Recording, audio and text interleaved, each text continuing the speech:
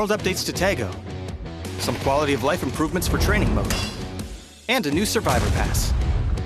All this and more as we dive into the Update 31.2 patch report.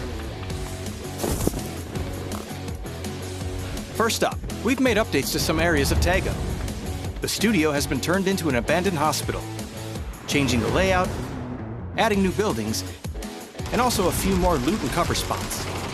We also added a new bridge to the shipyard and improved the terrain around Hosan Prison, Songam, and Hosan to give you more strategic opportunities in this area. Next, training mode has been improved as well based on your feedback. Training mode now has infinite ammo, recommended attachments automatically on weapons, and the ability to save and import your personal weapon and gear settings. We also improved the sound training area to provide feedback when a wrong target is hit. This update also features a brand new Survivor Pass, map bug fixes, and more. So check out the patch notes for full details. Update 31.2 is here, so load up your training gear, grab the new Survivor Pass, and hot drop back into Tago. We'll see you on the battlegrounds.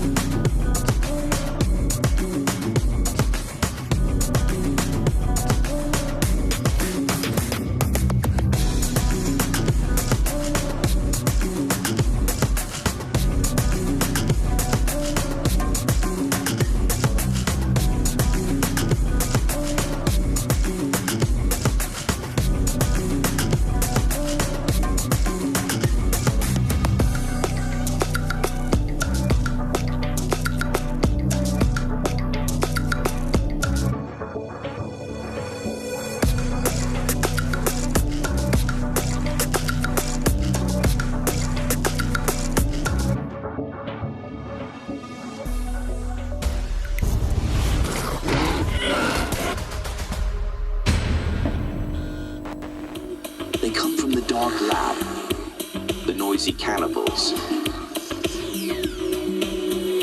Only they can stop them. The Hunger Busters!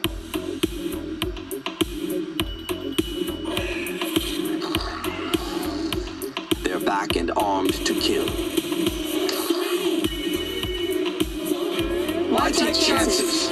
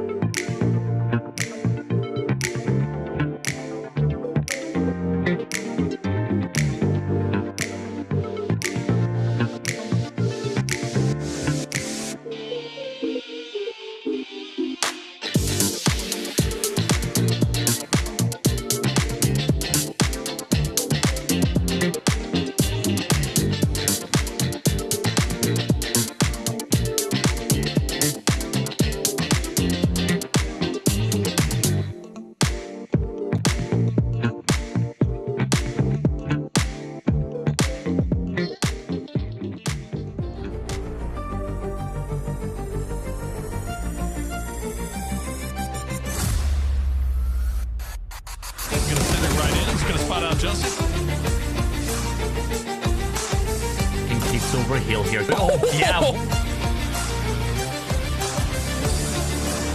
Play backed up by Hikerman. Fox with the opener.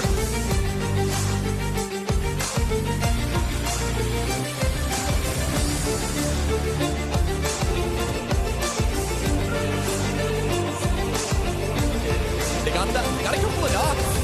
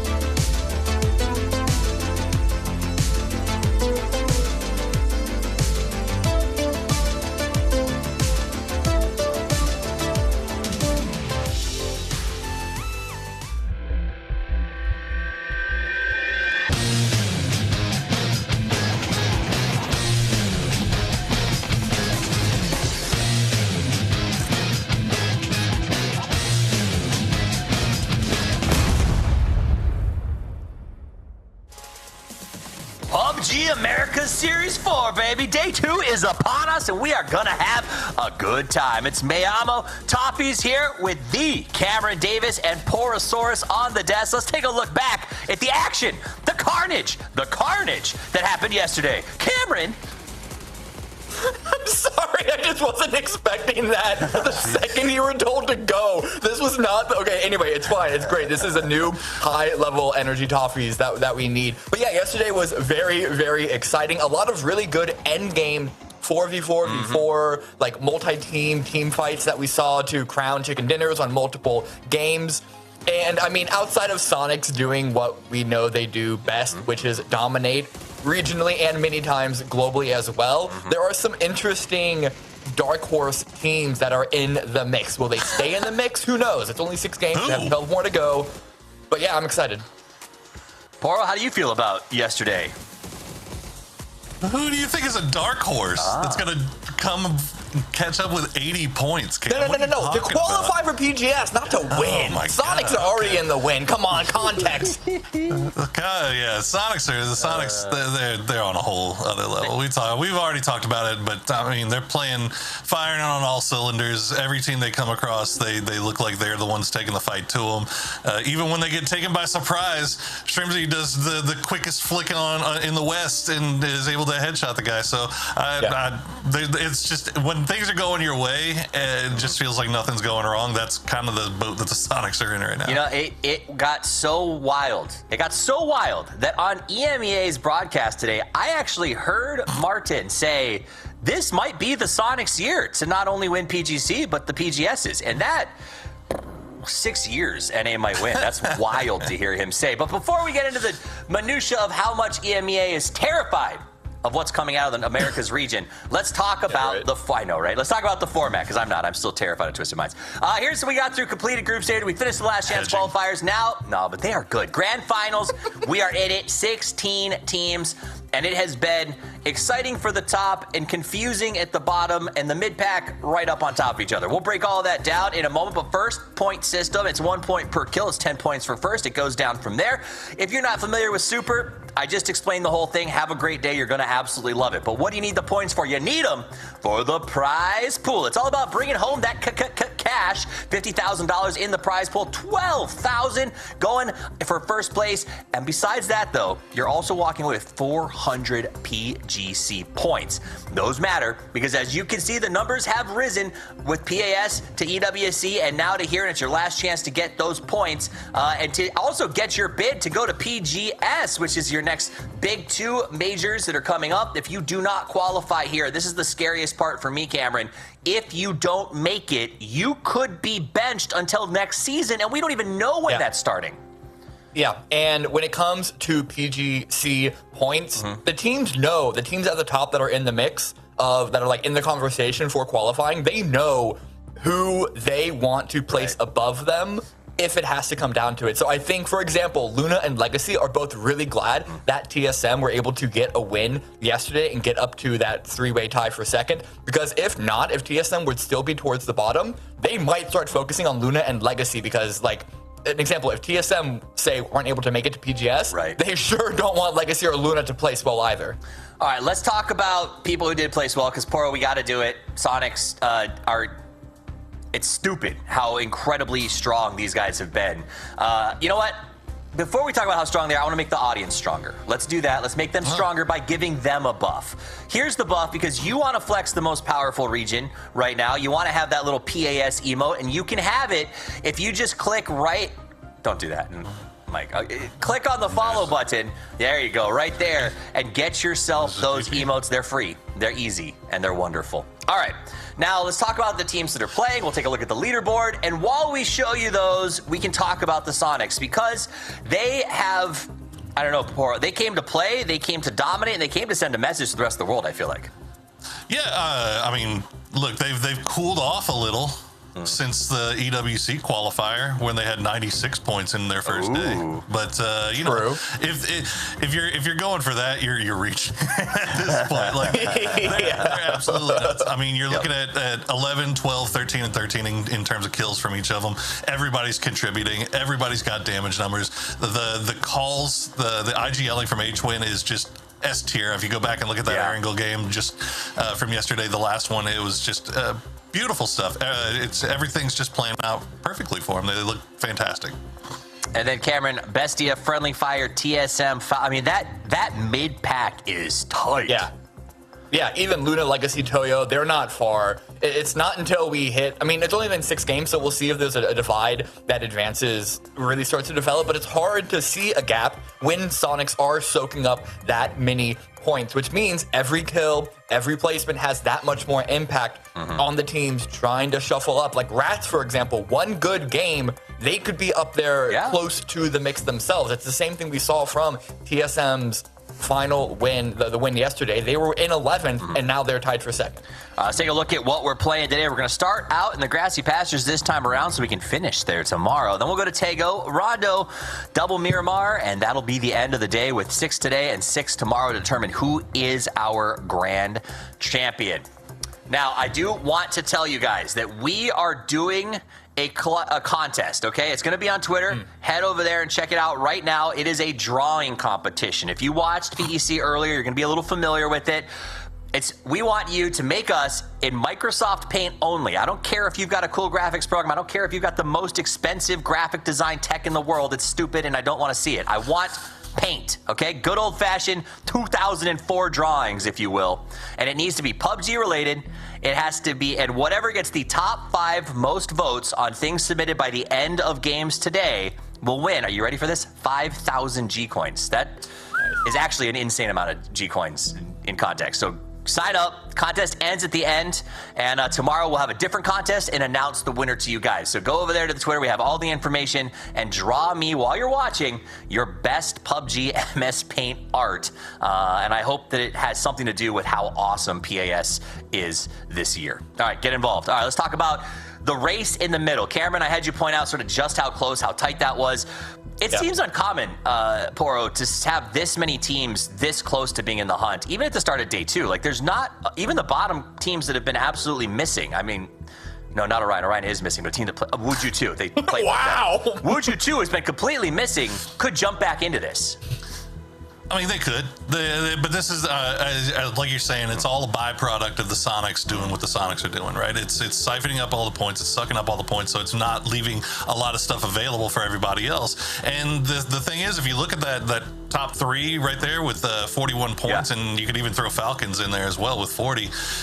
They've all kind of gotten their own ways, and they have their own specific things that they need to improve upon, right? So, like Bestia, been great at getting to late game, but the kill count has been low. DraftKings has been doing great for him, but Sharp Shot, Mime, and Silzen kind of need to pick up the pace a little bit once they do get to those late games. So if that's what they kind of need to do if they want to hold on to these top 3. I mean, you talked about TSM, that win at the end of the day. That's the only placement points they got. And yesterday, that was the most placement points that they've gotten in this tournament so far in one day. And it was only 14, and it had a win. So they're having troubles getting to late game. Now, whether that's just how they're playing a regional lobby or not, whatever, they're getting the kills either way. And then, Friendly Fire is kind of the same boat as Bestia. Falcons also kind of in the same boat as TSM. So all these guys need to focus on different things if they want to find themselves in that top 3, top 4, because nobody's catching Sonics, but you can at least try to get in the top 4. Right, unless Sonics gets kneecapped on the way to get some milk or something and they just can't make it to their computers. And then even then, it might be a stretch. But let's do this. You guys don't have the resources we have in our room, so I want to put that leaderboard back up for just a second when we get a chance, because this is incredibly tight. You heard Poro talking about it. 3 teams at 41, but then Cameron. Falcons, he's in the same situation as a 40, and then we got Luna Galaxy 38, Legacy at 36, Toyo at 35, all the way down. And even, like you said, Gas Cans, Wuju 2, and MET, who honestly I thought was going to do so much better after LCQs. They looked like they were having some sort of glow up. You don't think so? They played some good game, Poro, you judgmental son of a bee. Cameron, they looked better. MUT? Yeah, they had some good moments.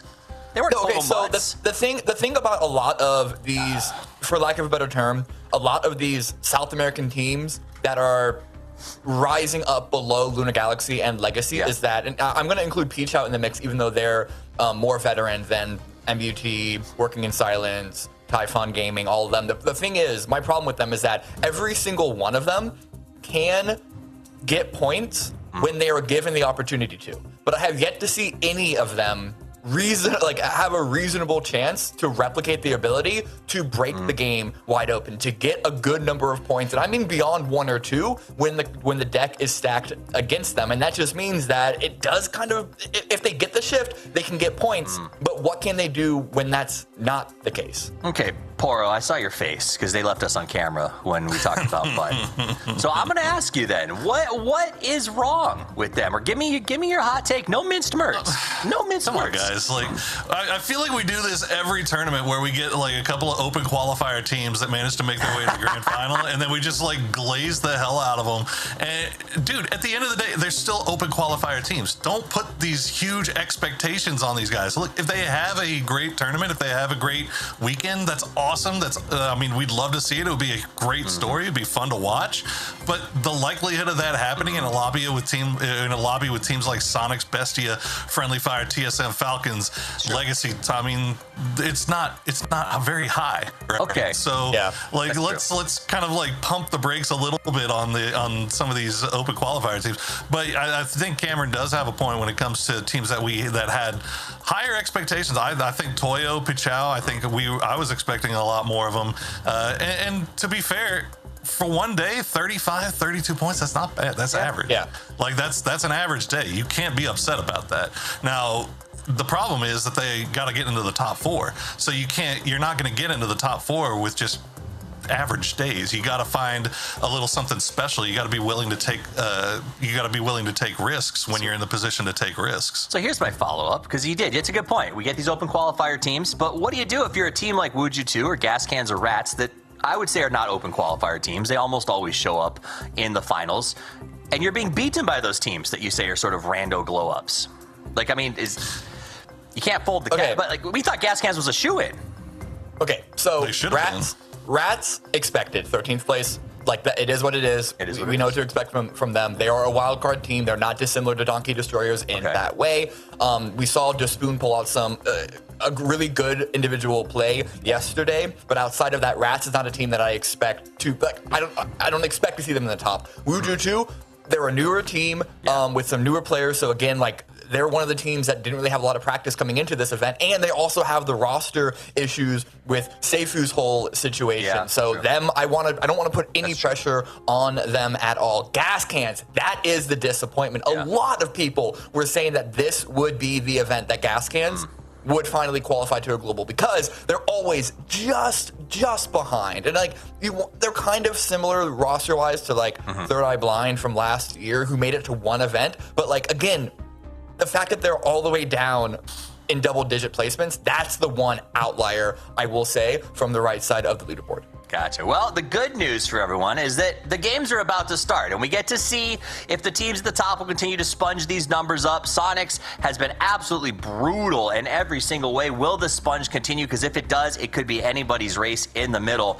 I heard a rumor that Gas Cans finally got fueled up with some premium. They're going to light on fire, that they are ready to play today.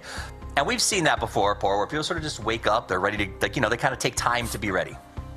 Yeah, I mean, look, Gas Cans came in yesterday and got punched in the mouth in game 1. They got knocked out in 2 minutes. So I think it was a little bit of a tough time for them to get recovered after that, and it was just kind of treading water.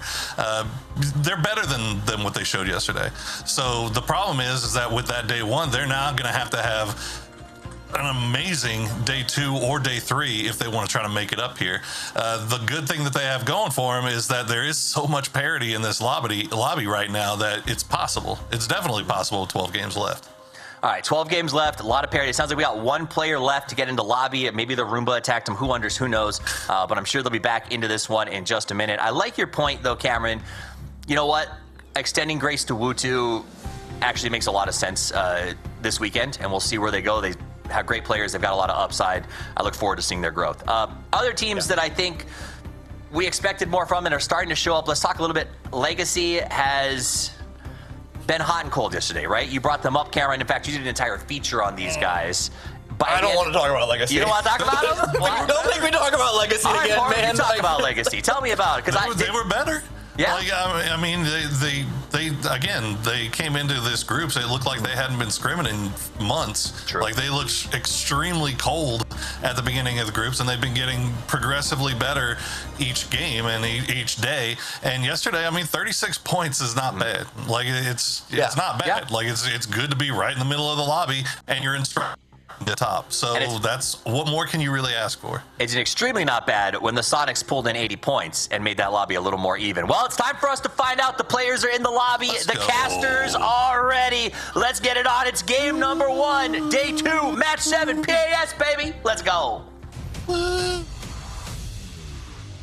Thanks so much, guys. Appreciate it. And man, Godspeed. Poro was having no chill on that desk. He was just truth speaking the whole way through it. That's like the angriest I think I've seen Poro on a desk, and I love it. I completely agree with his point on Mutt, though. You know, the over saturation of glaze on some of these open qualifier teams is pretty high sometimes. Yes, we'd love to see them do very well, but yeah, he's absolutely right. At the end of the day, they're still open qual teams, and they still don't necessarily have all that experience when it comes to facing, you know, the big teams that we currently have in this lobby. So I champion his opinions. Well, the desk ended on a conversation with Legacy, and there was some hesitation in the conversation with it. But I think it's worth noting that the first 3 games for Legacy were very kind of what was going on with them, right? They were kind of not necessarily the most consistent, didn't have good placements inside of them. They made most of their points in the last 3 games and finally started to do more of what we're familiar with Legacy. I mean, in a lobby where we have Sonics dominating the way that they are and the big 3-way tie, Legacy is an interesting X factor moving into this, because I know you're really wanting to dive into like the Bestia, Friendly Fire, TSM situation with just like Falcons 1 point back behind them, where it's all them at 41 and then them at 40.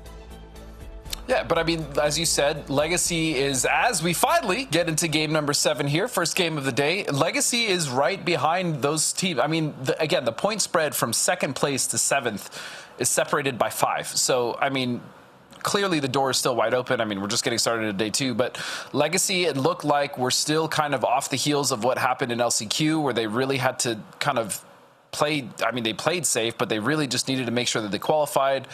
They were a little hesitant, as we saw, like you stated, at the end of the games yesterday. They were starting to kind of get their footing again, so hopefully they'll be able to build off that. But, I mean, it is such a tight lobby, man. And, again, with the echoing the desk, Sonic soaking up so many points, it's really made this interesting. Well, we also have something I want to point out to you guys while the map is up. Draw your eyes over to Georgia Pool, because we actually do have Wooly that is subbing in for Purdy Curdy. Purdy is having some internet issues, so we might see something, again, spicy coming out of that. But we already got something spicy going down at Military Base Godspeed. Yeah, Millie Base. So, again, this is an area that a lot of teams like to complain about. It's definitely not the most fun to rotate to, but it looks like potentially Dangerous and Bestia actually getting involved quite early here. Yeah, I like this. Get out of this. This was too much of a contested drop. I mean, sure, you can get a ton of loot around this location, but it's not worth it. Specifically, we also did see the circle pop, and it went over towards the TSM direction. It's pretty much centered up around Georgia Pole, so Bestia committing into a military base fight, not a good idea in the slightest, because they could have been pinched between the 2 other teams that are around them. Yeah, and as you said, I mean, looking in the circle's not here, so teams aren't going to have to rotate on it to the point I just made. But with 3 teams currently sitting on Millie Base, especially the Friendly Fire on the west side, if you're a team like potentially the Dangerous or Bestia, which looks like they're actually opting to go towards the East Bridge, sometimes even getting off of Military Base can be somewhat of a problem. But as we talk about problems, let's go ahead and check in with working in silence on the importance of playing on Airgoal and adapting. Depende muito da safe, mas geralmente a gente sempre busca rotacionar juntos e buscar posições melhores no mapa. Qual é a sua tática no início do jogo? Cara, no início do jogo, eu, como o IGL e o pessoal do time também, a gente não gosta muito de fight no early game. A gente prefere ali estar conseguindo fazer um loot bom, tendo um posicionamento na primeira fase do jogo e tendo uma progressão boa para essa do game. Não gostamos muito dessas fights de early game. Eu acho que é mais isso mesmo ali no início do jogo. Eu acho que é só não procurar fight swings para conseguir chegar bem pro final da partida ali no end game. Okay, we were kind of talking about squads that are working their way through the open qualifiers that we sometimes give a bit of glaze, as Poro put it too. This was a squad I was kind of guilty of that. Working in silence, I was very, very impressed with how they handled a lot of their firefighting. And in a compressed lobby, they're still in the thick of it at 29 points, but it's weird to say that because they're presently in 11th place. But they are only, what, 12 points out of being in second? That is crazy. Yeah, and I mean, I also was talking quite a bit about working in silence, especially in the last chance qualifier, and it seems like they had made some really good adjustments. By the way, Wooly, return of Wooly. So yeah, Kurt's having internet issues. Wooly stepping in for a couple games. The return of Wooly. Great to see him on the field, even though I'm sure he's happy to play. They definitely want Kurt there, but Wooly, you know what? He's great. He's a great little sub in as their coach as well, and someone who understands the game and still plays. So we'll see how TSM does. But yeah, back to, I mean, working in silence, they have an opportunity here. I mean, they are an open qualifier team. They are a new team. We had talked to Enzito in his interview. He talked about the problems they were having, the issues, having, you know, kind of Souls take over everything. But look, man, there's always the opportunity, if they can continue to string things together, that they can kind of be one of those teams that shoots up into the top four. I mean, even if you look at EMEA, the Turkish squad, Stardust, I mean, really surprised everyone. They're currently in third. So it's definitely possible for, you know, an open qualifier team to do very well. But again, this is a very stacked lobby. Yeah, and we've got the winningest team in the lobby right now is sitting on 83 points. Sonics are vibing in a whole different aura than you can possibly have because they're just, they don't necessarily need to do much today to pretty much secure themselves the happiest position on the leaderboard. They just need to make sure that they're maintaining some form of consistency, but they're already moving into a good spot inside the circle, one of about the 5 teams that have already done so. Strong position just on the outskirts of the Badlands with Toyo just going to be up in front of them. See, Bestia also is going to be making a shift over on that eastern bridge, but there's nobody over here bridge camping. There is the potential of something going on over on that western bridge, but nothing too spicy happening in the east as most people are going for longer wraps. Wouldn't be surprised maybe going for a very northern rotation up above that river, going into the very northern regions of Erangel. Yeah, and with this circle specifically, I mean, the north is pretty much completely open. You only have one team up there. As you said, it's going to be Luna Galaxy. But the reason why a lot of these teams are actually opting to stay on the south side is because, I mean, the majority of the circle, a small majority, is on the south side, and usually this does shift down to the south. Now, if this does shift north, it's going to cause a lot of rotational issues for the teams that are already set up. I'm looking at Toyo.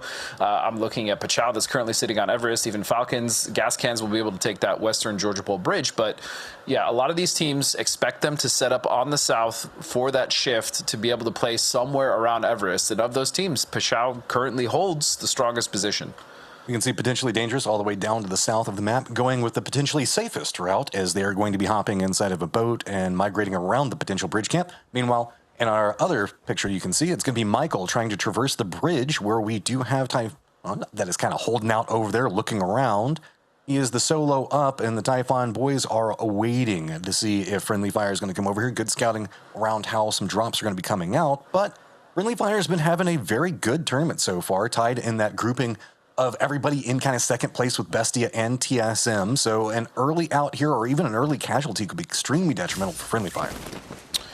Yeah, it wouldn't be an ideal situation. We see Michael actually getting off, but I mean, this is what I was talking about at the beginning of the game. Both rotating on and off of melee base can be a problem, especially if you have a team currently camping one of the bridges, which Typhon is doing. And Friendly Fire, I mean, yesterday, they found a lot of consistency finding themselves in the end game, not necessarily the most kills, but still making it to the top 5 multiple times and finding success. So this has been a good start for Friendly Fire.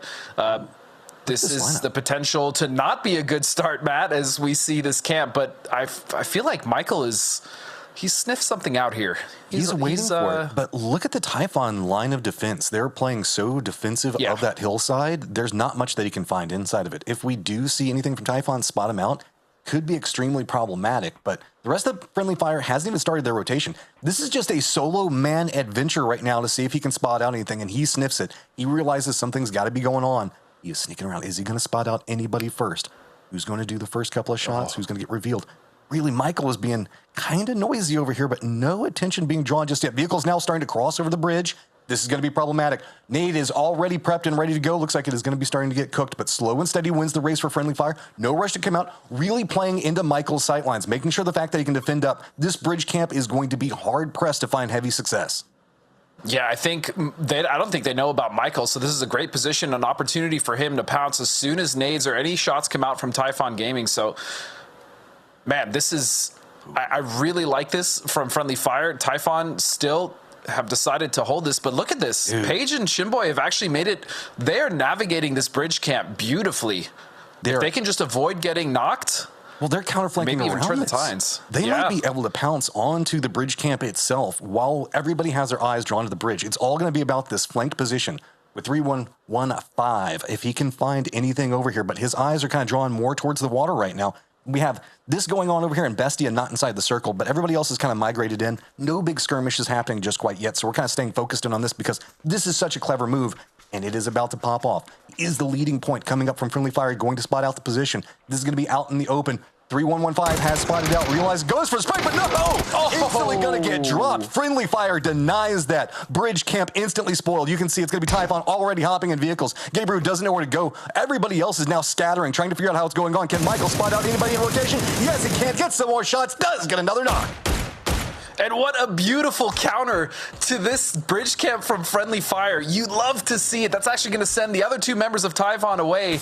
And so for all the time they stayed and all the time that they tried to get the points for the camp, it completely backfires because of Friendly Fire and just the fundamentals there, making sure, and they must have seen something because Typhon really was not giving much away at all when it comes to that bridge camp.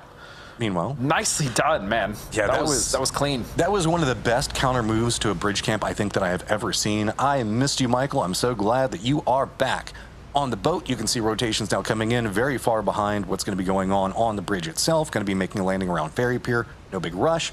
You can see that the circle has most of the teams already inside of it, so really it's going to be a cluster for positioning around the Badlands. Everest itself. A couple of car jousts going through. Mime goes for the spray, is going to connect in. So with this, going to circle back around, see if they can go ahead and get the flush, going to go ahead and run it over, and now it's just going to continue the hunt over here as Wuju 2 cannot find a way to encroach, but with that slight distraction, you can see Legacy has cut in and moved in front of Bestia.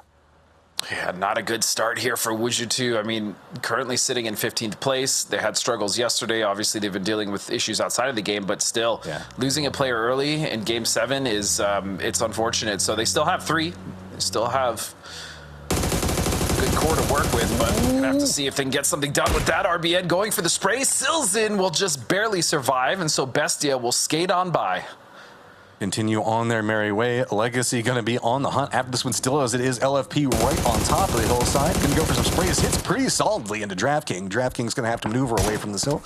And that's going to be about all she wrote for it. But the weakness is going to be a problem as Bestia is going to have, yes, a path that is available in front of them to the north, but it's going to be a bit more pressed as Mutt is also coming over there. While this is all going on, TSM is in a 2-2 split that is on both sides of the river that's going to be cutting right through the middle of the circle. And yeah, we saw the. And the other interesting, the other interesting thing about this circle is just it kind of shifted to the southeast, right? But there's still water in, and if this shifts on the water again, that's going to cause a lot of mayhem, especially with that 4th phase shift off water. With the center of the circle being somewhere around ruins, I mean that's going to leave a lot of teams stranded on the outside. So look for that to potentially be a problem, as most of the teams have found a way in. As you just saw, Bestia kind of skating into the north. They have something to play. Oh, these rotations. Just on those ridges. But yeah, potentially dangerous now coming in, and they're coming in late, right next to Friendly Fire. Exact same angle. They're going to path right on top of each other. This is a Circle 2 fight, so not going to be the most sought after. Is not too many options when something gets that close. You got to go for that spray. Pinsalol is going to connect. Theros is going to go down. Pinsalol, though, going low. He's going to get dropped out of the car. It's going to be trying to go for a playback around it. Going to run back. Page just going to not find too much. Friendly Fire trying to find some way to salvage what's going to be going on in the situation. Both team members now just down to 2 apiece. Peeking around as it is going to be Shinboy saying maybe he can res his friends, but it's going to be Glock with a nice high ground position. Going for the spray that doesn't connect as well as he wants it. No, but he finds a knock, and that's all that matters. And now it's going to be Michael having to drive away, leaving the rest of his team to get flushed out. But man, I have to talk about Penta right there for a second. He not only gets that first seat swap, but then on 4 HP, whips out of the vehicle and gets a headshot knock instantly. That was clean. He still got it, Matt. He still got it. I mean, that was a... This is an interesting situation. I mean, Friendly Fire is already sitting at 3 kills right now. Michael looks like he's going to see if he can try to pick up some more, like a point here or there would give you a decent points per game, but there's still a long path for both of these teams to make it back in the circle.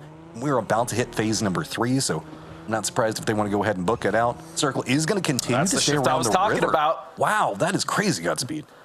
That is the shift I was talking about. So this realistically should shift hard to the southwest, which means that the teams like Toyo, teams like Pachao, Sonics, Falcons, Gas Cans, who are now starting to encroach on the position of Pachao, are all going to have to mash onto that southwestern edge, which is going to cause a lot of issues. Meanwhile, you do have, I believe that's Mud actually, yeah, sitting up near crates. They don't know it yet, but that compound, that flat top compound is wide open for the taking. I lied. TSM is sitting there. It's not wide open. It's not even close to wide open. That 2-2 split coming out from TSM is going to be big. Also, we're starting to get a cluster around Everest. We're going to see a lot of interest being drawn into Ruins, as that already has Sonics and Luna Galaxy that are going to be inside of it. But Legacy, Wuju 2, Rats, we're also going to see Working in Silence, Falcons, all kind of gate kept out, as well as, of course, Michael from Friendly Fire. And we are going to see Potentially Dangerous coming in back behind this. That's kind of the death funnel that everybody's going to try to contend with. Gas Cans does have an eye looking at what Pachao's doing on Everest itself. And yeah, Everest can support a couple more teams, but this is a little bit scary, specifically with the amount of teams where we have Mutt that's playing crates like you were talking about, and Falcons that are going to be playing low ground the other side of Everest. Gas Cans doesn't want to do too many peaks on top of that hillside. No, and more importantly, they don't want to give their position away, right? If they're trying to get onto the backside of Pachao, I mean, any shots, that's going to completely alert them, and then they're just going to be able to hold, because that's, I mean, Everest is, man, it's difficult. We'll talk about that in a second. Balefrost's actually going to find Gizera. Is VHC now looking for an angle to try to open this fight up? And remember, Matt, this isn't even happening in the circle. This is still on the edge of Ruins. Yeah, this is just for a path into Ruins, and it is going to be Legacy kind of gatekeeping with Gizera down right now. Not the most efficient position that they're playing from. They want to use that man advantage and strength. So trying to make sure that they don't have anybody back behind them with that firefight. RBN is going to have to come and provide some type of support. Smokes are coming out. Nades also coming out to counter, but not going to land exactly where you can see the Rats are wanting them to. Gizera is crawling right into it. That might be enough to do the last tick of damage. I don't know if the vehicle can get there in time, and yep, Gizera is going to go down. Now, Rats, you are firmly gate kept out. What are you going to do? While this is going on, we also do have Potentially Dangerous. It's moving in right back behind Falcons. That could be a firefight that we're going to be having to keep an eye on. But Spoon, man, Spoon has been having one hell of a series, Godspeed, and he is trying to breach this in, and I cannot wait to see what happens. Oh, Roth going to go down right at the start of this. Yeah, we'll talk about Spoon in just a moment here as Roth has fallen. Flood also basically on 1 HP. Falcons now in dire need of a stronghold here, and hopefully not to lose too many members. The nade's going to go out, but it's not out in time. That actually caused them to go down, so Potentially Dangerous now taking 2 members out of Falcons. It's just down to Relo and Flood. I cannot find a path. This is a great early game coming up from Potentially Dangerous. 2 squads already bumping into that have pretty decent overall scores. So trying to find something really early, and this is going to be big for them. You can see Falcons still just trying to do damage control. Don't know exactly where everybody's counter moving around them. He can hear the vehicles, so don't want to do too much more. Meanwhile, you can see Legacy is going to be trying to hold that ridge line while we see the push out coming from Rats. So big exchanges coming around from everywhere. Falcons, I don't know how you can navigate this. Slavvy's already in position, trying to gatekeep out, but that was a sneaky play. Rello goes for the jump around, but the assistant's going to come in, as well as the blue zone going to take him down. Now it is just Flood, a bike, and a dream of trying to get past all of these gatekeepers. Can he manage to do it? There are so many squads. Everest is in front of him. There are so many sight lines on top of him. Where can he even go? Yeah, it was a hell of an attempt from Rello. Nice flash as well as getting the knock, but I mean, he got hit so low. The blue is just going to finish the job now. Working in silence, trained in on Flood's position, and he's just, he is literally between a tree and a hard place, not necessarily a rock, but now the Rats come in, and this is the problem you were talking about, Matt. Because they got that knock, sure, great, but Legacy was in front of them, and so now with the opportunity to gatekeep them out of the circle, and they do indeed. Rats will fall to Legacy, and hey, they've lost one, but a good, strong start for them with 6 kills. All right, Flood, what you got? 2 members of Potentially Dangerous still nipping at your heels. 5 points for him right now. Looks like it is going to be 6. Goes for the spray and does connect. Manage to take him down. So is going to be working in silence ahead. Toyo going to be the gatekeeper on this while Circle has popped. Everest is a key component on it. The 2-2 split from TSM also going to be pretty big. So we're going to have to keep an eye on that one. So we also see the cluster coming in as Legacy is going to have to make a break for it. Typhon's up on top of the mountain now trying to toes up against Pichao, but not too many options to work with. Gascan's going to be right down below them. So as well as potentially Dangerous. Looks like potentially Dangerous is just going to use the cliffs and the hillsides to try to find some type of defensive line. But Toyo is also trying to get away from the death funnel, and they have their eyes set on the opposing side of Everest. Yeah, and I actually really like this play from Gascans. They had the option to come behind Pichao, go for an Everest takeover, but they knew that there was another team behind them. They knew that also going up that hill, especially with TSM's position, is not the greatest because the angles that you'd want to take that fight are very open. And so Pichao will actually hold nicely and they'll maintain control of Everest. But again, Gascans playing this about as smart as you can, going for that push. I mean, they would have wanted a third party that, but again, TSM's position also kind of preventing them from doing so. So either way, they maintain and they still have 4 alive, which is most important, Matt. Chow also in a quote-unquote good spot. They've got a lot of information because every single time they go to look and see what's happening around them, they're getting shot in the face. So they have to be very, very careful with it as every single squad pretty much has some type of sight line onto them. Over down in the southeast, you can see it's going to be Luna Galaxy lining into working in silence in front of them. Let's not forget about the fact that we do have RBN that could be coming up back behind this while Toyo is running a 2-2 split, and they might want to get involved. Vehicles are going to be rolling around. Inzito is going to go down. Nice nade coming up from his Kraken. Now, how are we going to see? Can working in silence stall this one out? It's going to be good toss. Solds is going to get the knock on to Imposa, trying to go for a counter move around. Giz is going to spot him out. Gets a knock in, and that was quick. Luna made that efficient, man. Yeah, Luna dispatched of working in silence so quickly. I mean, not even giving Toyo any time at all to try to even think about third-partying this. Now, they are split 2-2 with 2 in this compound, this yellows, and then 2 on the base of the mountain, so they weren't really going to get too aggressive anyway, but even still, I mean, that happened in a blink of an eye, and so now Luna still have to find an edge. They still have to find a way in. Everest probably not in the cards, so yeah, wrapping to this east side is most likely going to be their best option, unless, I mean, hey, they take vehicles and just send it to the base of Everest, which I don't think they're going to do that. Here's the problem with that. There is a nice dip with the way that Circle's kind of playing, the outskirts of what's going on with Ruins. But that's where Sonics is. Sonics is still alive, still 4-man. Of course. They've got a dip position and a strong point. If this moves over into east and doesn't go directly back over to Falcons, or not Falcons, I'm sorry, over into the mountain itself, then you can kind of see the line position in play. But now Pichao's starting to get a couple of peak options to work with. But, I mean, Pichao has one of their members that they're trying to navigate working around right now. I think they're just trying to shoo gas cans away more than anything else. This isn't like a committal fight, but that was a nice bounce. Yeah, nice bounce. Distance a bit off, but yeah, as you said, just letting gas cans know that they're aware. I mean, gas cans just knock one of the members of Pichao, but also just putting a very small amount of pressure on them as they are now looking for the other members on the south side of this from potentially Dangerous just to get rid of them, because if Pichao does that, then they can start to angle more towards Toyo and maybe take the fight towards them and just completely take control of the south side of Everest, which would be in their favor as Circle's probably going to close it out pretty soon, so they'd only have the blue to their backs to work with. Toyo still just trying to navigate this onslaught coming from Luna Galaxy. We saw how clean that last fight was. Remember, Toyo's kind of separated out over here, and they're getting picked apart by the angles and the positioning coming up from Luna Galaxy. So they're going to have to cluster in. Luna Galaxy not going to even wait a second. Look how fast they are to try to exploit that. They just send one in directly, but Pippa is going to get the knock onto Vinny to kind of stall this one out. Meanwhile, Vinny's still got the eyes back into what's going to be going on with the shift coming in from Luna.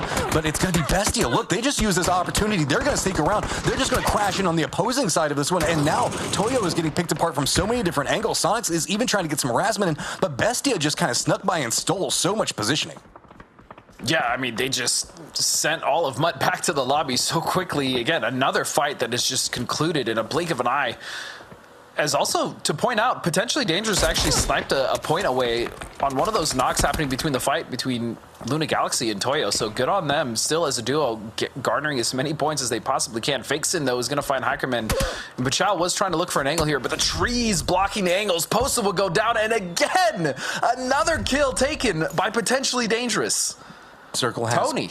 Yeah, the circle has popped, and it's going to be leaning into the TSM Sonics defensive line as they're skirmishing slightly. Tiggleton is going to go ahead and get the knock onto Alo. That means that Gascan, Pachow, potentially Dangerous, and one member from Toyo are all going to have to collapse in. Bestia still in position, holding down one of the few squads as well as Sonics and TSM that are still kind of holding down position inside the circle. One could argue that technically for right now, Bestia's position is the best, but also kind of the worst, because while they do have cover for now, they also have a lot of sight lines and a lot of people that are going to be coming after them.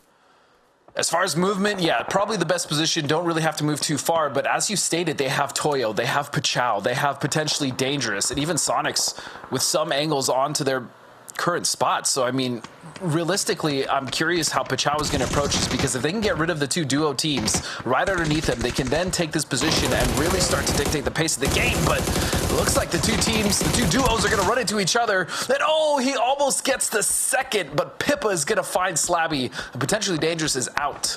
But now look at gas cans. Look at this backfill here on TSM. Again, great decision so far in the first game of the day. Potentially Dangerous going to walk away with a ton of points off those kills. Slabby, you put in some work. So now the collapse coming in more and more into the west, as we can see that Sonics are going to shift into the south, kind of moving in along Everest, while TSM are going to try to control in and corral gas cans. That's going to force gas cans back into that Everest hillside. And we also have Hello My Bad that's finding Pachow. He crept up that hillside, but Pippa knocks two members of Sonics on this push, trying to roll down a couple more nades, see if he can get some more. He's just essentially playing Pinko with the hillside itself, just trying to roll them down. But Bestia can't do too much. But it is going to be gas cans. If they can try to exploit this fast enough, they can really get into a great position. Sonic's just going to try to navigate the smoke the best they can, hoping the fact that there is no distraction, try to get these reses. But Pippa has got to try to figure out something. He can't find the angles for it. He's all alone. Does he choose to be brave? He can see he's thinking about it, but man, it is so precarious. He doesn't want to give up too much. He knows he's got to go for something. He opts into safety going up the hillside. Yeah, and I mean, again, the timing there from Sonics was on point, but just that nade getting stopped, and Bestia would have wanted to push, but they're currently embroiled in a fight, getting multiple knocks. Gascan's actually finding Mime. That's the second knock they've incurred as the Sonics went down, so they weren't even able to capitalize, and now here comes TSM. You see two members in the backside getting in vehicles. They're starting to make their push towards the Gascans, Matt.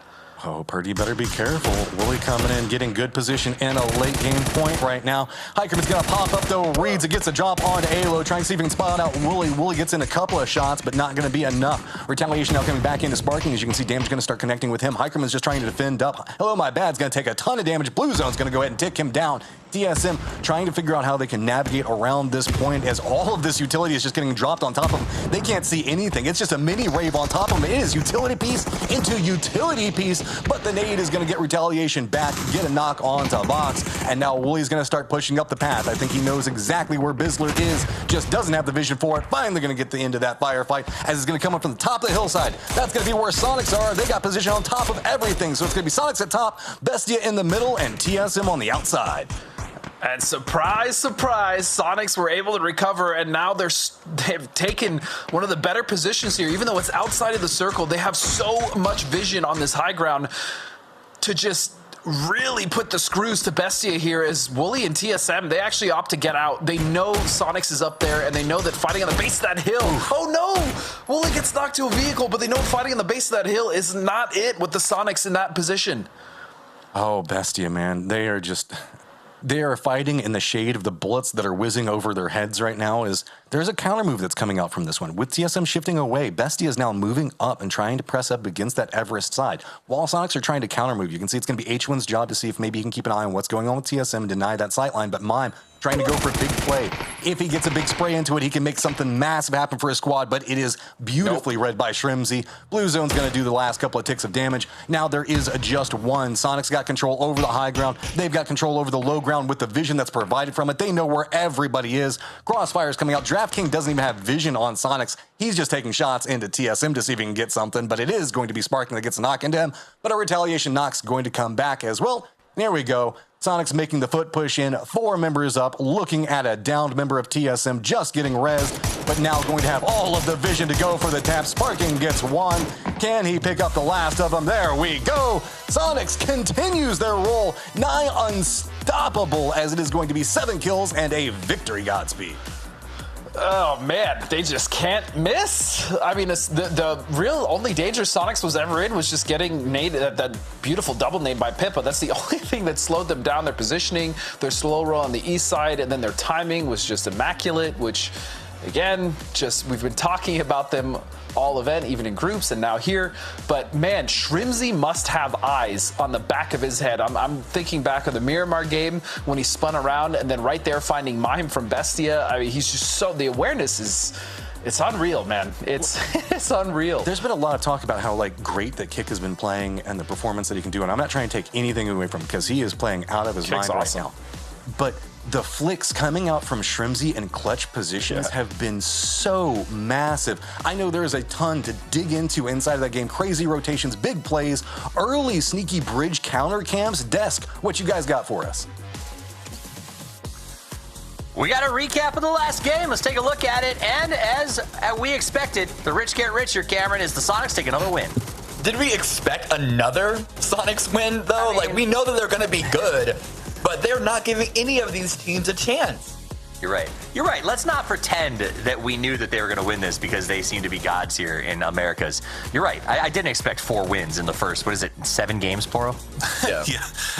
It's pretty nuts. Like, that's insane. It's pretty nuts. And look, it's I mean, what can you even say at this point? Like, they're just operating on a whole different level than everybody else in this lobby. Like, everything, the game is just laying out in slow motion for them. It's like it's incredible to watch. But you got to give a shout out to Potentially Let's Dangerous. go. I mean, you want the that are in the chase. And now that since Sonics are sponging up all the points, you want other teams to get involved. You want that battle for top 4 to be interesting. Well, PD's about to make it that way. I'm excited about Potentially Dangerous making it that way because they are a team that is one of those open qualifier teams we sort of talked about at the beginning of this. Like, you know, we see all these teams that come through open qualifier, they don't do anything. Potentially Dangerous is made up of some players who specialize in console, okay? And they're still higher than 6 other teams in this board, and that is wild to me. Literally, Tony was like, I play on a controller most of the time, but I like mouse and keyboard too. And that was wild. So that's pretty crazy to see them doing so well. Am I the only one that noticed that after that game, Sonics has more kills than any other team has total points? Yeah. I was about to like make this comment about how a lot of these Sonics wins are low kills, which means that they don't have to explode and like eliminate everyone. It's through a meticulous macro sense of putting themselves in just the best positions and get the kills that are all necessary to get. But if you do that every single game, you are going to get a lot of kills on average. It will be a high average kill game just because you're getting wins all the time. Well, the problem is they have taught us their ways, right? So when they get an 8-kill game, we go, it was a low kill game for them. But reality is, like, that's a pretty decent game for a lot of teams. It's lower than average. The average kill is like 9 to 11, so we get like 7, 6, 5, yeah.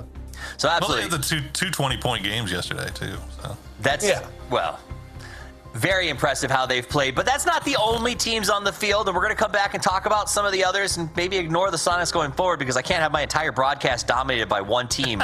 They can't dominate the whole region and the broadcast. Let's do a focus on a different team, Cameron. Talk to me about Friendly Fire. Yeah, so I wanted to look at Friendly Fire because, again, they're a team that they're a brand new team, didn't have a lot of practice coming into this, but coming into this grand final, they were in a lot of late game scenarios.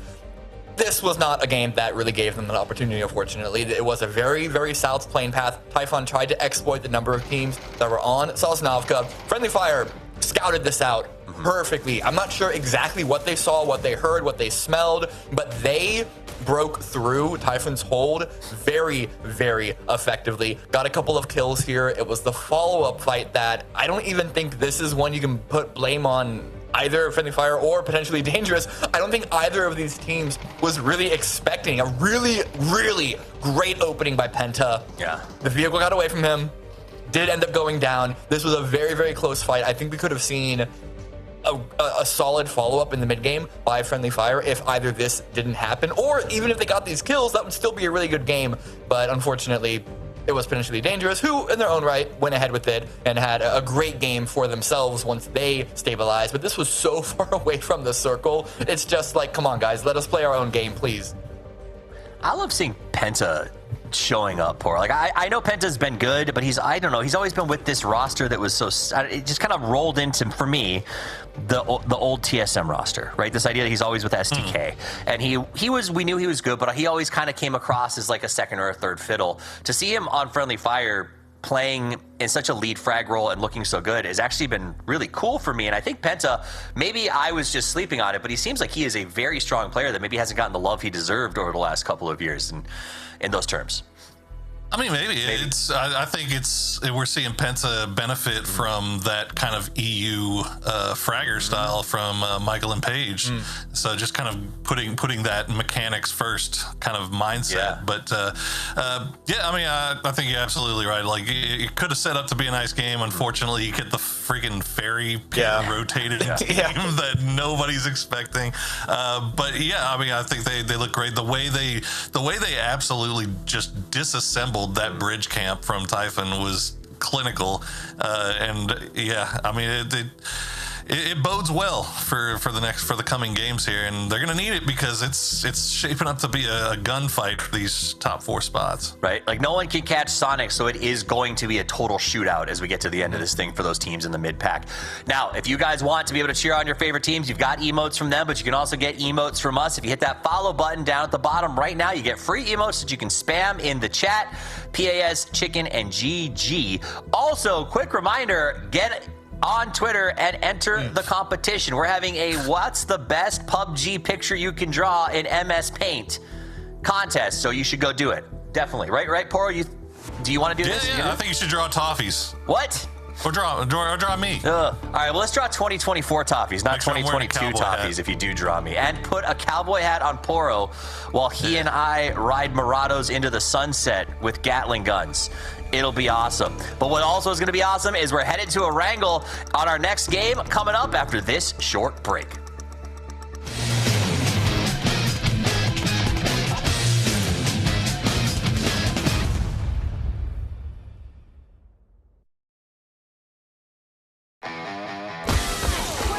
Follow my lead! Shut up! You can't even run properly!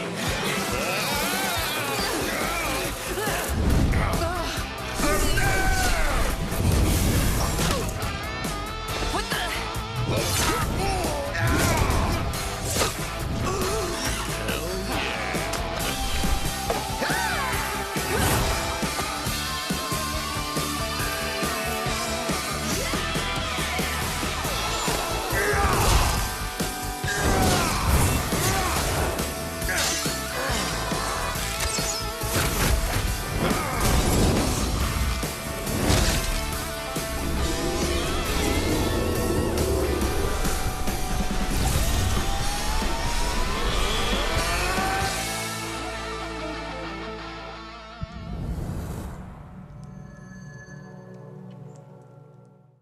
Descendo. Tem mais um. O último jeep tá com de vida. Bateu. Bateu no meio da aberta, no meu ping. Atrás do jeep. Tomei knock, velho. Atrás do jeep lá. Eu tô...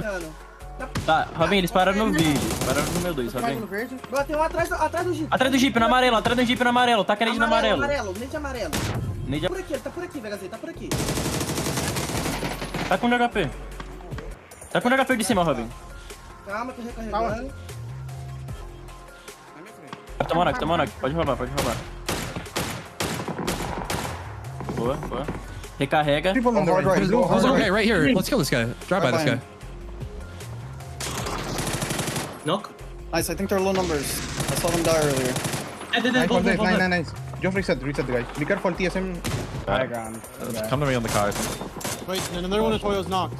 We should be sleeping right now, guys. Okay, Toyo's 2 dead. PD's full wipe. Where's Toyo on war? Knocked. Guys, heal up and then run to yellow. Yeah, we just Surge Apex now. Surge Apex, good job. Sonics are dying south as well. We can maybe fight for control of yellow. We need to fight them now. We have our space. Oh, one's close on a rock. Yeah, care. Don't die. Dude, I'm stuck on you.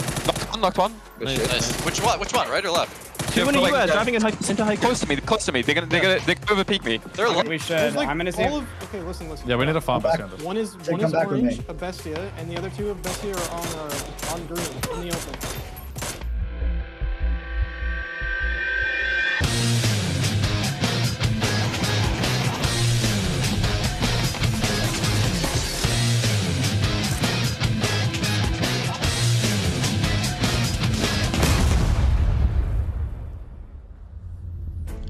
Sonics, oh Sonics. I'm just curious at this stage. Do you think that Kiki is more of a Bison or more of a revolver type guy? Because it feels like we're getting ready for some of those meme late games that Sonics can sometimes do whenever they get massively ahead. As that was just a crazy game from starting to finish. I mean, the opening with friendly fire, guys, was so good.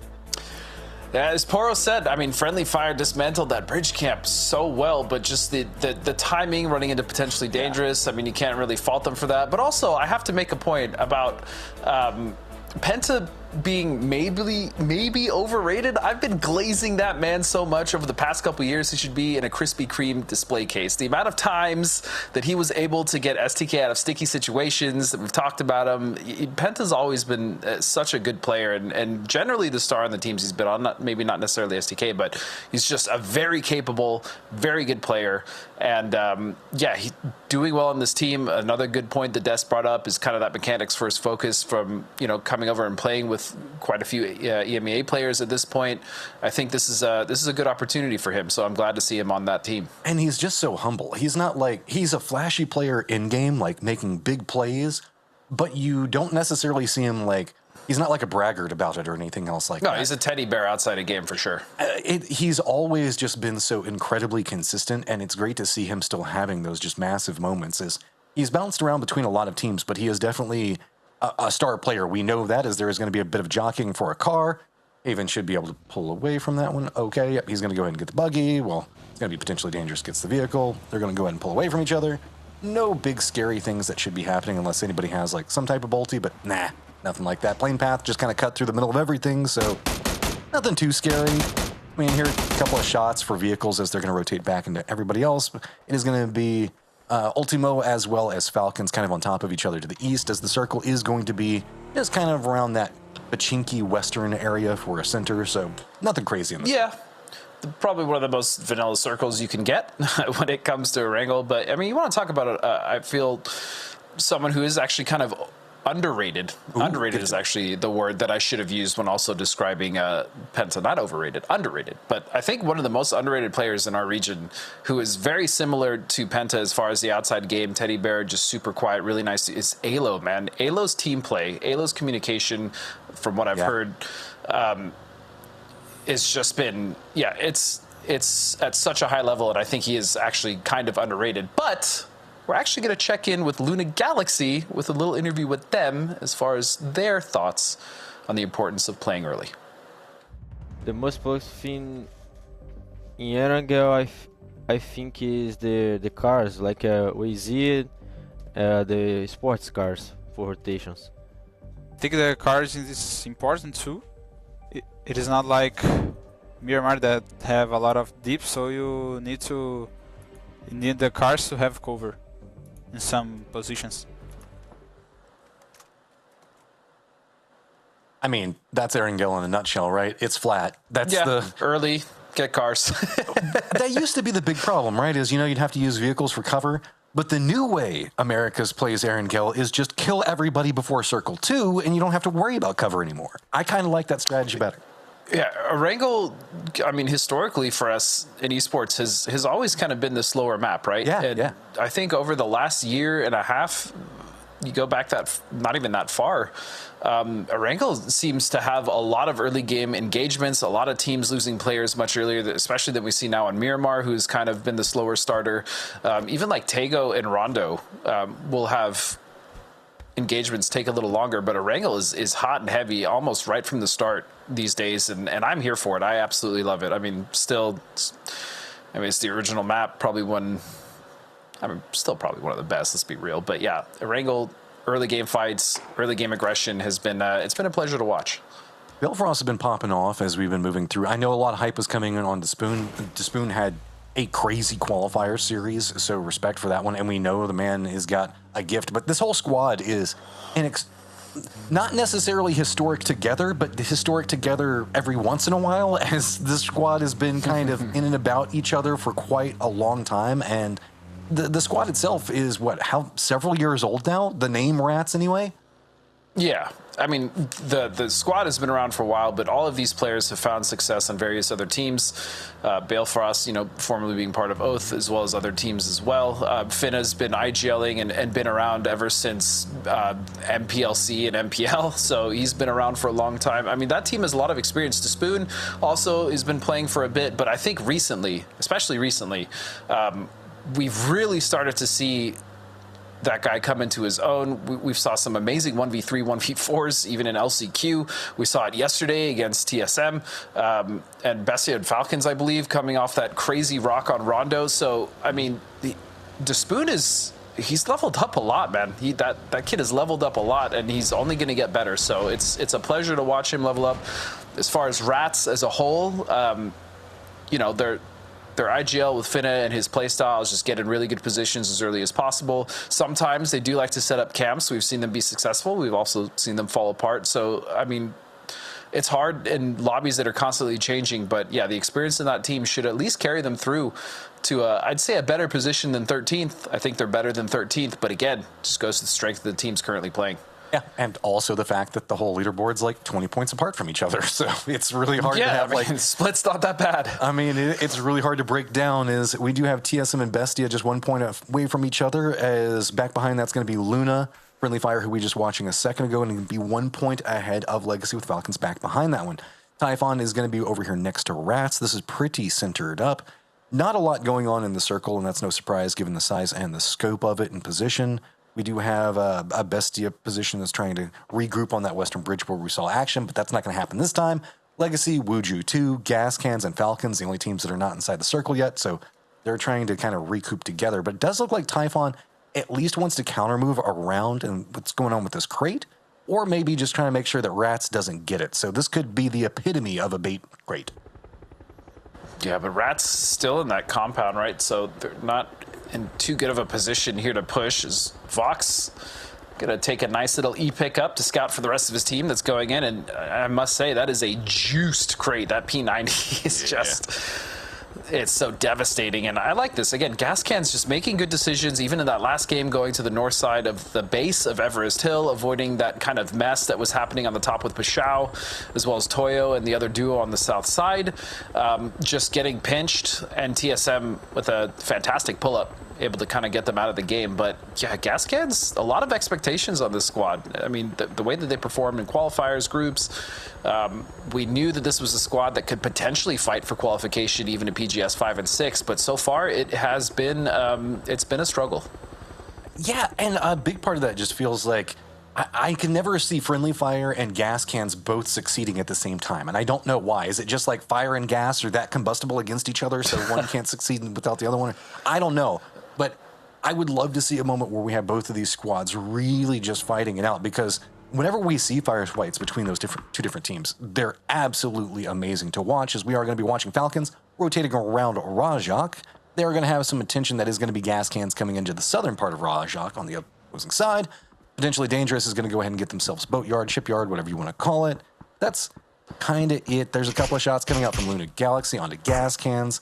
Falcons just trying to make sure that they're securing vision on what's going to be going on with their 2-2 split, as they have the hillside that is south of Rajak with 2, and then the northern coastline of Rajak. So good for positioning, bad if they need to regroup, because there are going to be potentially 2 squads that want to pick them apart. Yeah, and talking... Oh, Hackerman has been found by Rillo. This is happening in Roz, so Bizzler's going to go for that res, as you see Flood now. Oh, Bizzler's not even going to get there. This setup from Falcons from the split here between Snakers and Flood was just executed very well. Dude, what do we see? It's now Vox. Yeah, and this is the problem, right? They scouted, they came through with a rotation where they thought it should be fairly quiet, and it's really difficult, especially in a big city, right? Especially in a city like Roz, where there's multiple levels, to realistically know if there really is someone or isn't someone currently sat there. So it's kind of hard to fault Gas for this one, but again, it's just things like this have just been snowballing out of their favor time and time again. Almost a directed mirror to each other, too. Gas Cans and Falcons going for the exact same thing. Falcons was just there first, as Wuju is going to be walking right into Mutt's territory. Mutt has the high ground. One of their members is down, so can we see Wuju to exploit that. Oh, already spot out. The spray is going to go out. Does get the knock, but return not going to come out really big. It's going to be Seifu. Mug also going to find one onto Seifu. So Mug with this high ground just going to start raining nades down on top of Wuju duo. See if they can make anything else happen. Wuju, what are you going to do? They are going to commit. Cowboy is inside the vehicle. He's cresting up into this one. He just feels like they can try to make something happen. Well, now pulls away. My. And no opportunity. Just going to throw every single nade in the kitchen sink down there, and eventually one of them is going to hit, and now Wuju in some trouble, wants to at least pick up a couple of points for the trouble of all of this. Yeah, and the self-propelled red zone coming out of Mutt, able to find Wuju too, and Monster goes down as well. Cowboy, the last one, he's just got to go, man. He's just got to get out of there. So a good hold here from Mutt, getting 3 kills. Nice nades coming out of Mug, and FCZ does fall, but they'll take the trades at the very least to get 3 points. And FCZ, I mean, even LCQ was really starting to pop off. So that's a big player from Mutt to lose, but they maintain position for now. And we didn't even get to talk about potentially dangerous at all, who are now starting to rotate in. The amount of work that team did as a duo after that initial fight in the last game from Friendly Fire to get the amount of points they did was impressive stuff. So potentially dangerous, you know, starting off on the right foot, even though the start of the game wasn't ideal. Gas Cans heard a bit of this firefight, seeing if maybe they could pick up some scavenges, and they are going to at least find one right on the edge of the zone. But they have to be careful. They do have Luna Galaxy that is going to be wrapping back behind them. Mutt doesn't have too many options, so they're just going to go ahead and send it right along the path. They know it's pretty open in front of them, so not too afraid. Typhon still kind of contending around this crate and what's going to be going on with Rats. Not going to have to make too big a move as they're pretty much center of the circle. Falcons are going to be wrapping in back behind Luna in just 1 second. Sonic's also going to contend with a couple of friends over in Pachinki, and that is going to be potentially dangerous. Moving into a potentially dangerous spot as, yep, it is going to be a Molotov to take down Slabby, who had himself a stellar performance inside that last round. Last member out for his squad. Potentially dangerous, potentially in a lot of trouble right now as they cannot find a path to make anything work. Only assistance coming up from the high ground points on top of Pachinki Hill, kind of denying Sonics to go for any more of this. Yeah, and this is also just the difference when you are coming into Pachinki against a team that may loot it every now and then versus coming, I mean, ignore the fact that it's the Sonics right now. I'm just talking about a team that is so familiar, so intimate with this city of Pachinki that they have the perfect setup and know exactly how to deal with crashes. I mean, you saw that split from Hwin, able to get the off angle, Shrimsy as well. I mean, just strangling teams that try to come in as Theros will also go down. So yeah, it's night and day when you watch a team that has just been used to fighting in Pachinki for literal years. But look at how clean that was. That was an instant call over. One member saw the rotate of the potentially dangerous member. Sonics calls it out, and within a second or two, already down, making sure to kind of hold off the position on it. Falcons are coming into the northern area of Pachinki, but not wanting to crest in too much. Toyo holding a good defensive line, separating on the opposing side of the road. Looks like they're just going to be trying to regroup as well. This is still a pretty open circle, specifically down in the southwest, where we do have those fields, as well as over into the kind of northwestern area, where we have the Gatka fields. So most people kind of leaning into the safety of the hills and the compounds. No surprise there. But Legacy, you can see kind of the odd team out there trying to stretch out, trying to find a bit more. They keep getting harassed out. There's just too open of a sight line over here and too many people holding high ground advantages. So while they can get some scouting by seeing who's shooting at them, that's about all they can get out of it. Yeah, and we did see a circle kind of come down here in one of the Erangel games yesterday. It was the one that actually TSM was able to win, where it was a bit more southwest. But even still, as you stated, I mean, those fields are just so desperately open. And yes, you have some shacks, you have a few small ridges to work with, but setting up there so early, especially with this circle, I mean, this is only, what, phase 2, can kind of just put you in a spot where you have to play from there for the rest of the game, and especially if the circle shifts off to you, that's just never where you want to be. So Legacy opting to just go back to the crossroads, the compound just to the east, and the circle will shift, and it looks like that was not the worst idea, as they'll now be able to hold off edge from the east side, but there's really only 2 teams there, and that's the last member of Wuju 2, and then you also have Mutt, and then, yeah, the duo of Gas Cans. So Legacy should be able to hold this one out and then figure out where they're going to rotate after the next shift. And you raise an interesting point, because we talked about how open everything is kind of in that southern and western area, so not a lot of teams making a big plays for that. But Pachinki being this stacked this early, phase number 3, and having as many squads as they have inside of it means that trying to get out of this point is going to be crazy. How do you navigate that at this stage, Godspeed? I mean, you have like kind of the mini chopsticks, the the trenches to move out of, but it's difficult. As you said, it's difficult with so many teams currently sitting there. Meanwhile, Sonics is just once again dominating as Roth goes for a barrel roll. As he's gonna land on his tires, he does. Snaker's gonna eat some damage on his way out. Roth desperately, that's a treat. Just try to get out. No, survive. Oh, the backup though, that's clean. I mean, just roll with it. I mean, he's just trying. He's got some defense by Snakers, so a couple of shots. But this is what we were talking about. Trying to get out of Pachinki is just so hazardous to your health. Normally, I'm a big fan of early rotating, but if you're trying to get out of that mess, early rotating is punished, man. As Falcons lose so much out of this, no vehicles, just clustering in the hillside. They at least managed to get kind of close to center, and Typhon isn't being too aggressive. Toyo is just to the north of them. But Toyo's Capitan is kind of the only man over here, so not a lot of aggression coming out just right now. Is just these two, Snakers, Roth, the last one's up and just going to have to hunker down while there's still 50 other people alive. I was just worried about Roth dying in a vehicle and just getting absolutely frustrated at that. I mean, it's been kind of his bane, especially when we look back at EWC. But speaking of Toyo, I mean, Capitan going early to the scout, I like that from them. I'm not sure if they know about TSM. Otherwise, this is a good play for them. Try to take position early, have a couple anchor points, and that's going to be in Pippa and Benji. So it's good to start them off. But again, I worry about TSM when it comes to Toyo because they're currently sitting on the west side, and if they're not privy to that, that could be a disaster for Toyo. Oh, Glock, you're in some trouble. Those high ground positions on Pachinki Hillside got distracted by that Falcons shift. So now Glock all by his lonesome having to deal with foot push coming out from the Sonics. See the fact that they're prepped and ready. Nade's going to come out. Takes a couple of bullets for it, but it is going to get a knock. That's about all she wrote. Kick was set and ready. You can see what's on his back there. He was like, yeah, there was no way you were winning this one. Now, what do? Bestia, they were taking a couple of shots at just a second ago. Sonics was. They are kind of isolated down there, but Luna Galaxy continuing the push after Mutt. This is a very aggressive Luna Galaxy today, and I am loving it, Godspeed. Yeah, I mean, they've started to find their form a little bit, especially yesterday. T-Plan's had a lot of trouble. Him and Trisk, just the last two members of Mud here. We saw the fight earlier that they were engaging in, and they were able to get the better of it. That was against Wuju too, but now stuck just in front of the blue here, trying to hold off that aggressive Luna Galaxy. The nades and utility is coming. Meanwhile, Legacy now on the backside of this will come in, and they will clean up T-Plants.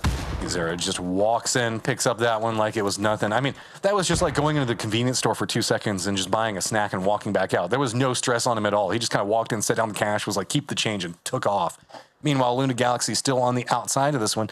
This is a bit messier, too, because Cowboy is still kind of hunkered down in the thick of all of this, watching, waiting, seeing if he could pick up something. But Wuju 2 just haven't had the biggest success so far, but at least going to pick up one for that one. Now he's going to draw a bit more attention to himself, but Mutt can't really do too much to really kind of maneuver around because Posa, where he's playing at, Mutt can't go for it. Posa can't go back for a res onto it because of Mutt's positioning, and Legacy is just trying to figure out where the best angle is to shoot from so he gets something. Posa's going to pick up one, then the exchange is going to come out. That's going to be another follow-up as Cowboy is going to be able to get some damage into a lot of what's going to go on. Rats, though, finding a couple of kills. It looked like the Spoon just popped off.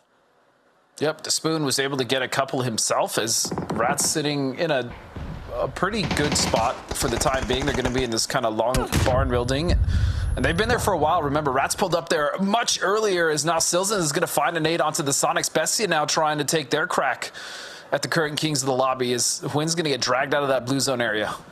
Just having to deal with the trenches right now. Little trench warfare that they're having to deal with. Those Rats are going to be ahead of them. A couple of big movements coming up, but we got to stay focused inside of this firefight. Just blind throw, seeing if maybe one of these nades can connect. Mime taking a bit more damage, but not going to come out too much worse for the wearer. Should be able to commit into the res as now Sonics do get their member up. A couple of exchanges and nades do a bit more damage, but you can see Sonic can't go for too much. There you go. Shrimzy's going to find Mime and Sills, and that opens the door on the firefight if they want it, but this is just pushing through a bottleneck, and Sonics does not want to do that. They can't go for the peek up because of Rats, and now they're just trying to figure out, okay, how do we want to handle this? Do we go the high ground? Looks like that's what they're thinking about. They might go for the peek up, but man, it is so dangerous to go for it. And the way that Sonics is closing the doors on these fights is just so beyond impressive, man. I mean, they are really practicing like they want to play at internationals. They're not giving teams an inch to punish them in any sort of way. I mean, they have been essentially flawless in a lobby this strong. It's just, it's something else. Meanwhile, Friendly Fire, looks like Michael did go down here. It's a fight between them and Pachao. So there is at least one more member. Penta should be able to pick him up as long as the other two members here, Paige and Shinboy, can start to put some pressure on Pachao, which it looks like they've done enough to secure that res. Yeah, it looks like they will. And that shift, ooh, Pachiki Hill. It has been a while, Matt. I love it. This is just makes so much. Oh, TSM on the backside though. Yeah, so many different contained firefights, as you can see, like playing different points of the hills. People can make some plays around. Chow does lose one of their last members, so having to be very, very careful around this. And remember, Roth, Falcons still alive, pretty close to this position as well, up on top of it, but it's going to be Friendly Fire on one side, TSM on the other one. They're just going to pick Pachao apart. Now Roth going to position away from that one, but TSM and Friendly Fire have to figure out how much they want to jockey up against each other, as we do have a code drop down there in the bottom right. It is U734H3RFJRPM. There you go, as it is going to be RN Zera spotting out Legacy. That was a whole bunch of letters from the code into RN Zera. You sounded like a robot at RPM. It was clean. It was a clean code reading, though, and what isn't clean currently is Gas's attempt to get into the circle, as Hello My Bad is still stranded on the outside next to Cowboys. Fusion 2 managing to somehow stay alive in this, but Typhon looking for that. He's going to find the angle on Vox. Not quite able to get that. But Typhon is also, I mean, remember, they've been here pretty much since the start of the game, Matt. This has been a strong point of control for them. They don't have the highest damage numbers from what I've seen so far. So, ooh, Cowboy still finding some more. Tries to go for it, but what are we going to see come out of it? Typhon still holding this angle right up on top of Legacy, trying to contain in. Gas Cans just has to regroup. DraftKings going to be up just to the north of their position. Sonic's still just trying to regroup, make their way through the trench over there as well. So Typhon now has a second to kind of redirect their attention back down into the remnants of Legacy, trying to hit a snipe onto him, making sure to finish this one off as quick as possible. The firefight going on between Friendly Fire as well as TSM hasn't quite kicked off just yet, but they are getting very close to each other, so we're going to have to see how long Legacy can weather the storm, because the longer they do means that Typhon and this high ground advantage can't really focus in on all the other squads that are maneuvering around the hillside. Yeah, and you know what I'll say? Typhon have done a fine job of holding this position away from them. They've had quite a few teams try to come up on this hill, go around the hill, and even though they only have one kill, they've done a decent amount of damage and really dissuaded any of the teams from actually pushing them. Meanwhile, TSM now, after the backstab on a Pachao, are starting to make their way up towards Friendly Fire, and you still have Roth. Don't forget about Roth. If he sees a significant amount of knocks, there's a chance for him to soak up some points as well, as Penta is going to spot out Sparking. The trades come in, but no Sparking is just too good. Man, Sparking is just so freaking awesome whenever he gets into these firefights. The reaction onto that one, realizing exactly where somebody was going to be lined in. We've been singing the praises of Pentalol, but Sparking, man, he is just on a tier of his own right now. One of the best players in the world, hands down. TSM going to try to get something out of it, but Sparking's going to go down. Quick push is coming out. Now TSM in a load of trouble. Just Luke 12 up, making their way right into the firing lines for Friendly Fire. But let's not forget about working in silence at the bottom of the hillside. That's how come Luke's having to play over here. He's shifting out, seeing if maybe he can get some smokes down, get some defense around Sparking. Sparking trying to feed the information back over. Shinboy trying to see if he can go for a play of his own. Wants to go for Michael. Both of these squads kind of stalled out. One member apiece. Shinboy, do you go for the play onto it? Luke should be able to spot him out in just 1 second. Gets a couple of shots. Now going to retreat in, but Shinboy cannot get much more than that. That does stall out what Luke was trying to go for as well. Sparking is going to go ahead and bleed out right up on top of him. Shinboy going to go for it yet again, but time and time again, it is just Luke waiting up on top of that, knowing the angle that Shinboy is going to be coming from. Yeah, and it's really working in silence that stopped Shinboy initially, right? Those shots came in from the south side, not allowing him to push and maybe get the flush that he wanted, or even fighting the angle on Luke. So Luke almost with some teammates there down to the south. But the issue now is rotating in for those two solos stuck on the west side. Actually, Paige, maybe, I think Shinboy wants to get this, but I just don't think Luke is going to allow it, especially with the angles, especially with the blue coming in now. And for working in silence, they have to make their way onto the south side of the hill and start to aggress onto Typhon. Yeah, Typhon wanted to maneuver in, get that top of the hill, but it is going to be working in silence. That's regrouping. Gabriel is going to be playing the lower section of the hillside for Typhon. Let's keep an eye on him. You can see him down on the mini-map there, way down to the south. He could have a beautiful flanked position right on top of this one, so might be the doom of working in silences. It is going to be a couple more shots coming in out and over there, and Shinboy looks like he's all by his lonesome now. So he's going to have to venture into the firing lines of a ton of squads. Distractions coming out. Gabriel coming in. Has a ton of vision. Spots it. I was going to say, surely he saw that, goes for the spray, and he's got the tools to do it. Does get one. Now going to step back and away. Rest of the squad does not want to crest down the hillside just quite yet. Instead, just trusting Gabriel down here to handle it himself. He's putting in a ton of work. Is any support going to come in? And here it comes. Now looking down the hillside, seeing if they can find some more. Opening up, getting the shots in. It's going to be Enzito taking a face full of lead. Yeah, getting that off angle from Gabriel. I mean, the way Typhon, like I said, have been playing this hill has been just so very clean. And they're going to clean up working in silence just like that. I mean, again, that was all Gabriel. Actually, he managed to get all 4. What a play. But yeah, just playing this so clean, holding this hill for so long. Now they have so much control happening on the south side. Meanwhile, though, gas cans, remember, Hollow My Bad and Vox somehow managed to survive. Finally get to the east side, but now the Sonics will take on the Rats, who have been in this position since the beginning of the game. And can they actually hold off the Sonics, who currently the janitors of Pachinki, 9 kills, all 4 members still alive, Matt? This has been a skirmish going on for a while, and the Sonics have just been waiting. They finally decided to make their play, and you can see the amount of utility and smoke. They're just constantly throwing it down and throwing it down. Rats cannot see anything that's going on, and this is all coming into the directed angles exactly where Sonics is wanting them to peek from. But not finding the opportunity just quite yet. Everybody's going to be playing opposing points on the hillside, but it's going to be gas cans also shifting a bit more into the north. You can see getting some vision in what's going on with Sonics. That's forcing their hand a bit more than they want it to. Also, Shinboy could be a problem at a given moment, but hasn't gone for the play just yet. Tig's going to be playing back behind for Sonics, making sure that he can provide some type of support. But what, oh, what can Gats do from this position? Cannot find near on anything going on around him. And Sonics are just kind of dancing around this one. They're getting control. Slow, steady wins the race right now. Slow and steady, yeah, but Rats had an opportunity earlier to try to even stave off this push from Sonics and those chopsticks. Maybe get a little more aggressive, but they were just comfortable sitting in the house, so we'll see if that comes back to bite them. I mean, if they're able to hold off the Sonics here, great. If not, they've allowed the Sonics to get right up against that BART building, and Kickstart will find 2 with a huge grenade. All right, everybody knows this building. Are we going to see the push come out? Sonics, you got a ton of points already. It looks like they're just waiting to get the men all together. They're going to make the press in. There is no vision to be had. You're just playing around sound and cues as you're stepping around. H1 is going to find out. Then that's going to make it a bit more problematic. Now Gats, the last one up. He's not got too much more that he can do with as he's going to get spot out. He's going to go down. Sonics now in control of the north. Gas cans did regroup over here. They're getting spotted out. Hell of My Bad is going to go down. It's going to be a nice 1-2 punch coming up from Tig and Trimsy. Oh, no it's going to be Typhon even looking over here, and they say, no, we are done with everything going on around Pachinki. You go on the other side of this hill. We're not dealing with it right now.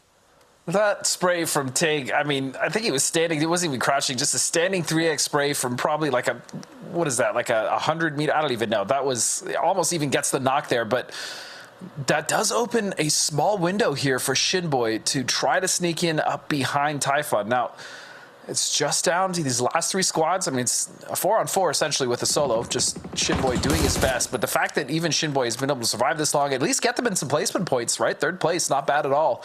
Maybe he can get 1 or 2 more kills. As he will, he'll at least find Aranzera, and that is the cue. The dinner bell is probably ringing here for the Sonics to start to make their push up this hill. They are just charging. They used that beautiful spray a second ago just to go ahead and get into a position to make the preps for the assault. They're going to be leaning into the friendly fire side of it. They are just running along the corner. They're trying to see if they can find Shinboy. Just wants to try to get some more out of it, but you can see Typhon entirely distracted right now. Shinboy going to be bearing the brunt of all of the Sonics push. He's going to get spotted in just a second. There we go. Now we're straight up in a 4v3. No big commitment, just been able to come out quite yet. A couple of shots going to be coming out from Carrick, maybe trying to still out what Sonics are wanting to do, but look at the positioning coming out. 2-2. Beautiful plays around it. Are we going to see Sonics go for the press down to the south, or are they going to regroup in the circle? And the problem for Typhon is as soon as Shinboy got that knock, they completely lost track of where Sonics were. And so they were able to get the spread. They came up, they flushed Shinboy, and now they're blocking off the angles with smoke, giving them even more opportunities to open this fight up. Shrimsy is going to find the spray on the Karax, and again, it's a 3-on-4. This is about to be a ridiculous point total. 14 kills right now, 4 people still alive. If Sonics can walk away with it, it's going to be massive. 28 points. The rich are just going to continue to get richer as these these guys are running around, not a care in the world, just confidence galore, stepping in, just dismantling every single team they encounter. Sonics gotta pick it up again, 28 points. They just are winning everything.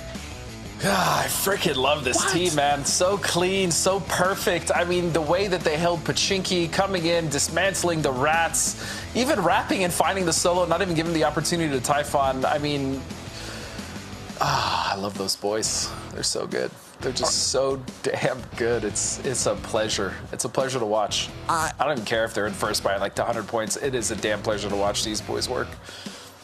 That's 5 wins? Is it 5 wins? Delicious. That is, I don't have words. This is a level of control of a leaderboard I have not witnessed. We've seen some big leads before, but I mean, this is just a whole different level. I mean, this feels like it's not even the final form, you know, like they've been powering up for so long, but I just can't wait. Next game, can they do it again is the only question. Desk, where are we going after this? We're going to highlights. Poro. I love highlights. Me too. Don't you? I love them. I'm sorry. I'm just laughing at the fact that it feels like Sonic's. We're halfway through our grand final, and they could probably just not play the rest of the games, and we probably would still get first. This is one of those. It's one of those situations where this was like a traditional sports team. They would have the starters would get pulled, right, and there'd be like 4 subs in for the rest of the tournament just to maintain the average. Oh. It's when are we going to institute mercy rule? Does that exist? I feel like it should. If it doesn't, the mercy rule is they just get an auto bid to PGS, and the rest of the teams play for. Oh yeah, that's right. That's basically what we have, right? Okay. Essentially, you guys didn't know GPT was mercy rules. Match results, Cameron: 28 for Sonics, but Typhon Gaming is storming up the board.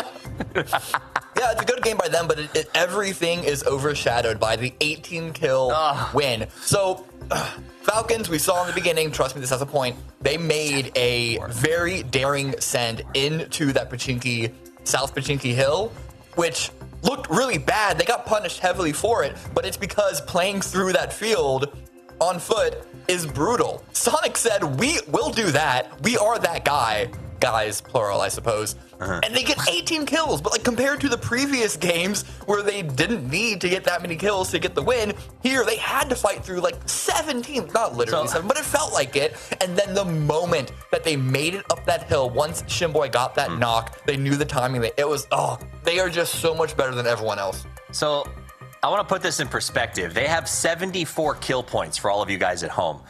If you remove the fact that they can't kill themselves in a game, there are 486 kills that have been available in this tournament final so far, which I'm not great at math, but I'm pretty sure that's in the ballpark of 25 to 30% of the kills that have happened in the finals have gone the way of Sonics. And that is absolutely insane to think about, Poro. It's nuts. It's nuts. And obviously we can't give them enough flowers, but at the end of the day, what's making it's making the rest of the lobby really interesting. Top 4 slots, right? Like you mentioned, Sonic's GPT team, they were already going to PGS, but who else is going to go? And now you look down that leaderboard, everything is within reach, even all the way down to, I don't have the numbers in front of me, but all the way down to the lower half of the right side of the leaderboard is one good game away from being in the top 4. It's absolutely true. Now we're going to pivot away from the top 4, I think. Definitely. And we're going to go to our team focus with the Cammy D. We're not asking you about what you did to sell that painting that you had yesterday. We're asking you to talk about the gas cans. He's in Versailles. What are you talking about? Yeah, the gas like $1 million painting. So, okay, listen, we know the gas cans should be doing better than where they are on the leaderboard. And one of the issues is that they are actually in a couple of drop spot scenarios, not only Power Grid on Miramar, but also school apps on Erangel. Because of their position on the leaderboard, they're saying, you know what? We're not doing that anymore. They dropped Kameshki, but that punishes them. Going through Rozhok, I don't know what info Falcons had. I think this is just another example of bad timing, circumstantial. it was a great follow-up. I will say for the rest of the team, they rotate to the edge, and gas cans, especially when they have all 4 members, are really, really good at fighting on edge. So they do get themselves a couple of kills in this game. Not nearly as dominant because there's only 2 of them, but I do think the scavenge management to get to this position that we see them south of Pachinki, and this is a struggle of a place to survive in, but they get a couple of more kills here before they go down. And so I don't know, this game, I don't want to read too much into it because they lost those 2 early, but I think this could be them waking up, and as we said before, as Poro just said, Sonic's doing so well does open up the door for them more than otherwise to have a good game and get into the conversation and maybe qualify, but they're gonna need to bounce off of this, let's say, okay scavenge in order to make that work. Yeah, I mean, look, top 4 after what they had. I mean, looting in Kameshki and then coming in and losing 2 immediately on the rotation. Like, they're playing really well. Like, that's. I think they finished in game 1. They finished in 4th as well. So that's 2 4th places in a row. And you know that if they can just keep everybody alive, please, that'd be fantastic. But the big problem for gas cans, I feel like, is going to be what's going to be the situation on Miramar, because we saw the hot drop with Mutt. You know, they went 1-1. I doubt Mutt's going to leave. So, you know, hopefully they had time to sit down yesterday and figure out an alternative drop spot to just not do it, because they have a chance. They still have a very good chance of making it here. Nice. I will also say this is a quick update for everybody at home. You may have noticed that Wooly was in for Purdy for TSM the last 2 games. Purdy, we got word, is back in his chair, so he will be subbing in. Let's go. Try to get TSM some points up there on the board. So their full roster should be taking the field. Now, you probably want to cheer about that. You probably want to type cool messages and say, GG, welcome back. So you can do that if you hit the follow button right now and get yourself some free emotes, the PAS, the chicken, and the GG. That's the GG and the chicken dinner, if you will. And now let's talk about, that's the GG and the chicken dinner. Let's go to the schedule for what's happening next. We are going to take a little bit of a break here. We got some fun coming up for you guys. But remember, the real fun is where we go next. And it is going to be a blast to see our teams mix it up on one of the new and exciting maps. We'll be back in just a few minutes, so don't go anywhere.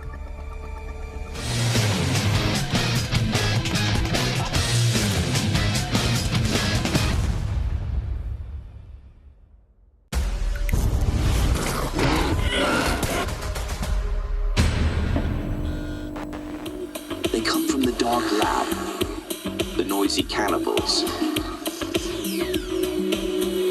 Only they can stop them. The Hungerbusters!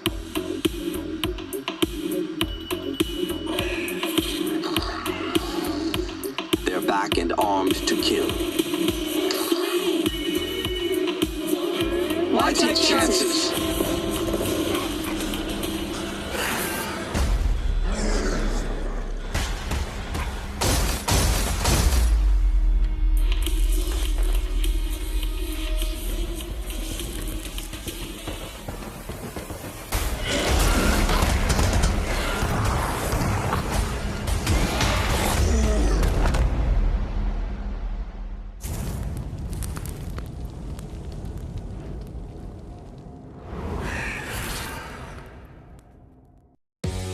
World updates to Tago, some quality of life improvements for training mode, and a new Survivor Pass.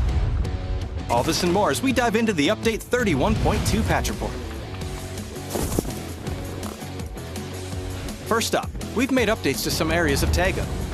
The studio has been turned into an abandoned hospital, changing the layout, adding new buildings, and also a few more loot and cover spots.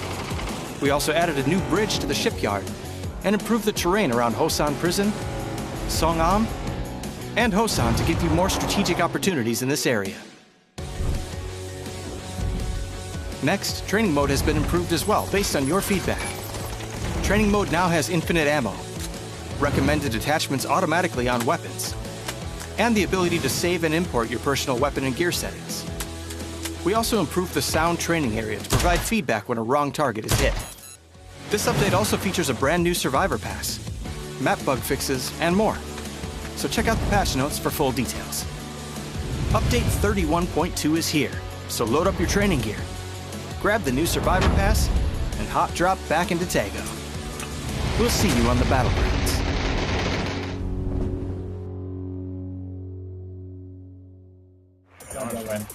Oh, he's in the trench. He is in the trench. Double. I can see this guy. Heal behind us, man. He's really hurt. He's on your side of the trench. He's knocking him off. I get a good This one. guy's by me. Ball back. PD lost one. There's one in I can see a whole right alley. There's one flat. Okay. I could hold this door if he ever walks into my Let's single. reset and get control of our south block too.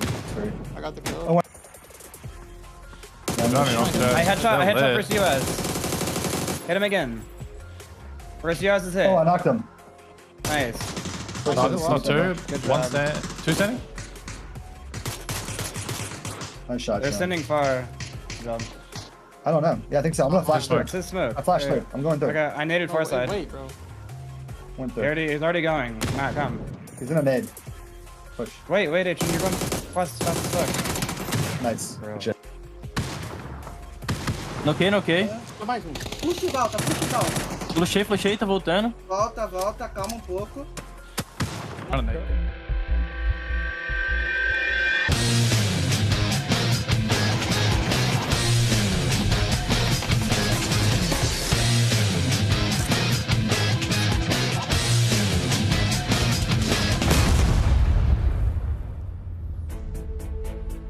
The Sonics rampage potentially going to continue. I don't see that as stopping anytime soon. But I want to address something. TSM is a known, well-playing international squad this year. They have been performing quite well in every single event that they're going after. And I want to point out the fact that we are seeing an Americas region that is probably one of the strongest that we have ever seen it. We have gotten some ridiculously good synergies, great teams that are developing right now, and for Sonics to be able to put on this kind of display is ludicrous as far as their overall skill is showing right now, Godspeed. It's just insane. Yeah, I knew where you were going with that. Yeah, I mean, this is probably some of the best we've ever been in the Americas, and this is probably some of the best we've ever seen the Sonics. So their ability to just continually level up, and that really does speak to their mentality, to how serious they take this, how much they practice, the fact that, you know, we talked about it the other day, Tig doesn't even really need to compete anymore and he'd be fine, but he still does it because he's hungry. That having the hunger after so much success is really what impresses me the most about them. And then having, you know, we heard Kickstart say, you know, having Owen, their machine gunner, their coach, really help out with the mental, keeping them motivated.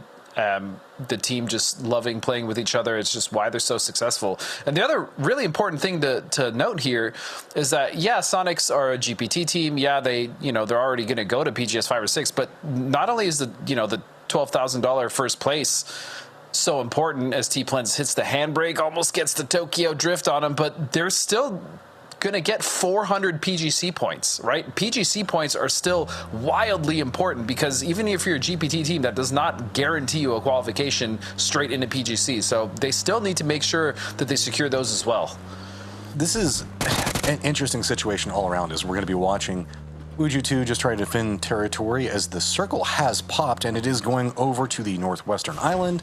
So a couple of bridge camps could be on the menu, emergency pickups, gliders, all the same things that we're always talking about. We're going to see them be a big factor for. Also a big game potentially for working on silence, Toyo, depending on how they defend this one up. Also Falcons, who have they're not doing terrible. It's just all eyes keep drawing over into the Sonics, and that's not necessarily their fault, right? It's hard to be looking at anything other than just the rampaging beast of a dragon while everybody else is like, I guess, like they're formidable bears while we have fantasy creatures inside this lobby. Well, also the Falcons, they'll be the first ones to tell you themselves as well. They've had some struggles this year.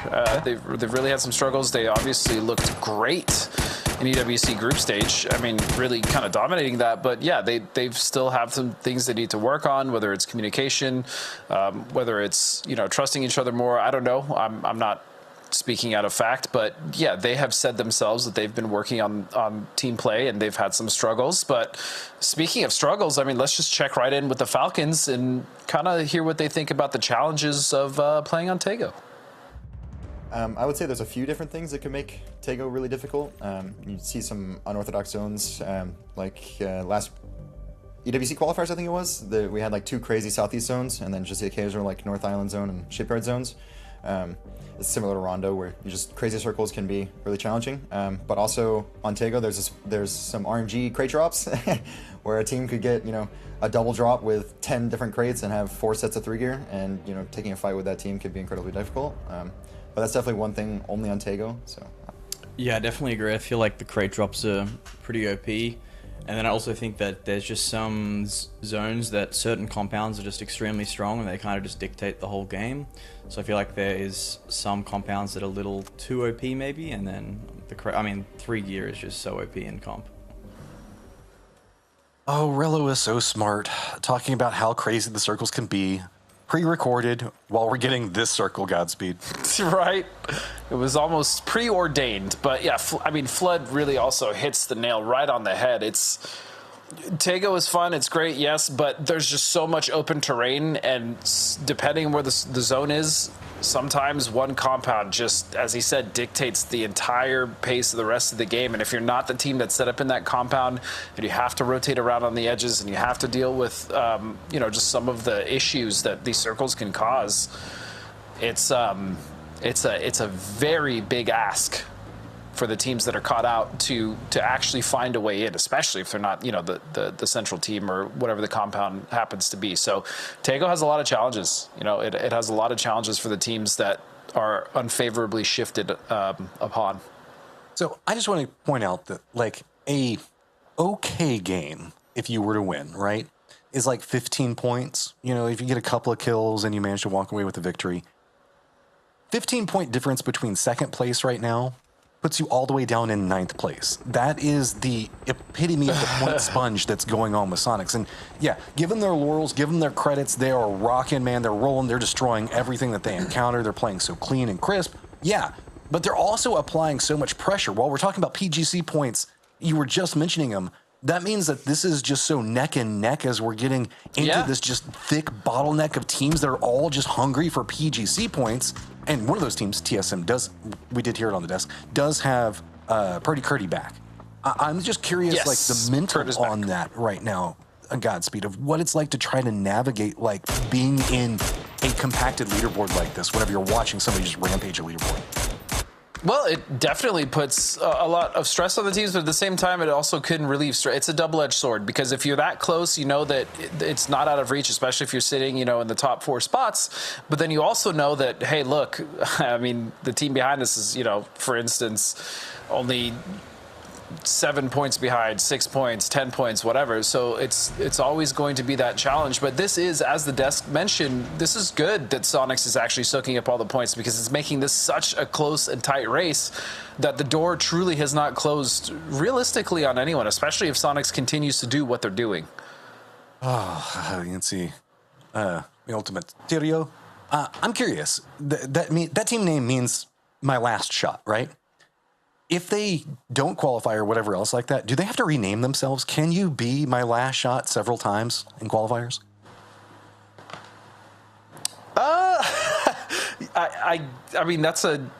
That's a good question. I don't really know how to answer that. I'm sorry that I failed you, Matt. But you are the official judge of all team names right now. I decree it to be so.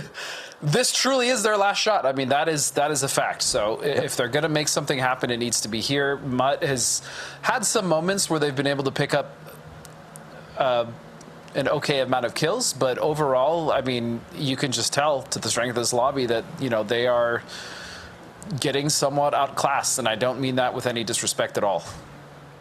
See Bestia now making their rotation in, pretty open in front of them. Falcon's going to be the nearest team, but that's a couple of 100 meters away, so nothing to really contend with.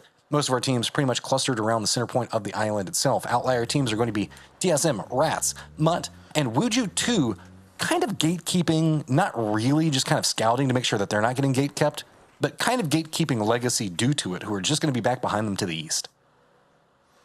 Yeah, and for Wuju too, today really needs to be make or break. They have not been able to get that many points. They need to find something, man. They need to just rally. If they can just have one good game, I'm fairly confident that they can build off that. It's just, it seems like one thing has gone wrong after another for them, and it's just been preventing them from really starting to get going in any capacity. And Wuju 2 is a ridiculously strong fragging squad. Like, they should be at least capable of scrapping together a couple points per game off of kills, even if they can't find placement or whatever else like that. It's just, I don't know. It hasn't felt like it's gelled. They were doing great going through the qualifying rounds, but now that they've kind of come into this stage, it just doesn't feel like their strategies that they were using to work on, I guess, a less strong lobby aren't working here. And I don't feel like, it just feels like they haven't found their new strategy that works for them yet. I mean, even, yeah, it's tough for Wuju because every game we've seen them, I mean, generally they're losing players early, right? Yeah. They're losing a few players early. They're having to play as a solo or a duo, and they're not able to really, as you said, incorporate any sort of strategy at all. At that point, it's just trying to survive and get as many salvage points as they possibly can. As you see, Gizera currently set up here, and he sees them. He knows that they're there, so Cowboy has to be exceptionally careful here as the shots are going to come in right as the vehicle does as well. Gizera almost getting the knock, but not quite. I mean, this is just a prime example. Wuju2 had a great idea, maybe seeing if they can catch something here, but not defending the right angle for it. Legacy realizes, hey, you know what? We've kind of got control over this. Instead of going through, let's just go ahead and pick up a point here. Cowboy is going to go down off the nade. Wuju2 looks like they're trying to regroup around it, but they're not going to have the cleanest sight lines to push into. Whoa, vehicle getting close to RBN. That's a car. But he manages to dodge it out. And Legacy not going to overstay their welcome. Looks like they're just content. They got their 1 point. They knew that this was a kind of vulnerable position to pounce from. Now they can regroup.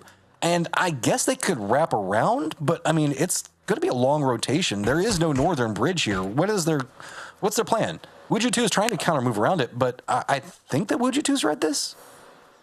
I mean, they got their one. They're still quite heavily in the blue, but I mean, this also goes back to your point that you were just talking about. Wuju2 kind of being able to do this in somewhat weaker lobbies. I mean, if your camp isn't perfect, if it's not airtight, then you're going to run into issues, especially with teams like Legacy, who do like to scout, and especially when we're talking about bridges, they're going to take a little more time than some other teams. It's much more difficult to catch a team off guard in this lobby. And we even saw that with Friendly Fire, right, in the first game with Typhon. I mean, that was a pretty good bridge camp, all things considered. But even Friendly Fire was able to dismantle that very accurately. So, yeah, it's just you cannot make mistakes in a lobby like this. And not that Wuju2 made a terrible play, but it's just it's hard to catch some of these teams off guard, man. Well, there are a ton of teams sending it into MODOK right now as we have, what, 4 or 5 teams? Maybe even 6, depending on how this goes. Bestia is just going to be just to the west of what's going to go over here. They might be stopping out Typhon. They do see them, and quick pick us up. That's a nice spray on counterpoints around. They're just going to go ahead and pick up a ton of kills off of this one. Typhon, not a lot of options. They're going to have to continue on their merry way. There is a dip that they can stop at, but if they do not stop soon, they might find themselves in the sight line of gas cans. Meanwhile, back into Godok, you can kind of see the mess that is Godok right now, as there are just teams with no options really just kind of saying, it's the center of the circle? Sure, why not? Let's send it here. Yeah, Godok is pretty difficult to get out of once you're in it, especially with, look at this. I mean, this is actually one of my favorite Tego circles just because the terrain actually does lend to kind of foot pushes and foot rotations. There's a lot of ridges up there in the north around Army base, and these are really fun to watch. And for the players, I think it does alleviate some, I say some, of the open terrain, the vast amount of open terrain that's on the map. So this is definitely a fun one to watch and not a bad one to play. But if you are one of the teams, as you were saying, that's in Godok and you send it there early and it shifts hard north, getting out of Godok is hell. So this circle for me, whenever I've watched it a whole bunch, it always feels like it pulls kind of the northeast, that area you were talking about with like the hills and everything, you know, a lot of the foot push pattern. Sure. But whenever we see Godok be such a predominant section, it almost feels like it's going to maintain some aspect of that. But if you look over to the northeast, there's only one team that's playing in the compounds, and that's going to be Sonics. And if we see a circle read that's favorable to them, woe be to this lobby. Yeah, I mean, we'll see how Luna kind of respond, especially if it does pull north, because they're likely going to try to sweep their edge. Luna is pretty consistent at trying to do that, but holding against Sonics. I mean, there's a few other teams as well. Pachau off to the west side of Sonics, so they could maybe go in for a third party. if the situation arises. We'll have to see. But right now, yeah, Sonic's sitting pretty. Pachao in a very good position. Bestia is tentatively in a good spot. They're good for now, but they're somewhat in the open. If they start getting pinched from the west, like from working in silence, then that opens a window for gas cans to come in third party. Yeah, it's a central position, but it's not the safest. All right, so Bestia has a friend in gas cans. That's pretty close over into the east. Working in silence is going to be over into the west. TSM is going to be right down next to the edge of the zone, and that's going to be what? Working Wuju 2, that's going to be pretty close to them, who managed to navigate inside the circle. Legacy is going to be just to the south of them. TSM going to rotate. New circle is going to pop. It does lean a bit more into that eastern area, still keeping Sonics in place, still keeping those hillsides, still keeping all of most of Godok in play. It's just going to be really potentially dangerous having to rotate in. It's going to be Rats, Friendly Fire, Working in Silence, all in awkward positions as Wuju 2 in a bit of an awkward position, waiting for TSM, goes for some spray, doesn't get the knock, and this is a squad that is known for their firefighting capabilities. You can't let that one go. TSM is just going to sneak away with it. Yep, they'll sneak away. And also shout out to Wooly, doing filling in as well as he could as Kurt is going to find sneak attack, and he's actually going to find monster as well. Welcome back, Kurt. But yeah, Wooly doing a good job for the team, getting a few frags himself for them. So it was a great little sub in for Kurt because his internet was having issues. But yeah, his internet's some big boy is back. Yeah, it's pretty good. Okay, so TSM now coming in to reinforce after Pretty Curdy politely knocked and opened the door quite loudly as Wuju 2 now in full-on damage control as it's just going to be swooping in. Seifu, the last one up. We know the fact that this guy can make some big plays, but can he make a big one right now? TSM going to be pushing right in front of him. They have to have a rough idea where he's at. He's behind one of the few cars that are there. Going to go for the shot. Instantly, Red Sparking drops him with a headshot, shuts it down. TSM on a roll in the east. As clean as you like, Bat. That was clinical. And Purdy just 2 huge knocks coming out of that one. Rat's now going to be in some trouble here as they are getting pinched, not only by Bestia, but CR and Zera as well from Typhon, trying to get as many points as possible. Typhon's only down to that solo, and Mime now really trying to pump the brakes on his approach, and Zera will fall, and now they'll be able to take full attention right back onto the Rats. Oh, and Mortars! Oh my! Yeah, Rats, what you gonna do now? Luckily, Mortar's falling a bit in between Bestia and Rats, but Rats definitely not feeling comfortable about that. A lot of smoke down. It's gonna be a lot of utility burnt. Bestia can't make the biggest move right now due to Pachao's position. Oh, it's getting scarier by the second. Okay. Finn is like, I'm done. I'm just gonna come down here and hang out with you guys. I wanted to separate and get away, but that's not gonna be allowed. Okay, we'll all just huddle down, be here together, just hold hands. It's jokes, guys. It's all jokes. Chill. It's all a prank. As Rats, the biggest issue for Rats right now is just the fact that they probably don't have many smokes left. The amount that they've used, as well as smoke launchers, they are going to be very vulnerable as soon as those bad boys run out. So I am quite worried about the Rats. I thought that this was supposed to be an early game map. Why do we still have 53 people alive? As this is very compressed, and it looks like most of our teams are going to be able to kind of sneak in. I mean, Working in Silence in some trouble. They do have a defensive line from Bestia that they're having to contend with, but also they have the Raws from potentially Dangerous. It's going to be just back behind them putting in some work, but New Circle pops, leads into that road right outside of Godok, moving into the north. So kind of the open territory is it's no longer going to be 53 alive. This is going to walk in with shambles of teams trying to make it cling into the circle. Yeah, and as we see currently, this shift, this is the problem with Godok, right? I was stating it earlier. There's still a small portion of it left in the south, but now all of these teams, especially on the west side, Working in Silence, Bestia. You also have, looks like potentially Dangerous, you were stating. Rats actually with an opportunity here to get out of that position that they were stuck in. Just all crunching on this west side. Meanwhile, Pachao coming in from the north. I mean, they have a decision to make as well. Do we go for all these points, or do we try to push towards the east? And remember, they don't necessarily know that that's the Sonics currently waiting on that side. I love the confidence coming out from Bestia. DraftKings sending it over here, trying to regroup. You can see Working in Silence pretty much just gate kept. Rats over here. I don't know. Toyo's going to have to put in a firefight inside the city, but they might path over here as well. Pachao also have 2 of their members that are trying to use the high ground to get some shots in. Rats did want to kind of venture into this, but they can't do too much as there's just too many people over here. If you go for a peek and you don't have any form of cover, you are just going to get demolished so quickly. Mime leaning into some high ground using these beautiful sight lines, but that does reveal him to Pachao that is going to be just to the north of him with an even better sight line.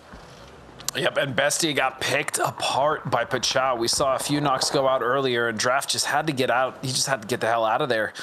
And Stuck as a solo, and this is, you know, this is what I was worried about when it came to Bestia. Their position was good for the time being, but realistically, the crunch was bound to happen, and so they just got crunched on.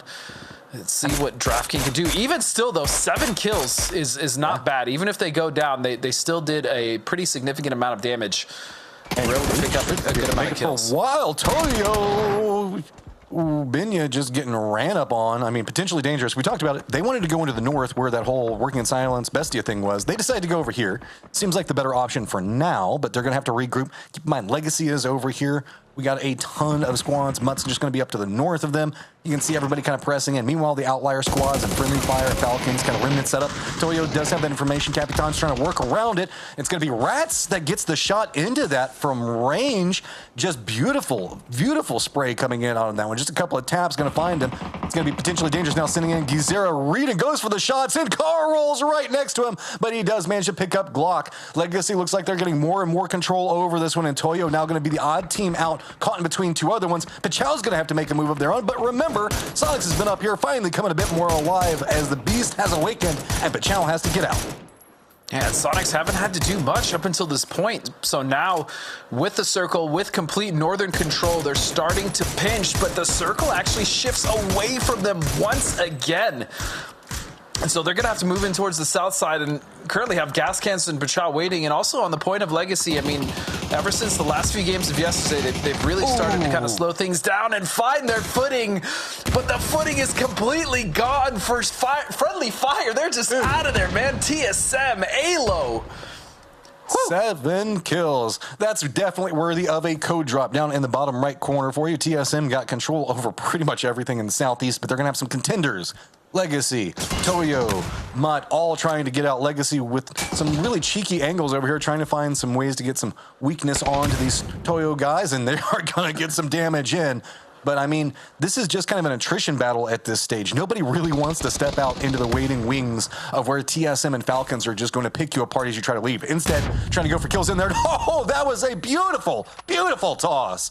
As now Mutt just has mugged the last one up, and it is going to be a foot push coming in. Looks like Capitan has an idea. He doesn't want to push too much. The flash lands right on top of him. Stalls him out, though, Godspeed. I'm actually surprised that Flash even got him in the first place. It landed in the building. He was on the outside, so not actually faulting him or his teammate for that one. He goes around, but looks like Mug is going to find another one, but no!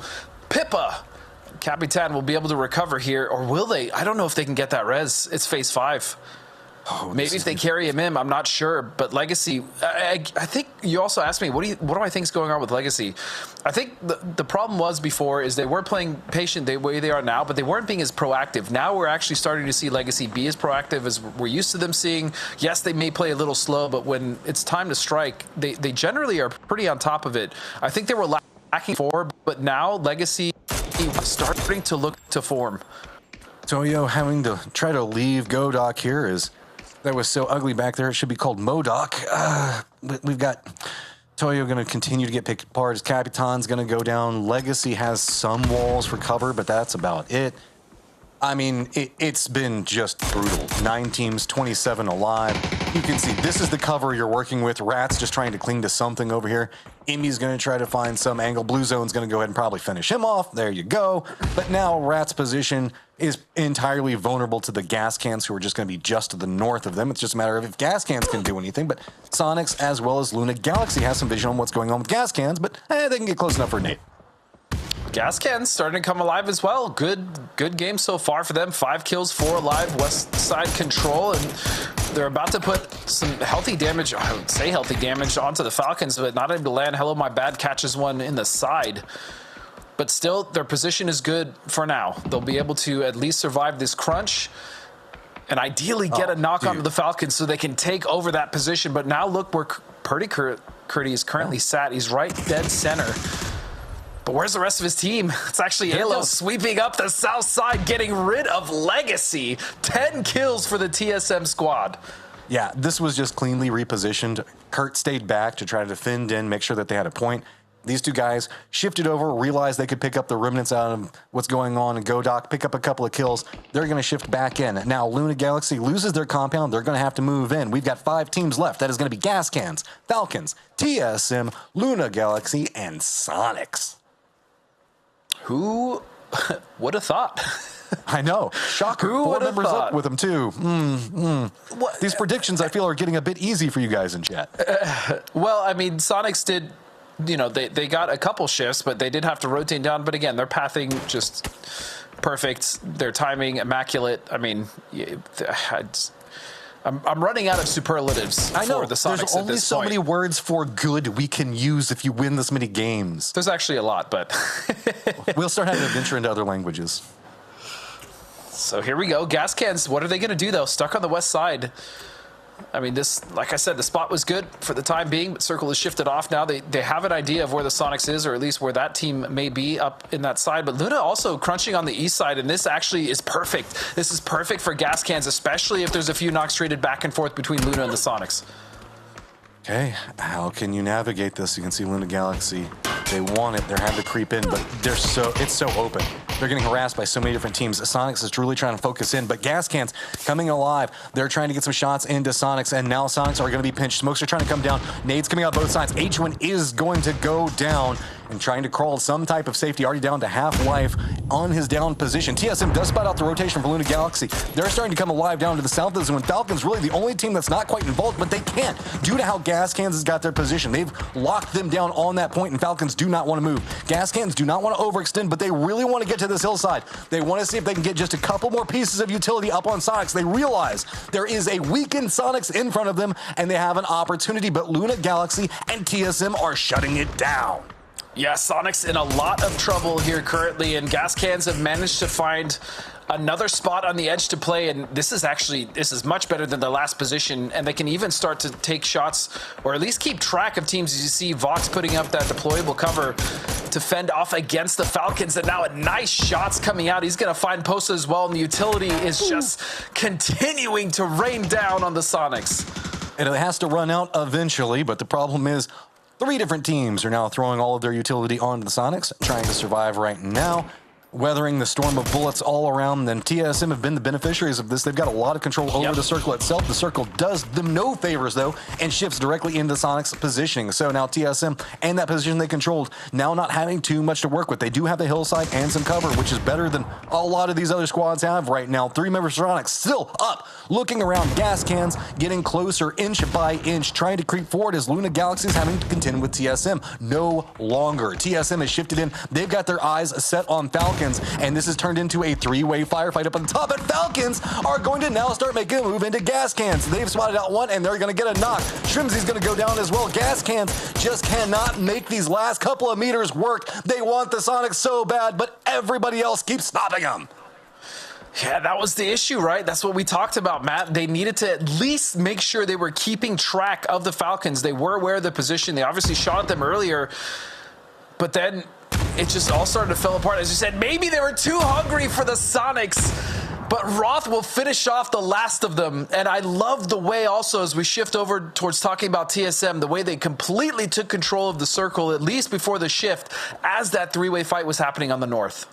TSM is a ridiculously great international squad in and of themselves. I know we've been talking a lot about Sonics, as we should, but TSM has been on a stellar rise. Since they've added in sparking, they've found so much more firepower that's opened up all of the strategies that they want to exploit.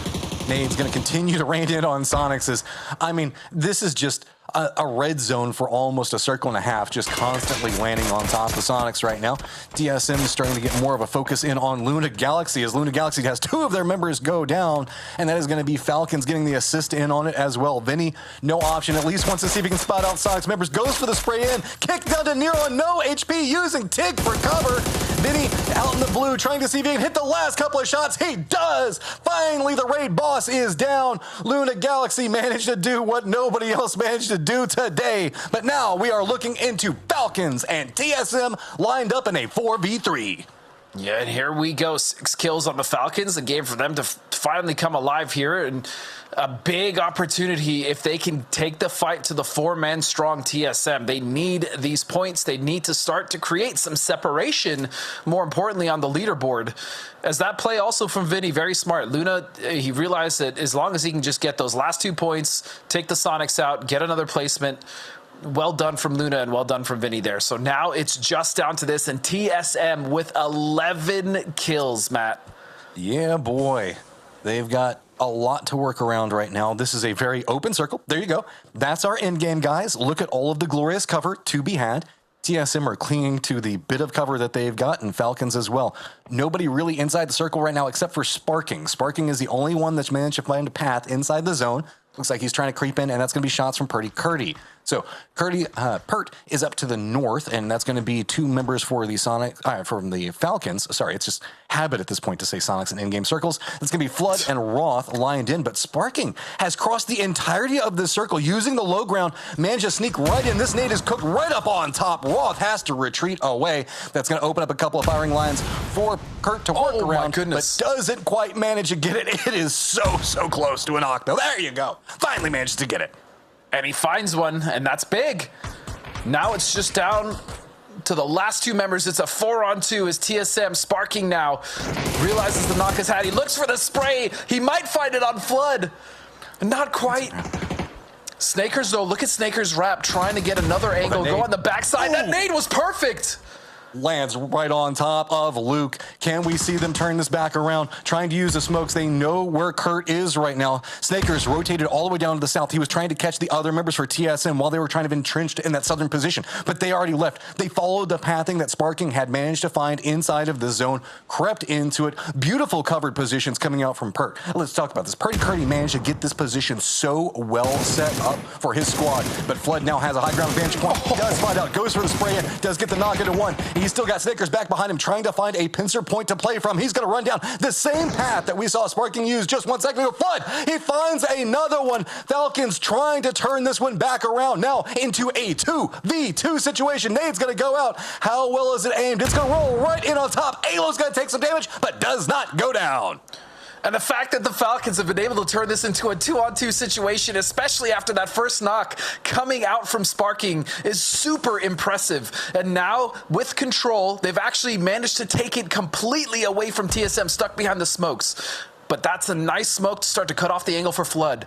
And so TSM Sparking currently wrapping in on Flood. It all comes down to this. If he can find this knock, he completely turns the tide. But if Flood gets that trade, Falcons with more than a real chance. Meanwhile, Alo is actually trying to recover Kurt, and I think Sparking sees him, and that's a free spray, so he will go down.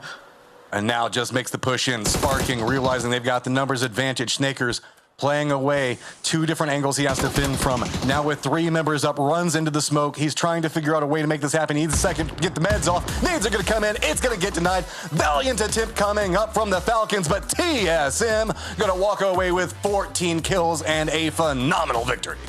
What a hell of an ending, and what an attempt coming out from the Falcons, but control was completely taken by TSM.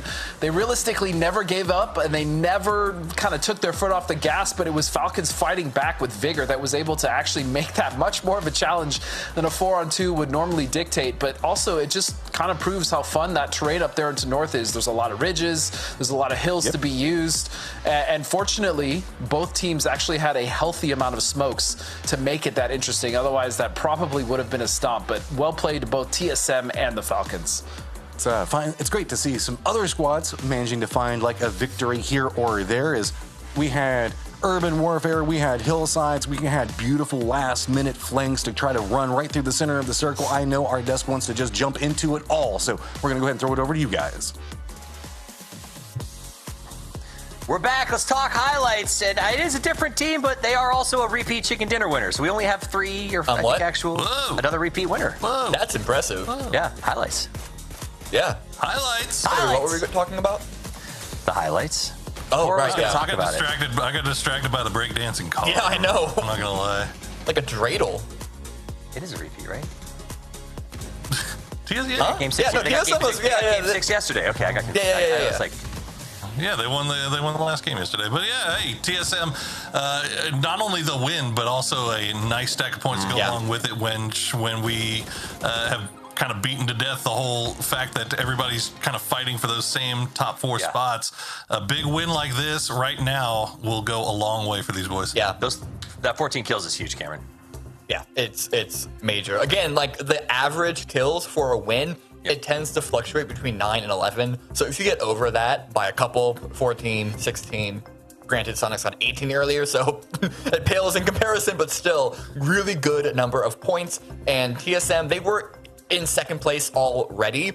But again, when you consider that they started off yesterday really, really bad, I don't know if they're going to be able to catch up with Sonics. Like, that might be too much to ask, but it will give regional fans more hope, more hype about TSM not, like, sliding away. Because TSM, like, sure, Sonics won EWC, second place at PGS 3, but TSM, really good placements. We want to see them build off of that. And now, I think after, maybe a little bit of a slow start, they should be able to do so. F it, I'm with Cameron, Poro. Watch out, Sonics. TSM is coming for you. I didn't say that. I am actively not saying that.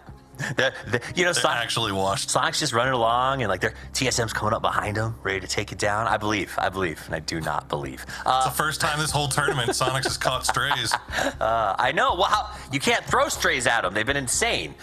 You can't throw anything at them. You can't even shoot lead at them. This was a weird, weak moment, but it was Tego, so we write it off. All right, Team Focus is ready. Now, earlier, Cameron said, please don't make me talk about Legacy again. So we're going to talk about Legacy. Again. Yeah, I wanted to look at them because I'm seeing the return to active Legacy. Now, granted, we are 3 for 3 with the featured team, the Team Focus, looking at a squad that gets into fights outside of Circle 1. But Legacy handled it well. They got a couple of kills here. They got another kill a bit over there. But I'm starting to see a bit more of life come into these guys. LFP and Gizera already getting a good number of kills. VHC and RBN need to kind of pick it up a touch. But we're seeing them go for these fights. They're not just sending it into the middle to hide out and hope that they get an opportunity later on. They're actively picking engagements. They're addressing them well. And we had a little bit of a conversation around this moment about how to handle going into Kodak, kind of, but not really. But I think that they look for really good opportunities, especially here, third-partying on Toyo versus, who is that, MUT and potentially Dangerous, etc. Yeah, but well, that's what I wanted to say. So, the early game fights were against MUT and Wuju 2. So, if you're gonna fight somebody early game, right, that's probably your best option in the lobby right now. Not trying to be mean, but yeah, no, I was telling you that during the group stages, it seemed like Legacy was really committed to trying to send for center circle with zero information. And they were making that commitment. They were going out early. They were struggling for it. And now it seems like, at least especially in this game, it seems like they're only going as far as they have intel. So like they are playing the edge. They're comfortable with it. They third partied onto that fight and didn't try to overextend. They weren't able to get anything off of it. But if they were able to sneak a couple of kills away, that would have been perfect. Yeah, so and in the end, it was there was nothing they could do there in that position. Yeah, that fight, like, sure, they got deleted by TSM, I think, but breaking out of that position, even directly into Falcons, would have been hard. So that wasn't them sort of making a mistake in the end. You could argue maybe they could have gone more aggressive onto Toyo to get a couple of extra kill points, but at some point you got to make the high risk play, right? If you're going to get the rewards. All right, you guys want rewards? Hit the follow button. We got emotes for you. They're free, they're fun, they're 3. of them. Also, we have another game coming up shortly. We're going to be back in just a couple of minutes. It is an extended break as a heads up. We're going to be taking a nice little break as we have a chance to get an inside look at a beautiful day spent together by Godspeed and Rello. After that, we're shutting down the condo. We're headed to Rondo, so don't go anywhere.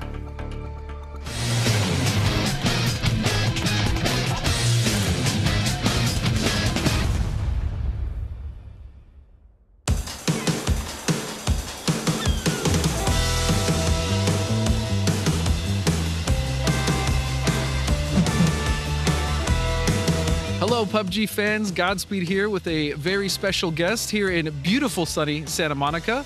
It is Rello. Rello, what's going on? I'm good, man. What's up? Not much. So we brought you here, obviously, as one of our best teams and one of the best players we've had in the States for basically the last, I'd say 5 years, 4 years more competitively when you kind of started with Oath. But really, your journey began in Endemic. And so what I want to know is, why PUBG? What got you into this game? How'd you get involved? And we'll go from there. Wow, that goes way back. Yeah. It's kind of like when the Battle Royale era, like where PUBG, H1Z1, Fortnite, all that stuff came out. I was a big lover of the game and the genre. I started on PUBG for I played that game for 6 months, this PUBG for about 6 months. I transitioned through all the Battle Royales, and then when Sandhawk came out, because it's a lot fast-paced, and I was a big Battlefield player in the back in the day, so fast-paced FPS games, I loved it. So when Sandhawk came out, that's when I got really hardcore into PUBG. And then Face It came out for PUBG, like a competitive client, allowing for competitive scrim matches and just whatnot. Got into that and playing in GLL, the online tournaments, and that kind of introduced me into competitive PUBG. I remember being 18 years old and no job, just making $300 a weekend. I was like, wow. I can make money doing this, and telling my family and how shocked they were, and just performing well in those tournaments kind of just got me, I guess, an eye out for me from better teams and whatnot. Kind of transitioned into a different team. We qualified for contenders during MPL, that era, and then doing well on those teams individually. Doing well on those teams, got me onto Endemic, which brought me into MPL, and that was just the beginning of my career. Yeah, so that's actually a really good starting point as well for me to ask the next question, because I remember you. I even remember specifically Los at the time when we were building our team. We were looking at you and Tig, who were very much unknowns back in the day. But talk to me a little bit about Endemic, the process that got you into joining that team, on top of the fact of just kind of the change, right? Like you said, you were 18 years old. It was a very new experience for you to kind of travel and play a game for a living, so to speak. So what was that whole experience like? What did your parents feel about it, and how did you feel about it? It was pretty surreal. As a kid who just loved games, the idea of it being your job it's a little life-changing. It's definitely unusual, and I was very introverted. I still am to this day. It was a big lifestyle change. Just making money for the first time. I never had a job before, and finally having income and doing it through playing PUBG. And just the environment of esports, being on a stage, playing games, being in the MPL big time was just a huge step for me. I remember, when I broke into the scene and being contenders and seeing all the teams on the stage in Redondo Beach and whatnot, and I was just I want to be there. I want to be in the MPL. No matter how scared I was, when I finally got the opportunity, how scared I was of the cameras and the public speaking and everything. But it's a part of the gig, and it's really been just an awesome opportunity, and I'm so blessed to have the things that I do now, and I'm forever thankful for it. Yeah, I mean, obviously coming from just being kind of a no-name player, going through, the Face It system, and then finally getting a shot in contenders, getting promoted to Endemic, that kind of leads us to Oath, right? And that was actually the peak of COVID. So talk to me a little bit about Oath, and then talk to me a little bit about Wolf too, because obviously he was pretty instrumental, I'd say, in your growth as a player, especially giving you that opportunity on Endemic. Oath was, I would say, during the COVID era was peak. I loved Oath. Oath was also I think my peak as an individual player, although I really have grown over the years and whatnot. That was definitely peak era for me, especially individually. That was when I was still kind of a star fragger on my team while simultaneously calling. We had a lot of success in the PCS series, PCS Charity, PCS 1, 2, 3, all those. And then our PCS 5, that was our big regional win. That was my first major tournament win. and it was huge. Wolf, big throwback. Wolf was, one of my best friends, and I still would consider him a great friend till this day. I haven't talked to him in a long time, but I love the guy. He taught me a lot. He taught me a lot about just the deeper sides of the game rather than just, fragging, shooting my gun, just a lot of just deeper things, and that whole team in general. I remember my friend, Crispy or something, the Endemic era as well, and then Shinboy and my teammate Snakers now, we're almost 6 years deep. Oh my God, dude. So actually, yeah, that's a really good segue. So now, obviously, you've been on multiple orgs since then. I mean, United, LG. Now you guys are currently with the Falcons, who you're very happy with. My question, though, is during that long period of time, you've had various teammates, like you said, Shimboy, Wolf, you've had Balefrost, now Flood, and obviously now Roth. But my question is, you and Snakers, you and Jake have been together, like you said, at this point for almost 6 years. So talk to me a little bit about your relationship with him. Talk to me about how he is as a teammate and what kept you guys going so strong as essentially the duo that's been running the orgs that you've been in. Oh, man. We definitely go way back. I would say Jake is Snakers. I would say we're friends, yeah. 6 years now. I would say Jake and I are like polar opposites, personality-wise. Come from completely different sides of the spectrum, backgrounds. He was a little bit of a. You don't have to tell me, brother. There's some things that I could say about the early days of Snakers, but he's grown a lot, and we go way back. We've developed each other as players. I feel like. We've kind of I think I humbled him a little bit, personality-wise, and we've had humbling experiences, performances internationally, very humbling. But he was also probably the best player that I've played with. Sure. When when we first started playing together, he was by far just the best that I'd played with. So I learned a lot from him as well. But I contribute a lot of my success, especially regionally, to him. He's a fantastic player. But here we go. Here we go. Stay low. The wraparound is going to get caught. TSM eliminated, but they got 15 kills. Or rather, Falcons did. It's all chaos at the end, but it's a final 1 versus 1, and Relo is going to secure it. High kill game for Falcons.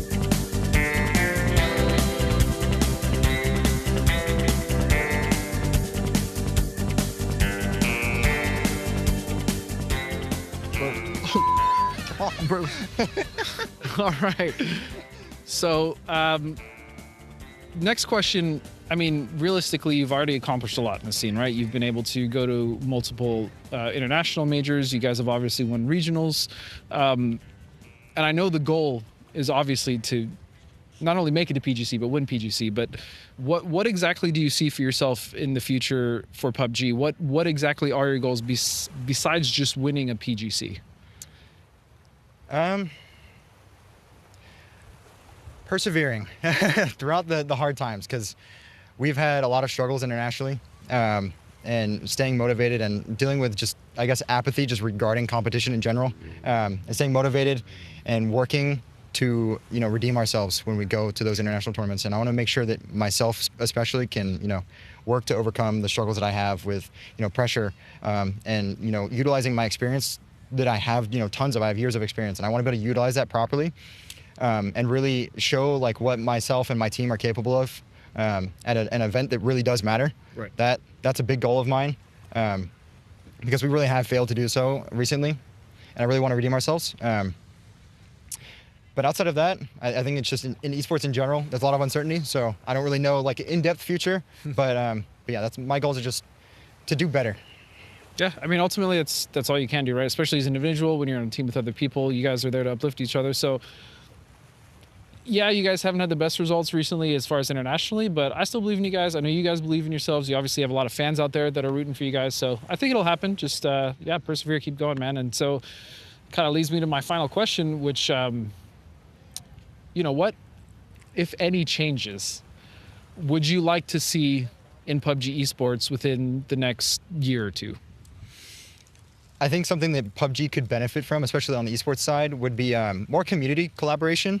Something you see in other games like Counter-Strike and whatnot is just community skins and cosmetics that, especially for esports teams, it really does support just the community in general and esports teams and players and other like small creators, like people that you see online, just like just fan art, skins and whatnot you see for people like Tiggleton and big teams and big players. I think we could really benefit from stuff like that. Okay. What about any specific gameplay changes? Because obviously over the last 2 years even, we've had things like Panzerfaust, which are wildly either popular or unpopular with players, depending on who you ask.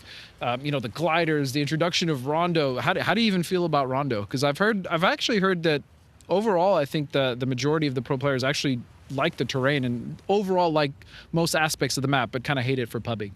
I had mixed feelings about Rondo because it was actually something we were struggling with. I've put a lot more work into it, us as a team have in general, so I think we've improved on it drastically. Overall, I'd say positive now. At the beginning, not a big fan, but I think that's kind of the way every player and team thought about every map being introduced to Vikendi with bears and stuff. Every map has their nicks and necks, but overall, I'd say positive now. For other changes, I think there's been a lot already, a lot of really quick changes between all the meta changes, mortars, panzers, gliders, blue zone packs, emergency pickups, all kinds of blue zone nades. Yeah, exactly. Just so many different things that have been introduced to the game that even if they're small, they really do make huge meta changes. And staying current with those things can be kind of difficult, especially if you're not putting in 8 to 10 hours a day, which maintaining a healthy work-life balance is already difficult enough. And making sure that you're not washing out and staying on top of your game is really important. So I think maybe slowing down on the changes could be good and just letting everyone else catch up. But I guess gotta outwork people. So. Yeah, true. Well, again, Rilo, thanks for coming down, man. I'm sure we'll probably go get some meat at the pier, maybe ride a little roller coaster, who knows. But thank you so much, guys, for tuning in. This has been Godspeed with Rilo, and we'll see you on the next one.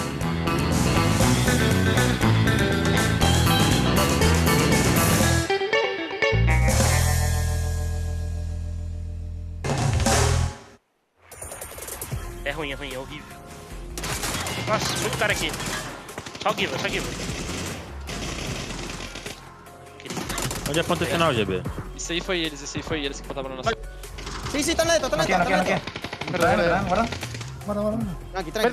Verde. Mira este cruce, Capi. ¿Dónde? Me rayaron a mí. Tira para atrás. No puedo vaquear, no puedo vaquear. Déjalo pasar, Abajo mío. Corre, gordo. Abajo mío. Ah, me van a limpiar, hermano, apenas quedo. Of course. Here. This is our car. You're taking our car. Yeah. Let's pull up on yellow. Ready? Matt, Yeah, I'm ready. car. Let's get in, Matt. Get in, Matt. We want to give ourselves time to fight these. Good shit. Nice, good shit. ¿Te como? Atrás de la caja, gordo, atrás de la caja. Uno de día, es tuyo. Hinchame de una, si puedes. No llega. No llegas, creo. Tenía una niña. The far right guy's kicking flags. He's running. I knocked him. You see one? There's three manual. He's one. He's one. Okay, I'm running at you. Knock one. Okay.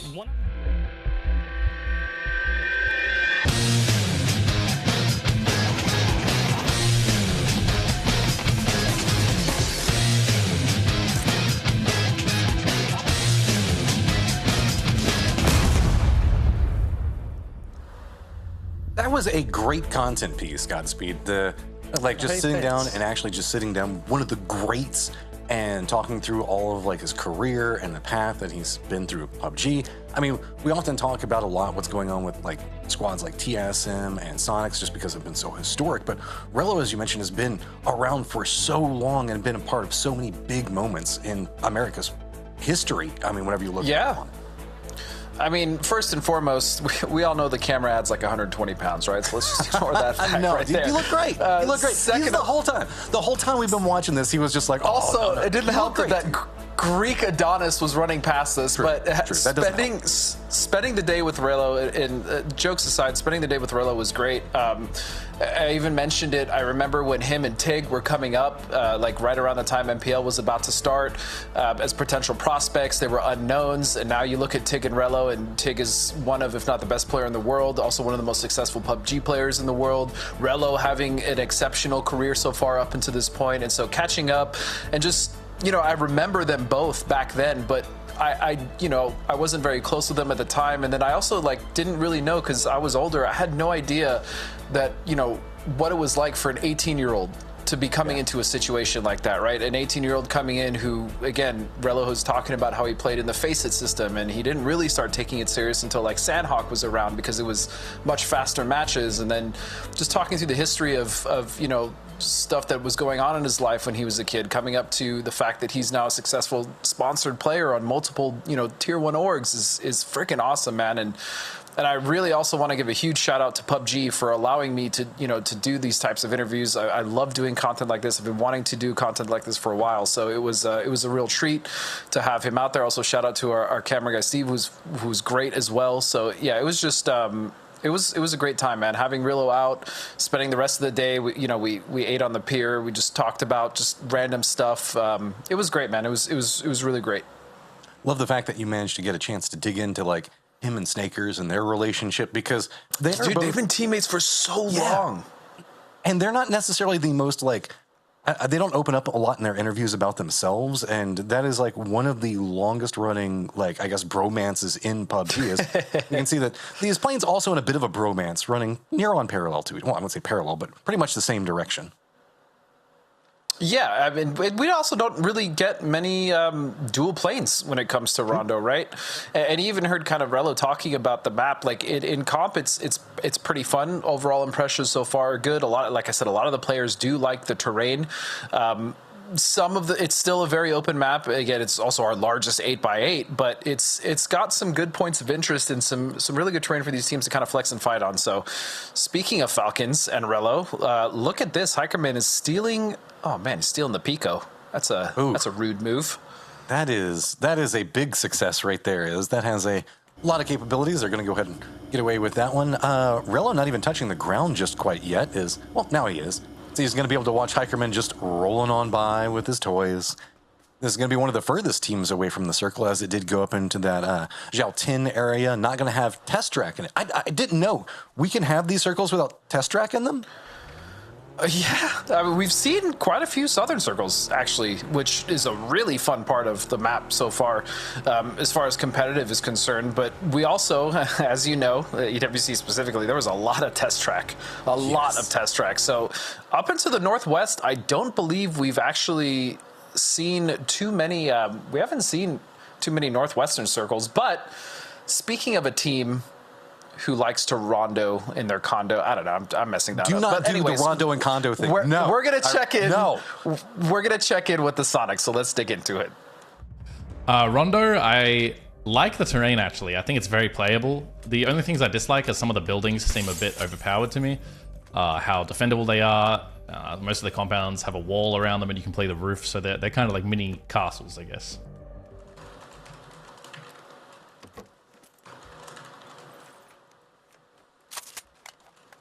Oh, so many different aspects to look at on this map. Still kind of in the discovery phases. It feels like we're finding all kinds of new fun ways to manipulate the map in our favor, Godspeed.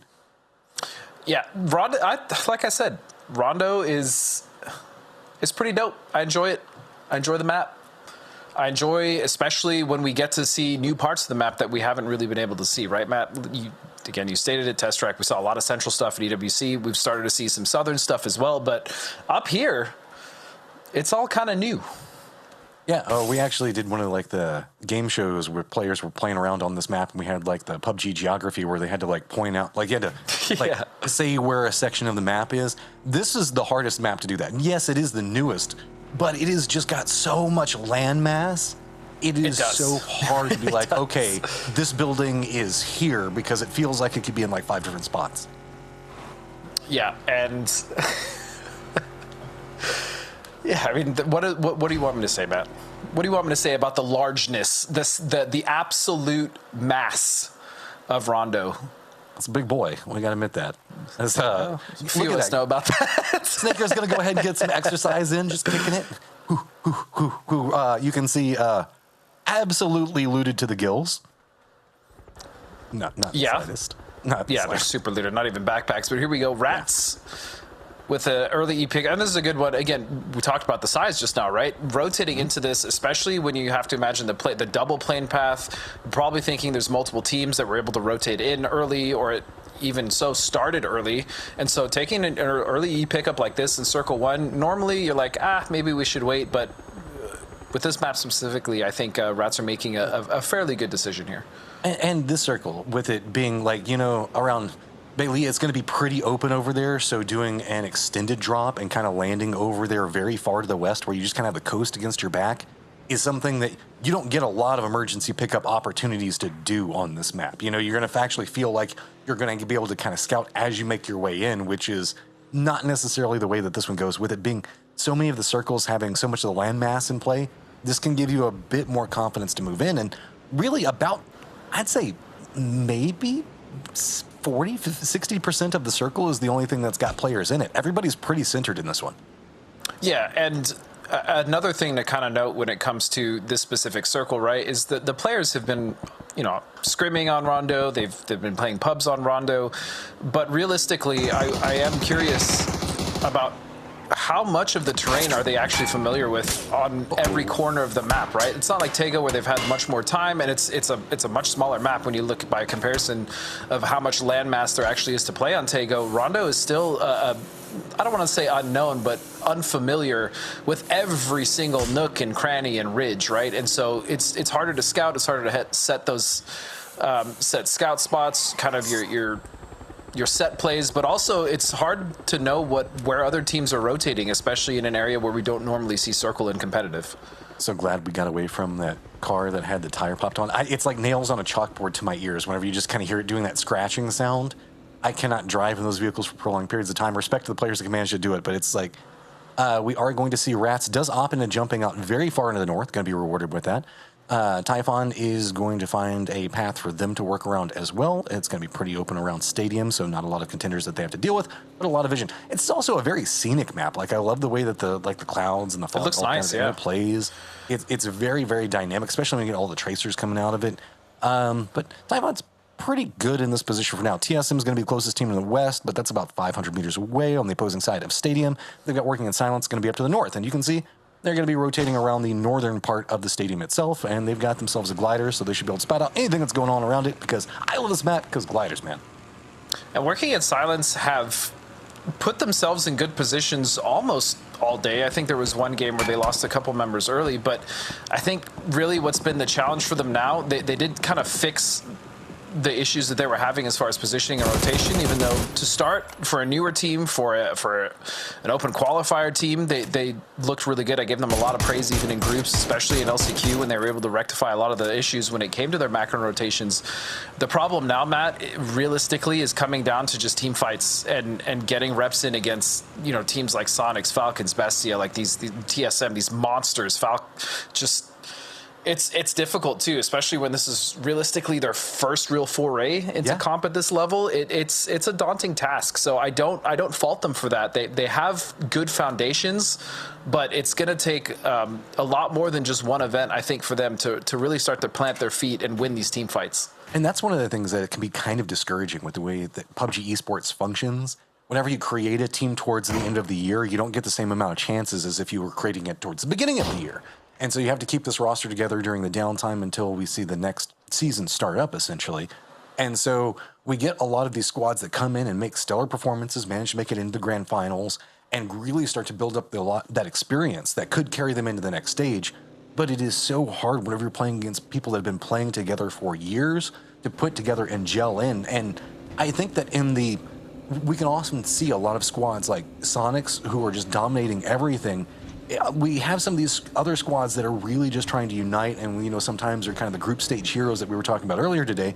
That is okay to glaze them every once in a while because they do deserve that, and they should get the respect for it. But it's so hard to navigate sometimes whenever you are a newer team with just the amount of roster swaps and everything else like that. So I have respect for all of these squads that are just trying to make their way up and make a name for themselves right now.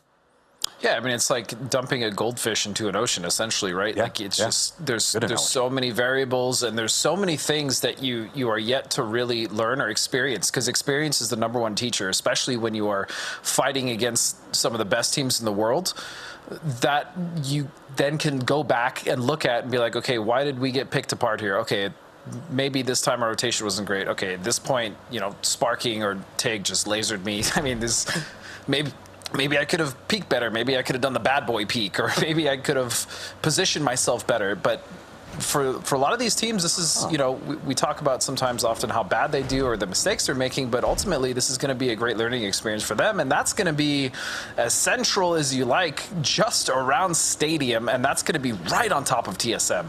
Well, we kind of got away from test track, but we're back over here next to Stadium. Interesting kind of defensive line coming up from Legacy in a 2-1-1. Very spread across. It looks like we do get a couple of emergency pickups that are getting set up. Falcons are going to find themselves pretty decent position, going to be right next to Sonics. TSM just going to be on the other side of that one. Keep in mind, Typhon that we were watching earlier, going to be in just across the lake, right up against Stadium itself.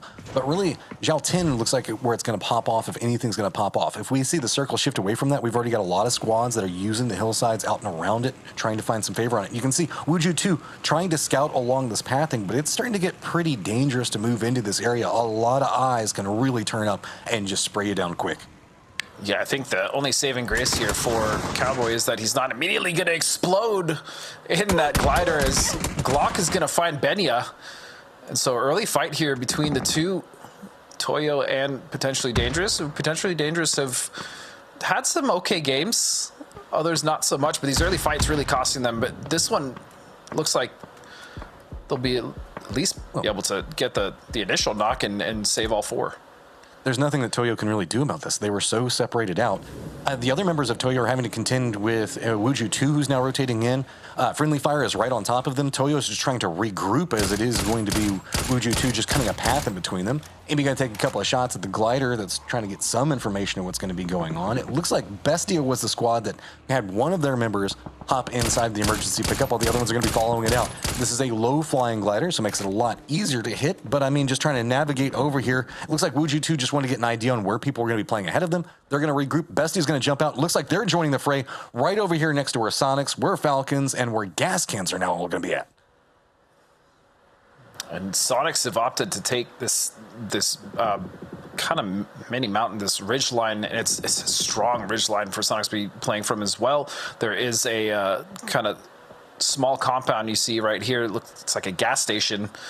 And Mime is just floating. Oh, he doesn't see them. And now he's going to probably send it right into Kickstart and Shrimzy. Now the bullets are starting to fly. They realize, but look at this draft coming into the other side.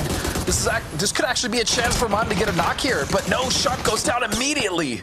Trying to navigate. Reinforcements did make landfall right next to him. Sonics trying to defend in, but Shrimzy and Kickstart both already down, having to surrender it in. But it looks like Sonics might not be surrendering just yet. Tig is moving aggressively along this pathing. Mime, seeing if maybe he can get a bit more damage control, figure out what's going to be going on. Tig already in position. Looks like he's thinking about being brave. He thinks that there's an opportunity to get his teammates there, trying to feed information over while they are down on their knees. Looks like he is going to creep into this one. Go for a couple of utility pieces. Is he going to go for the res? As it looks like, nope, folding shield, then going to go for the res. Blue zone nade actually going to provide some type of support. A couple of more pieces of utility going to be thrown around, but this is going to be scary. It's all going to be on H1 to try to defend them up, make sure nobody comes out, but he should be able to sneak away with this. Kickstart already kind of crawling around the outside of this one. This could be a beautiful salvage. Yeah, well done from both teams actually for the salvage, but also for Bestia to actually take the fight to the Sonics here. They were kind of forced into committing it right after that crash in the parachute in from Mime, but they really did make it difficult. Regardless, though, Sonics back on their feet, 3 strong, Kickstart still down. But Quinn is just so far away, and now Flood with an opportunity to pick him down. Flood will take some shots, and now they're aware of his position, and that's going to be an easy knock and a nice 2v1 there. Is Mime also able to get the best still in this gas station, Matt? Yeah, I mean, that Mime counter knock was massive. So it's just Tig, Kickstart up, dancing around. They've got the shields for cover, but this is extremely uncomfortable. They know Falcon's position makes them extremely vulnerable from these angles. Kickstart just trying to navigate the smoke, see if they can get some more information. You can see holding just hard angles, seeing who's going to be stepping up. But while this is going on, Typhon has also heard a bit of this and is at range. Not going to be able to get too good of a sight line unless they go around the other side. Good spray from Tig, though, is going to get the knock onto Mime. Are they going to try to exploit? You can see that they're still waiting to see if anybody else is coming around the outside angles for this one. Tig knows something could be happening at any given moment, but instead, DraftKings just playing it as defensively as possible. Instead, sight line kind of along where H1 is going to be at before. Mime down and out right now, realizing the fact the push is going to be coming over, holding a tight angle, goes for the spray in, gets some damage. DraftKings realizing he has to go from the other side of it, goes for the the spray. He is going to go down. Sonics win the moral victory after losing 2, but at least continue to hold the compound. I mean, this is the most trouble I think we've seen Sonics in early since, like, what, maybe the first game or second game, but they managed to hold it together. A valiant effort from Bestia, but just not enough. They did lose Twin, as you saw on that ridge. We talked about that 2-2 split initially, but they still maintained 2, and more importantly, they're still in the circle, man. Well, but here's a problem, and that problem could be gas cans. Are they going to stop off on the hillside? They can see the vehicles, they can see what's going on. It's going to be 2 men trying to defend this one up, make sure nobody comes after them. Gas cans has to be careful because they do have Typhon just to the north. Falcon's going to be back behind them. Typhon is going to get some vision on gas cans in that rotation, hit a couple of shots, force them back up that hillside a bit more. Falcons running their 2-2, doesn't have the most beautiful sightline. Oh, Gaskin's in some trouble, though. Here comes Working in Silence. They're going to stop off right on top of them. They're going to spot this rotation and see if they get any shots. Hikerman's going to take a ton of damage, but Bizzler managed to get Enzito down. Souls gets knocked back onto a Teknosh. Also going to find out Hikerman. Souls just trying to cling to life right next to his vehicle. Teknosh seeing if he can find any form of angle to support his teammates, as it has just turned into a bloodbath over here. Like I said, it's just about winning team fights when it comes down to Working in Silence, positioning, even getting to this edge off the shift. They managed to do it now, but Enzito and Fauna are still down, and the problem is Typhon, as you said, making this push, realizing the opportunity is there, and it looks like there's just 1 member left of Working in Silence. That's going to be Teknosh. A butterfly flaps its wings with the Sonics duo taking some shots at Gascan's rotation. That leads to a massive firefight that wipes near on everybody right on the edge of the zone. Typhon going to be the beneficiaries of it. Rat's going to be trying to now make their approach. It looks like they've got their eyes set on Pachal. They want to try to pick up a couple more kills as they've got Mutt that's going to be in front of them. Legacy also going to be gatekeeping as well as TSM. They just want some points. They're realizing it's going to be dangerous. Despoon has been hot. Can he continue that streak? Can he make some points for his squad right now because they need him? He's going to go for the spray. Does manage to connect on the outside. At least Despoon, man, he's had some incredible moments so far in this event as just an individual, but this is a difficult situation to kind of dig them out of.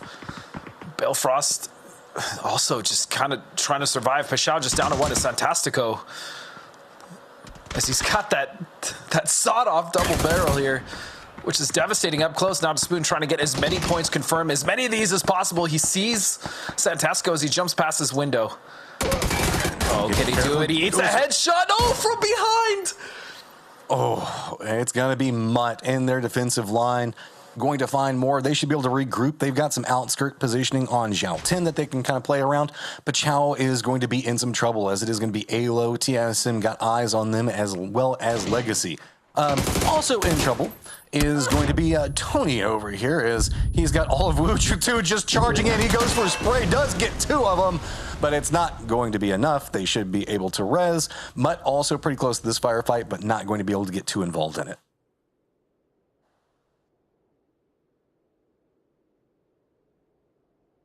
Ooh, we can see friendly fire.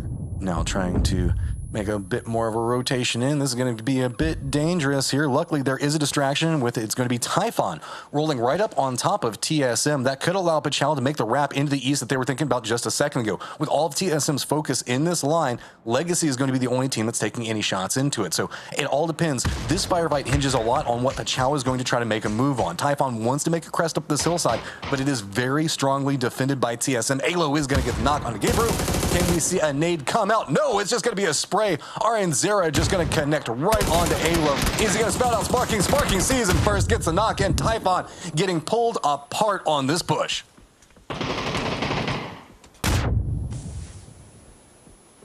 See? Trying to play around it now. TSM doing a good job on control, but there's just too many angles to try to hold down. Typhon right up on top of it, cresting in. Luke's gonna spot this out, finally finishes him off. 2 members of TSM down, trying to see if they can try to recover in time. Pachal did manage to get 2 of their members into a low ground position very close to this. With TSM now just trying to do some damage control, try to see if they can manage to get these reses back together. The other member might be able to regroup. Legacy did have a sight line, should know that somebody else could be coming, and that's one of the reasons why we do see BL kind of holding back behind this. This is kind of the only firefight, as now it could get even spicier. Luna, great position. TSM's high ground advantage, great position. The duo of Sonics in a phenomenal spot. Tons of control, but Falcons going to have to make some very desperate calls, as well as Wuju 2, Mutt, and Legacy. Going to be friendly fire, though, making a play right up on top of Toyo. They're just going to be sending it in. They realize the opportunity. Toyo trying to fend up. Nade's going to be rolling right on top of him. Friendly fire. Do they have the fancy feet? Looks like they're dodging most of it, but Pippa going to do a great job on shutting down any movement on the opposing side. Oh, Michael, though, is the last one alive, and what a time for a code drop. We'll get that one to you potentially after this fight concludes, but Pippa going around to the smoke. Oh, he doesn't see him. And he tries to get the spray, but not enough damage. So still, Michael will be a thorn in their side, but there it is. Finally spots him out, so friendly fire is going to get eliminated. That means that the dominoes are going to continue to roll down. Toyo's going to still have to make their rotation. That allowed Wuju 2 to make a bit more of a shift in. They heard this firefight. They know that there's going to be a weakened squad going to be coming out of this. You can see a couple bullets already coming this direction. Mutt's going to try to go right in between what's going on with Legacy. That's going to cost him a couple of members, but I mean, at least they managed to get somewhere. I say that as a nade is going to be landing right on top of him. Legacy has to make a move of their own, and that's going to be none too comfortable as TSM are now firmly re-cemented in, all healthy and looking right down on top of this firefight. Yep, and Mutt have a very tall order here to try to keep this edge, especially from a healthy Legacy. And once again, Matt, Legacy finding themselves with 4 alive, moving in towards the end game. And this is what we've been talking about this whole time. What they've been missing, the active play style that we're used to seeing once they start to get in these types of positions, but still T-Plants being the thorn in their side, as Michael was earlier for Toyo, but he's finally going to go down to a grenade, and so Legacy will find an edge to play. It's not the best, though. Yeah, I mean, TSM was the beneficiary of all of that firefight. It felt like they were just refereeing everybody that stuck their head outside the smoke. Wuju 2 already kind of realizing it's going to be a similar fate for them if they go into that path. They at least want to see if they can get Gazera. Almost got it.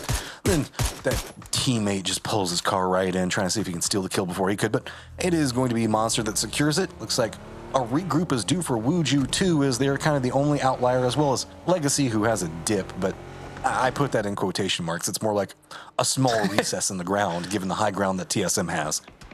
It's something. You can say that. It's definitely something.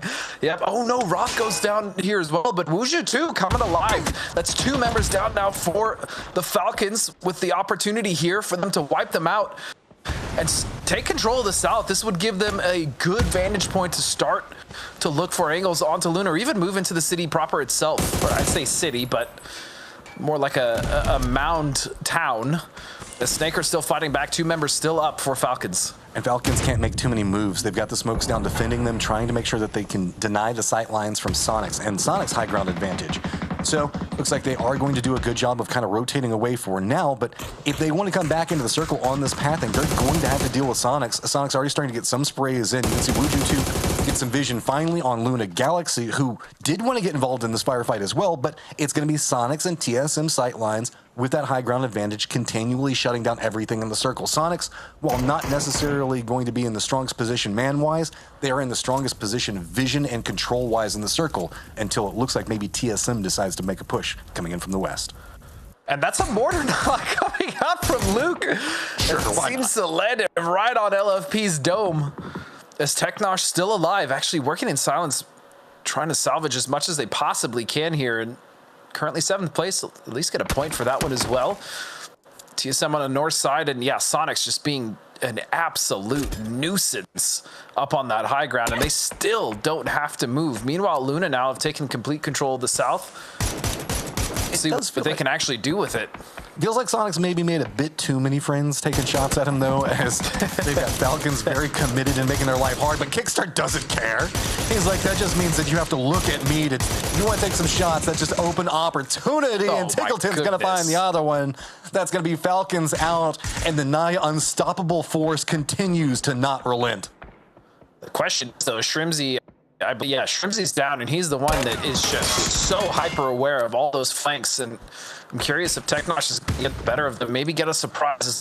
They now have to defend against Wuju 2, but also Legacy on the north side, so they're actually kind of pinched. They're such, and probably not one that we like to be in there. But it's down to 2, and still sneak attack. Wuju 2 are the ones that actually have okay. Okay, now it's going to be Wuju 2 trying to make this wrap in. Maybe Legacy can make some type of action on the opposing side.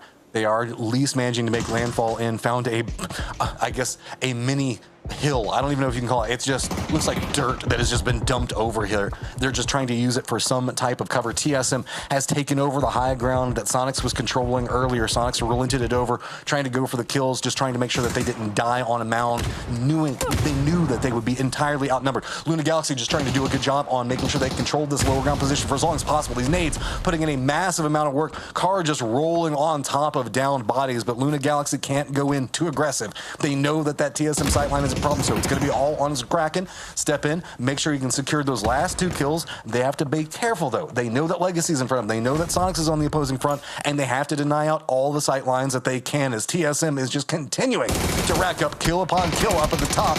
Wuju 2 finally going to get spotted out. They're going to go down. Luna continues their reign of control over here, but the circle even shifts over to TSM, as now we are in our top 4. TSM in control. Sonics not even inside the circle. Legacy with just maybe a foot inside the circle, and Luna Galaxy going to be coming after Legacy's positioning. This game is so intense, my internet can't even keep up. My goodness, Luna Galaxy finally making this push onto Legacy here, as they can. It's just a garage. It's just a garage between them and a full 4-man Legacy going for shots. LFP is going to eat a headshot here, as this is just on the edge. Matt, neither of these teams are even in at this point. TSM once again in a late game have taken complete control of the circle, as Haven will find LFP. Just beautifully played. Now, VHZ, what can you do from this? I mean, any casualties that you can inflict would be massive, but it's going to be Sparking that spots out just the backside of Luna Galaxy there. TSM maneuvering through this so well, and now VHC saying, okay, maybe there's an opportunity for me to pick up a couple of more points, and every point is massive. Remember, we've got a compressed leaderboard sitting at 6 kills right now in the top 4 is big for Legacy. If they can kind of harass out this last member for Luna Galaxy on the opposing side of it. So Kraken's also moving over here, but no good options to move into the circle. I mean, Posa on one side of it, Kraken on the other one. TSM firmly beat it in. Sonic's already looking over here. If you try to crest over to East, you're in trouble. If you try to just go for a reinforce and get the res, you've got to contend with TSM. Luna Galaxy in a terrible position. Like, even the cover isn't cover enough whenever they're just trying to just regroup. Yeah, and again, even regrouping at this point is a challenge in and of itself. Any down, Kraken and Posa just stuck as a duo, and Luke not even letting them with the opportunity to regroup. He's going to get another knock. And let me tell you something. TSM's ability here in late game to take advantage of third-party situations, not even necessarily cleaning them up, but just their positioning, right? Their adjustments when they start to see these fights go off, as we see TSM just get rid of Luna altogether. VHC not even with the opportunity to get the points there, Matt. And still 6 kills for Legacy, though. And a 3rd place, not bad at all. That was a very sneaky angle that he had too, and can't even find the kill in that.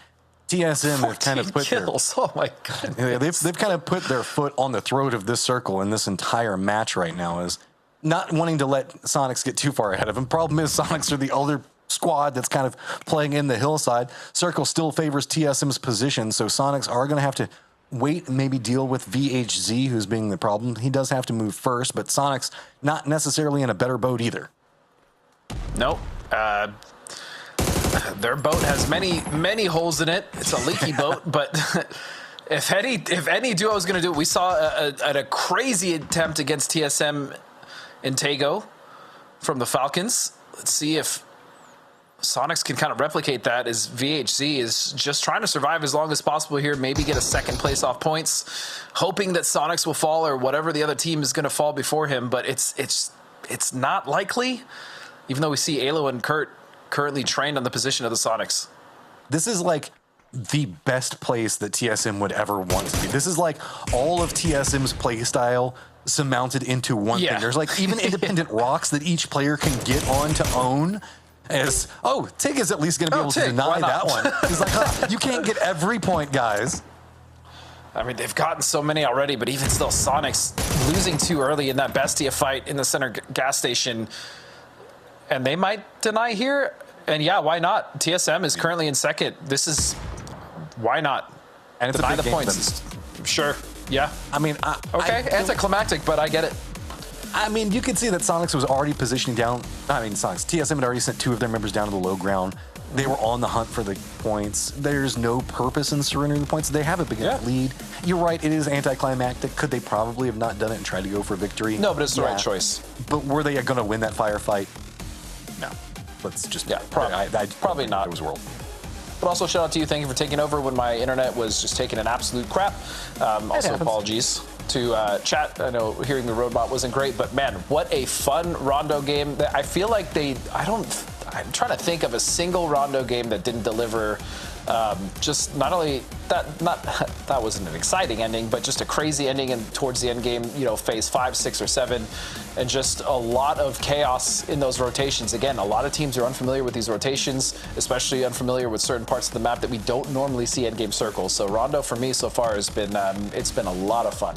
You get to see teams kind of exploit new techniques or having to deal with very awkward situations that we haven't had a chance to see before is always one of my favorite parts of PUBG. Lots to dive into in that game, so we're going to go ahead and toss it over to our analyst desk to give us a breakdown of what they saw in that last round. Thank you very much. You're right, Dustin. That map has delivered. I guess in the words of Marie Rondo, it definitely sparks joy. But now, highlights. No. Boo. Downvote. Talk about the highlights. Very topical. Yeah, right. Considering she's apparently moved on from cleaning things. Oh, really? But yeah, no, Rondo has just been a lot of fun to watch. These guys probably hate it just because they can't, really get a read on exactly what's going to happen next. But, well, that was a little not as exciting of a finish. But once again, another big game for TSM on one of these middle maps. I mean, again, the gap is still wide, but TSM, they are firing on all cylinders again. They're getting a bunch of kills on the edge. That is their preferred play style. I mean, I don't think it's gonna happen, but man, it's not out of the realm of possibility that TSM catch up to Sonics. Now. Yeah, they could catch up to Sonics by the end of tomorrow. This is silly. I thought you were taking the... That's funny. Oh, gosh. I mean, it's still 43 points. Let's talk about how bad my math is. It requires Sonics to not get a lot every time, too. I mean, but they're still gaining on them, and Sonics got second in that game. So, Sonics even denied they were so scared. So Sonics denied they were so scared, Cameron. Like, really? Yeah. Right? All right, so I will say this about that deny, and I'm going to touch on this briefly because it is a fascinating deny. I'm behind them. I think you're right. You deny because you want to advance and you want your opponent not to advance.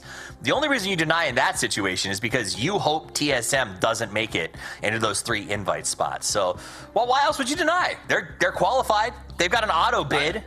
What are they doing deny? Well, I don't know if it's about them not making it. Yeah, there's no reason not to. It's not about them not making it. It's about that's what I'm saying. It's like keeping their lead. My point is the only reason you do it is specifically to troll TSM a little bit. I don't know. I mean, there's no long-term strategic value in that deny other than... Well, no, TSM are catching. What if that 2 points could be the difference? Right? No, I'm talking about PGC points. It doesn't matter. It's still valuable. All right, well, let's pivot this to a valuable segment called the Team Focus. We're going to talk about a valuable team. Breakdown. Typhon. Yeah, so I wanted to look at these guys, see how they play this game. They're bouncing around the middle. This is a relatively new team. We've seen some of these players a few times in the past. What was it? Aranzera and Karak were on Game Beef that we saw in EWC qualifiers. A couple of them were on Spam earlier this year as well. They got 6th place in groups, which, punching above their level, I wanted to see if they can keep delivering. They're bouncing around the middle of the leaderboard at the moment, and they got a good opening circle. I think they handled this stadium presence really well. This collapse on the fight to their east, I would have liked to see them do it a little bit faster, but that being said, the distance was a bit outside of stadium, so timing maybe not the greatest thing. They got a couple of kills out of this, and then, of course, we'll see it in a little bit. They follow up, and the only way out of stadium is to go through TSM. So you can't blame them for this. The macro, I see it. It's understandable. It's there. They got a couple of kills, but unfortunately, this particular game didn't end up being one that they make too big of a splash in. In fairness to Typhon, they got TSM kind of low here. Like they had two knocked towards the end, and it really was, I think it was I can't remember who it was that had to clutch it out. I think it might have been Luke here, yeah. But, you know, they gave TSM all they can handle. It's not like TSM just rolled through them like a buzzsaw. Yeah. I mean, they came in, they're excited. They got their whole roster up and running, and it seems to have unlocked something wonderful, whatever that internet issue at the start of the day was. So TSM looking really, really good. What else can you say? I do want to say you guys have a chance to get some emotes if you want to. So make sure that you register for those. They are free on the bottom. There's a cool little button there you can push to follow. Get PAS chickens and some pans. You're going to love them. Also, reminder, Poro's excited about this because he's really hoping that he shows up in art form, I think. I won't say yes. Cameron probably doesn't feel as strongly about it, but Poro for sure and I would love to be in this. Go to Twitter. We're having a contest. Okay, add Cameron, but leave a little bit of space between us. All three of us. So let's do the drawing. I want you to add something amazing. Do it only in MS Paint.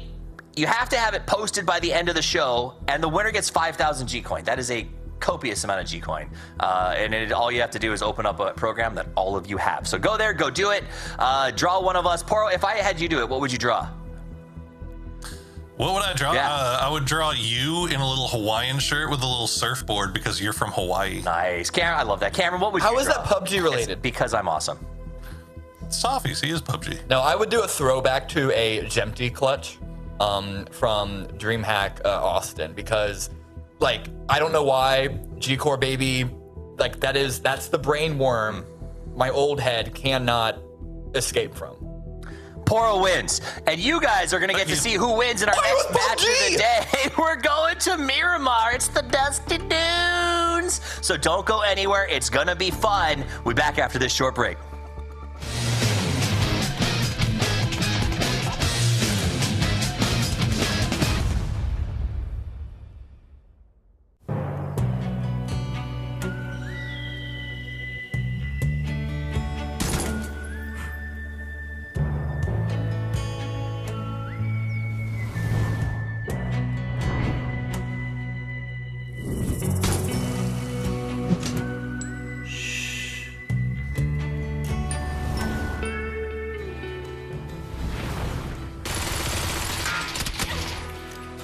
Oh, straight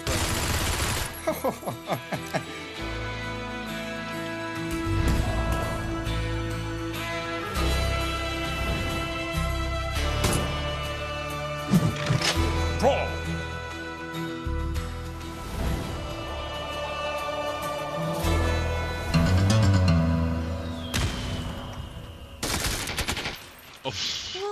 Bro, I'm thinking for a crossbow. Yeah, I am on slow mode.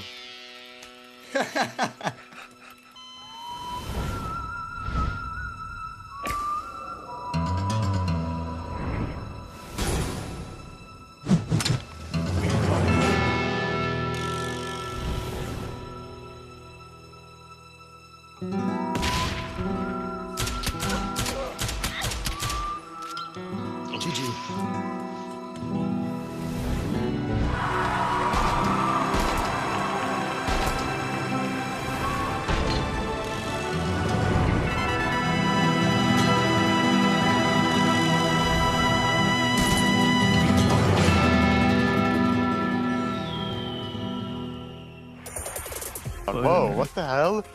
Can He I wants go to in get my out of this hand? cage. Watch out, yeah. Get out of there. Get out. No. Wait, he got out. Look, he flew. He left. Wait, look at him. He flew. No, I'm not kidding. He actually flew out and you let him out. You did. There's people on the road, guys. They're hitting Zig. Should we crash? This team's gonna hit us. We crashed it. I knocked this guy. One more on your side, Matt. He's flanking it. Two on my Where? side. Two on my side. One inside. Wait inside. Oh, crap. Coming around with me. You ready? Yep.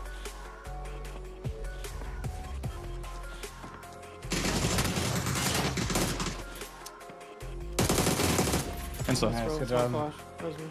Foul. Shot. I lost my helmet. It's possibly. I lost my helmet. I'm healing. Okay. Alright, I'm Headshot down. one. Hit one twice. Knocked one. One more in the close building. Nossa, foi amassado, velho. Boa. Um up só. Mais um no carro que passou. No carro que passou tem mais um. Costa. Embaixo do verde, embaixo do verde. Vamos duas. É o último. Morreu, Costa. Toma cuidado, moço. Coloquei no escudo lá, Trisky. Nossa, aqui é horrível, tá? Tomando de longe. É horrível, hein? A gente vai ter que engajar esses caras do skip. Cara, não dá. E decidir, mano. Vamos avançando de pouquinho em pouquinho, a gente não bate. É a Legacy no 1, noquei um ali. Vamos. Right smoke. One's in going now. One's in the back smoke. as well. That is though. Nice.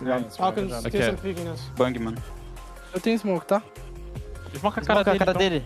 E vocês desmoca eu pra gente passar, mano. Pelo lado do posto.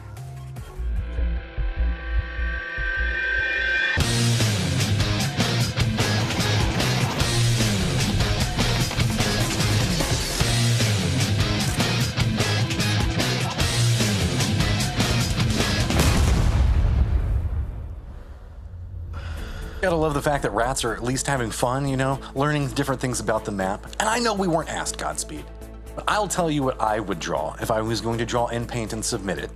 There's two options. I can't figure out which one would be better. The first one is the 4 Angry Men nade. Face it, you know, that's a historic moment. You know, Okay, it's just sure, cool. yeah. Or Sonic's dying to blue while TSM is pushing them, because then you can put thought bubbles for whatever you would think that Sonics were thinking whenever they were pushing in. I'm saying you can't do that. Only because I feel like drawing the Sonic situation would be way easier, because I am just horrendous at drawing. That's all you got to do. Either one is fine. The 4 a.m. moment was definitely very cool. Also, shout out to Kurt for transferring whatever internet issues he was having to me. Appreciate that, Kurt. Really, really awesome of you to do so, sir. As we head into Miramar, and before we get into anything else, we have to look at Power Grid, Matt. Power Grid between gas cans and Mutt. Is that going to be another issue? And it looks like it absolutely is. I mean, commit at this stage if you're going to commit.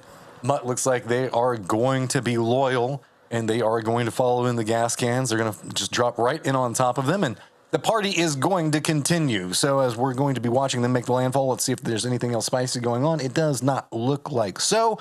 So, how are we going to land in position? That's always going to be the big factor. It looks like it's going to be mostly the northern area is going to be going over to Mutt. Drop-off is going to find weapons very, very quickly. Bots is just right on top of them on the get-go. He's got himself an AR, not much ammo to work with. Goes for some shots in. Bizzler's going to bring in the heat off the side of this get-go. Pistols in play. It's like we were watching that Wild West shootout from a second ago. Yeah, this is a fantastic start here for the gas cans. They're able to get 2 knocks immediately. How am I bad, though? It's going to get traded, and he's traded in the open. That's a potential flush here for Mutt. Yeah, it looks like they're going for it. Still 2 members down, though, in that eastern warehouse. Oh, what a shot. Granted, he didn't have a vest or helm, but still. I mean, that's early game, man. It's a strong weapon. Mug's trying to exploit it. It's just vulnerable going for each one of those peaks. 2 members now up. He realized the fact number's going to be coming after him. He's trying to make sure he jukes around this properly. I don't think that there's anybody that's going to be pushing this side right now, but I think that they just want to make sure that they're securing a no push for a flush onto Trisk at the time, but instead it was damage control and trying to go for a res. Oh, Mug! What are you doing to him? Just lighting him up. Finally, Bizzler gets retaliation. T-Plants, the last one up. Gas cans need to recover here. They desperately need to recover here. They've managed to have a much better day overall as far as points are concerned. Currently sitting in 11th place with 43, which puts them in, you know, within shooting distance of actually making the top 4 and qualifying, but still, T-Plant's a threat, especially with 2 members currently down. They have to be careful on these reses. He might have seen Hackerman. No, he hears the shots, though. And there it is. Okay.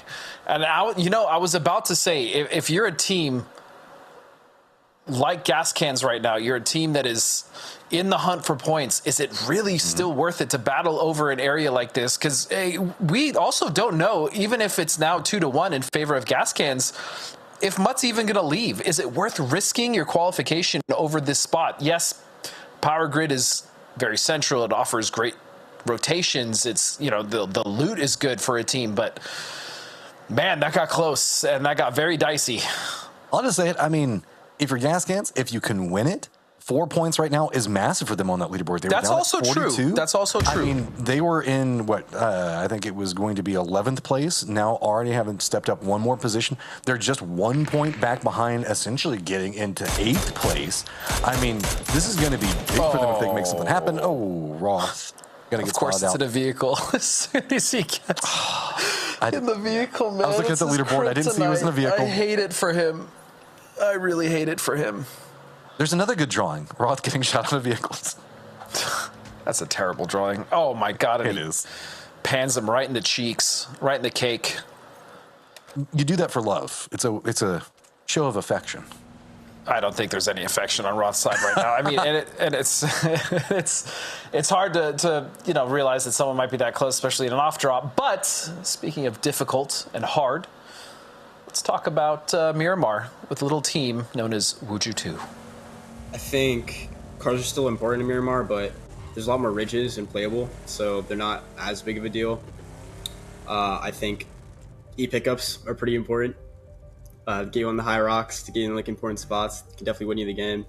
Exactly, on Miramar you have such a big hills, and then you can scout it like the whole map and then see what other teams do, and then you can predict like the positions what they will take probably in the next one, and then you can just pre-drive it maybe, or like you can like just really good scouting from it.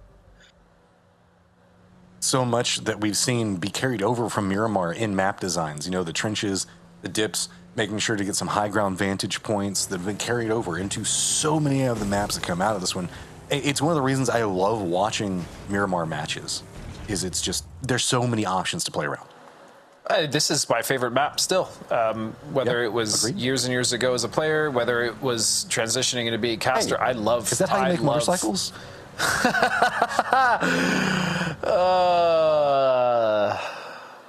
Yeah. Miramar is still my favorite map. But it seems like, especially when we talk to multiple teams, Matt, the one thing that they always talk about early game or any of the struggles is just making sure you have vehicles. I mean, especially in a map like Miramar, right, where traversing the terrain can be somewhat difficult, or getting to high ground can be highly advantageous. Everyone pretty much so far in our interviews has spoken about just getting vehicles early. I mean, vehicles early and high ground advantage on Miramar is kind of the bread and butter. I know it's an EU team, but we've seen Twisted Minds. That's how they found so much repeated success. We know that it's a core factor for TSM whenever we're looking over on Erangel, specifically how they play around Everest. High ground advantage, vehicle control, very first things, and can carry easily over into y'all's games. Whenever you're playing, make sure you're, there's oftentimes you go for hot drops, you're just having fun or whatever else like that. You want to carry up your success rates, find vehicles early, make sure that you're getting high ground advantage in vision before you're making moves into rotation. It's just that simple. It'll push you up so much in rank. Yeah, and if you're someone that enjoys playing PUBG casually, something else that I mean, I still don't do enough when I'm just playing pubs with my friends is just load the vehicles with ammo, Panzers. Dude, I don't do that enough. Panzers are often so brokenly good. Or just utility, right? Smokes. Load the vehicles that do have a trunk up with utility and like items that you could use later, or weapons you can use later. Like it's so good, and I don't even do it enough in the public games and casual games that I play, so it's a very good tip. It's often like the quote unquote newer things that get added. We saw that in some of the interviews that whenever you're talking with Rello, is the adaptations that you make to it. And sometimes it's just like you get stuck in a rut mindset. You've been playing for so long, you're like, I'm just old, so I'm just old, so that's my excuse. Back I mean, in my day, trunks didn't actually hold anything. And speaking of adaptations, I mean, you going back to that interview, which again was beautifully shot by our cameraman Adam. It's so cool, and it's so unique to watch these players. Speaking of high ground, make all these adaptations with all the things that we talked about, right? Like blue zone grenades, emergency pickups, gliders, new maps, new utility, Panzerfaust. It's just like, and it all comes together so well. You give these players just a couple months, and it's just like it looks like they've been used to playing with these things for years. And I mean, that's just how crazy the level of competitive PUBG has become from even just like 4 years ago. I mean, forget 7 years ago when it first started. I mean, the level of play now is just astronomically higher than it was 2020 or before. I just have to say, next time we do see Sonics and they show their cameras, you notice that Tiggleton's camera is very positioned to show off his new muscles that he's developed up. I'm just going to say, Tig is jacked ripped now these days. He is. I mean, all the Sonics are getting pretty jacked.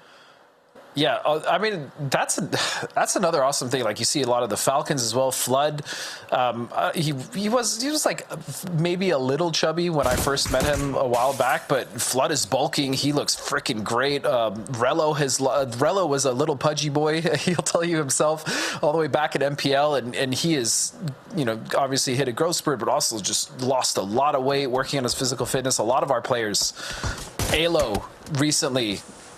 Just also congratulations to him getting married, but also just lost a ton of weight. Kurt also lost, like all of our players are getting healthy, and it's been super awesome to see, man. I'm so happy for these guys as we unfortunately watched DraftKings get knocked from Tig in that high ground position. But yeah, mental health and physical health is very important. Tig. Why are you doing them like that? And you are correct. I mean, this is an interesting situation as no gas cans kind of deal with Sonic's low ground members. Coming in after this one, Shrimsy down on the outside of this, gonna get red, but Kurt's gonna try to abandon him. No shots from range coming up from Tig are going to be enough. No, not enough at all. But yeah, I think it's awesome that a lot of our top teams, a lot of our top players are now working also on their, you know, on their physical well-being and their health, more importantly, which is it's been a pleasure. I mean, I lost a lot of weight in 2020. I gained a decent portion of it back, but now I'm down a bit again. Still got some ways to go. Weight loss sucks, especially when you love food as much as I do. But yeah, it's a process, man. And as long as you stick with it, the results will come. Queso's a problem. That's all I'll say. Working in silence, not going to be making a rotation right next to... I'm obsessed with it. We've got Potentially Dangerous making their rap. Pachow's going to be coming in back behind them. I know we've been doing a lot of over-talk about different stuff going on in PUBG, but it's been pretty quiet outside of those couple of shots coming in from Sonics and their high ground vantage points. Friendly Fire also going to be rotating in. Gas Cans retaliation shots coming back. That's kind of it. Nothing big and spicy happening until Pachow makes this rotation in just one moment. Pachow, I mean, they're a team that generally has really good positioning early. This is one of the few times we're actually watching them kind of have to chase the circle a little bit, as they're going to be coming onto that eastern edge, and that's going to be right around, looks like Working in Silence and then Potentially Dangerous. So I imagine they'll stop down, check this ridge first. They are a very cautious team, really good with their fundamentals as far as rotation and scouting, so that's exactly what we're seeing from them here. I mean, independent solo right underneath of them. Friendly Fire with vision for days. I mean, days from this point. They have another duo that's going to be to the west of them. That's going to be pretty far away. So this is a lot of control and vision. These 2 points technically cover each other in some fashions. So, I mean, nobody's really down here, but if anybody does, the circle does come down here. They do have a lot of capabilities for counter protection. It's similar to what we saw going on with the Sonics a second ago. It's great until a 4-man just crashes you. That's the only problem. And oh my God, do it, Michael, do it. Oh, was that the? No, he actually, I'm pretty sure he got a tag. I don't know if it was him, but one of those Friendly Fire members got a tag. It's going to put him not necessarily on notice, but a little surprise. Like, oh, maybe I should be careful. Still just down to Tig and Win. So at the second game, Sonics have actually lost members earlier this time around than it was in the last game to that Bestia crash. But hey, they still managed to get second place with what, 6-7 kills? Yeah, I get what you can get at this stage. Is the, I guess, massive gap that Sonics had is still massive, but not as massive as it was. TSM trying to creep in. Then there's the big gap back behind them. Realize that it's a 43-point drop from Sonics at TSM, and then it's a 43-point drop from TSM to Luna Galaxy. This is a ridiculous leaderboard. Then 1 point back behind that, Bestia tied up with the Falcons. 1 point behind that, Legacy. My Lord. PGC points on the line. This is still compacted. Yeah, it's cool to see Sonics popping off. It's cool to see TSM doing their thing, but there is still a lot of impacts moving into the rest of the year right here, right now, happening in these rounds.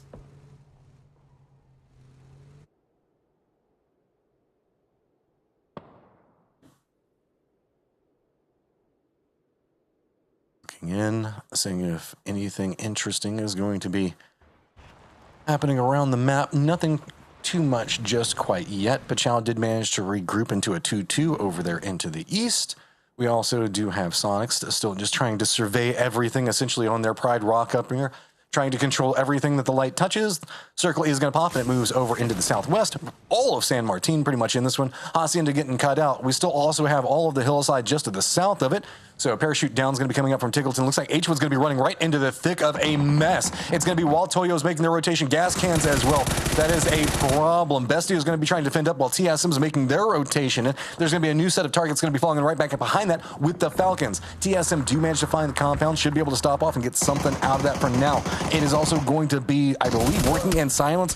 Coming in the rough time, it's going to be friendly fire. This is just getting hectic. Everybody all rotating on the exact same path at roughly the exact same moment. The Spoon trying to hold it together, realizing the fact that there's a weakened squad out in front of him. Solo up, trying to go for the spray out. Can he get one? He does get the knock, but cannot get the flush. Sandstorm up on top of all of the mess. Everybody making their rotation into San Martin is just going to make this even more ridiculous. But Chow is trying to see if they can wrap all the way down to the south, find something to go on. Friendly Fire does get some separation away from them. Gas cans trying to make some resets happening. San Martin is popping off. Everybody's trying to make a rotation into it. We can see the Sonics already did manage to regroup into their duo. Looks like most of our rotations have now managed to calm down. We've got Wuju 2 to the north, we've got Potentially Dangerous to the northeast, and then we've got our Raps down to the south, probably around maybe that power grid sight line, but everybody can take a second, breathe, except for TSM making their rotation, afraid of maybe somebody catching them out, but Bestia probably going to spot that, but not going to stop off for it, just going to save that one, put that in the notes for what's going to be happening in just a moment. See? Looking in. Yep. Okay. Wuju 2 making their approach into the north. You could see that they were trying to vie into that western front, but they bumped into Luna Galaxy. They're now having to retreat to the east. It's going to be roughly the same time as Potentially Dangerous is going to be rotating. So all of our late rotators kind of bumping into each other at this final stage is the ones that kind of bore the brunt and just sent it into San Martin, having to kind of control the outer territories. Potentially Dangerous do spot out Wuju 2, go for the nades in. Retreating back, there also should have some reinforcements, but keep in mind this is not inside the safe zone. We're at phase number 3, so not the worst and not the best, but don't want to stay out here for too long, specifically with sightlines, how active they are. The Ross is going to go down. Sneak attack is going to spot him out, and that is going to be Wuju 2 getting a quick flush into that Potentially Dangerous, trying to see if they can defend in. Do get a counter knockup there on to Cowboy, but Glock's going to go down roughly the same time. Tony in some trouble. He is firmly surrounded, decides to go, yep, I just need the point. There are no good options to work around right now. Does get another knock, trying to retreat away from this one, gets reinforcements. Seifu's going to be cresting down just one moment. Slabby trying to defend in. Seifu's going to find another one. Tony in some trouble, does manage to get his meds up, but right as soon as he goes for any form of peek, it looks like Seifu knows exactly where he is. Going to be leaning in the high area for it. Nade's going to roll a bit far, but still going to be just enough of a distraction for Seifu to finish it off at a pretty big cost, though.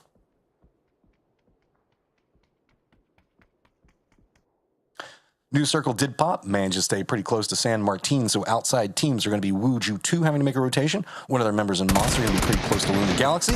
He's going to be able to spot out what's going on. He gets dropped off of that one pretty quickly. His Legacy now going to hear that. Take some shots into Luna Galaxy. Toyo, who's going to be defending up to the northwest, also going to be trying to gatekeep out most of the teams along this line. Luna Galaxy having a pretty difficult rotation ahead of them, as unless they rotate up and around to the north, there aren't a lot of things for them to work for. Meanwhile, Legacy's trying to regroup, Pachal's trying to regroup, and Friendly Fire are all kind of making a path to send it into San Martin, which is just the most popular place on the face of the earth right now.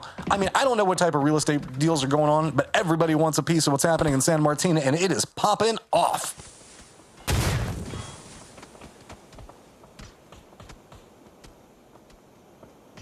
Looking through, you can see the fact that we've got Pachal, did manage to make landfall right next to Working in Silence, so this is kind of the western territory that they're having to contend with. It's going to be Bestia just to the south of them. Our centered up teams are going to be Gas Cans, TSM, and Falcons. So they're in the safest of positions. Gas Cans pretty much in the centered point to play from. Legacy, Friendly Fire, Luna Galaxy still are outlier teams, but Luna Galaxy is rotating into the north. And see, everybody just trying to make sure to loot up whatever you can at this stage, because this is going to be a very hefty late game firefight. San Martin is probably going to be a core component of it, so everybody's making sure that they keep their smokes as stacked as possible. You can see not a lot of utility trying to be used from these squads that are already inside the city, because they know how vital that's going to be. If this compresses in, it is just going to be so hard to maneuver in as we start to see all these clusters of teams slowly creep in. 42 alive at this stage, and just doing some quick math, I would say about 30 of them are inside of San Martin at the time.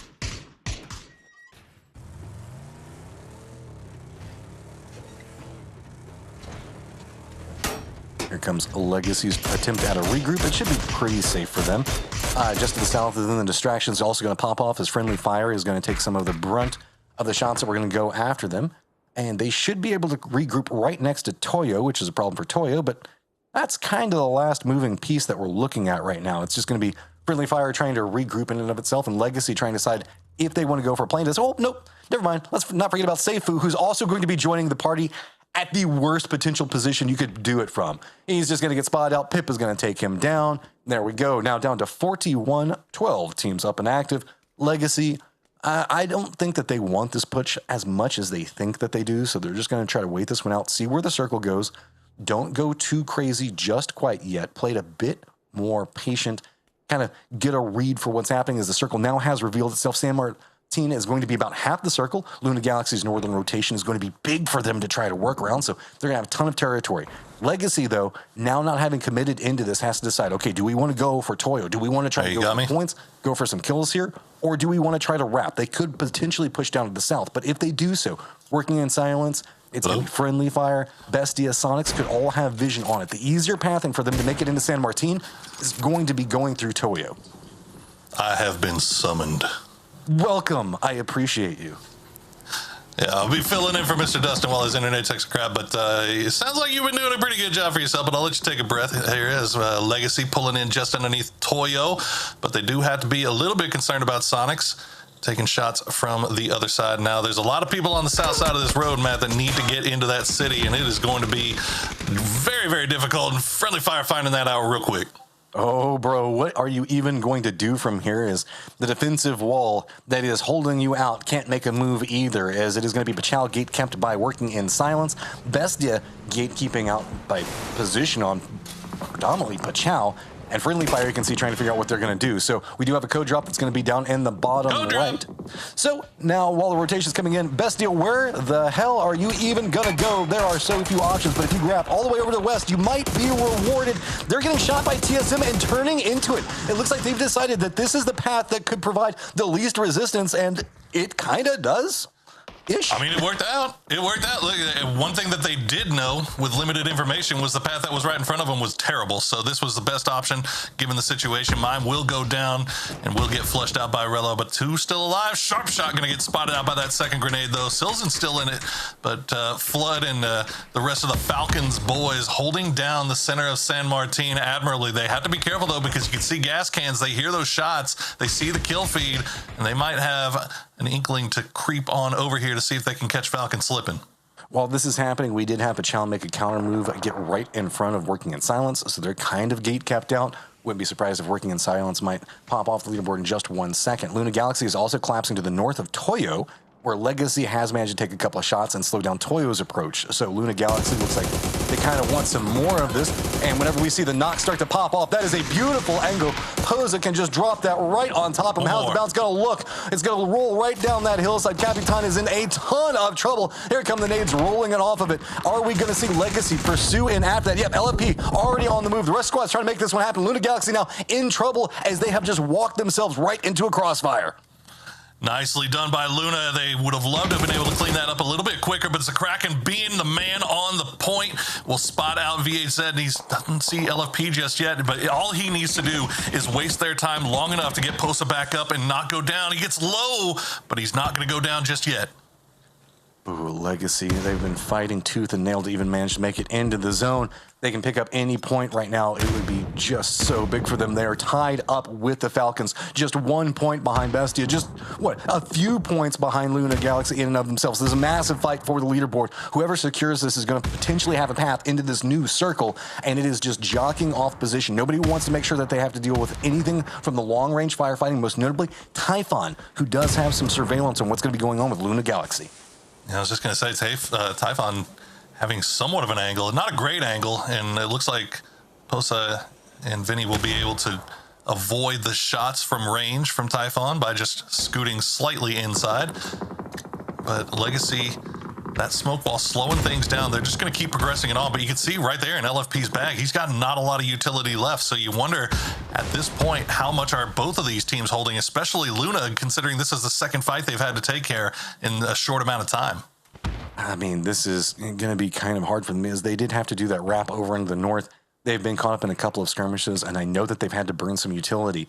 So now, how much of a commitment do we want to see? These two teams can live uncomfortably right next to each other, but Legacy, not the type of squad to allow it. We know that Luna would probably prefer a bit more calm, but this toss pretty good. Good read on Legacy, even through the smoke, realizing where the throws could be coming from.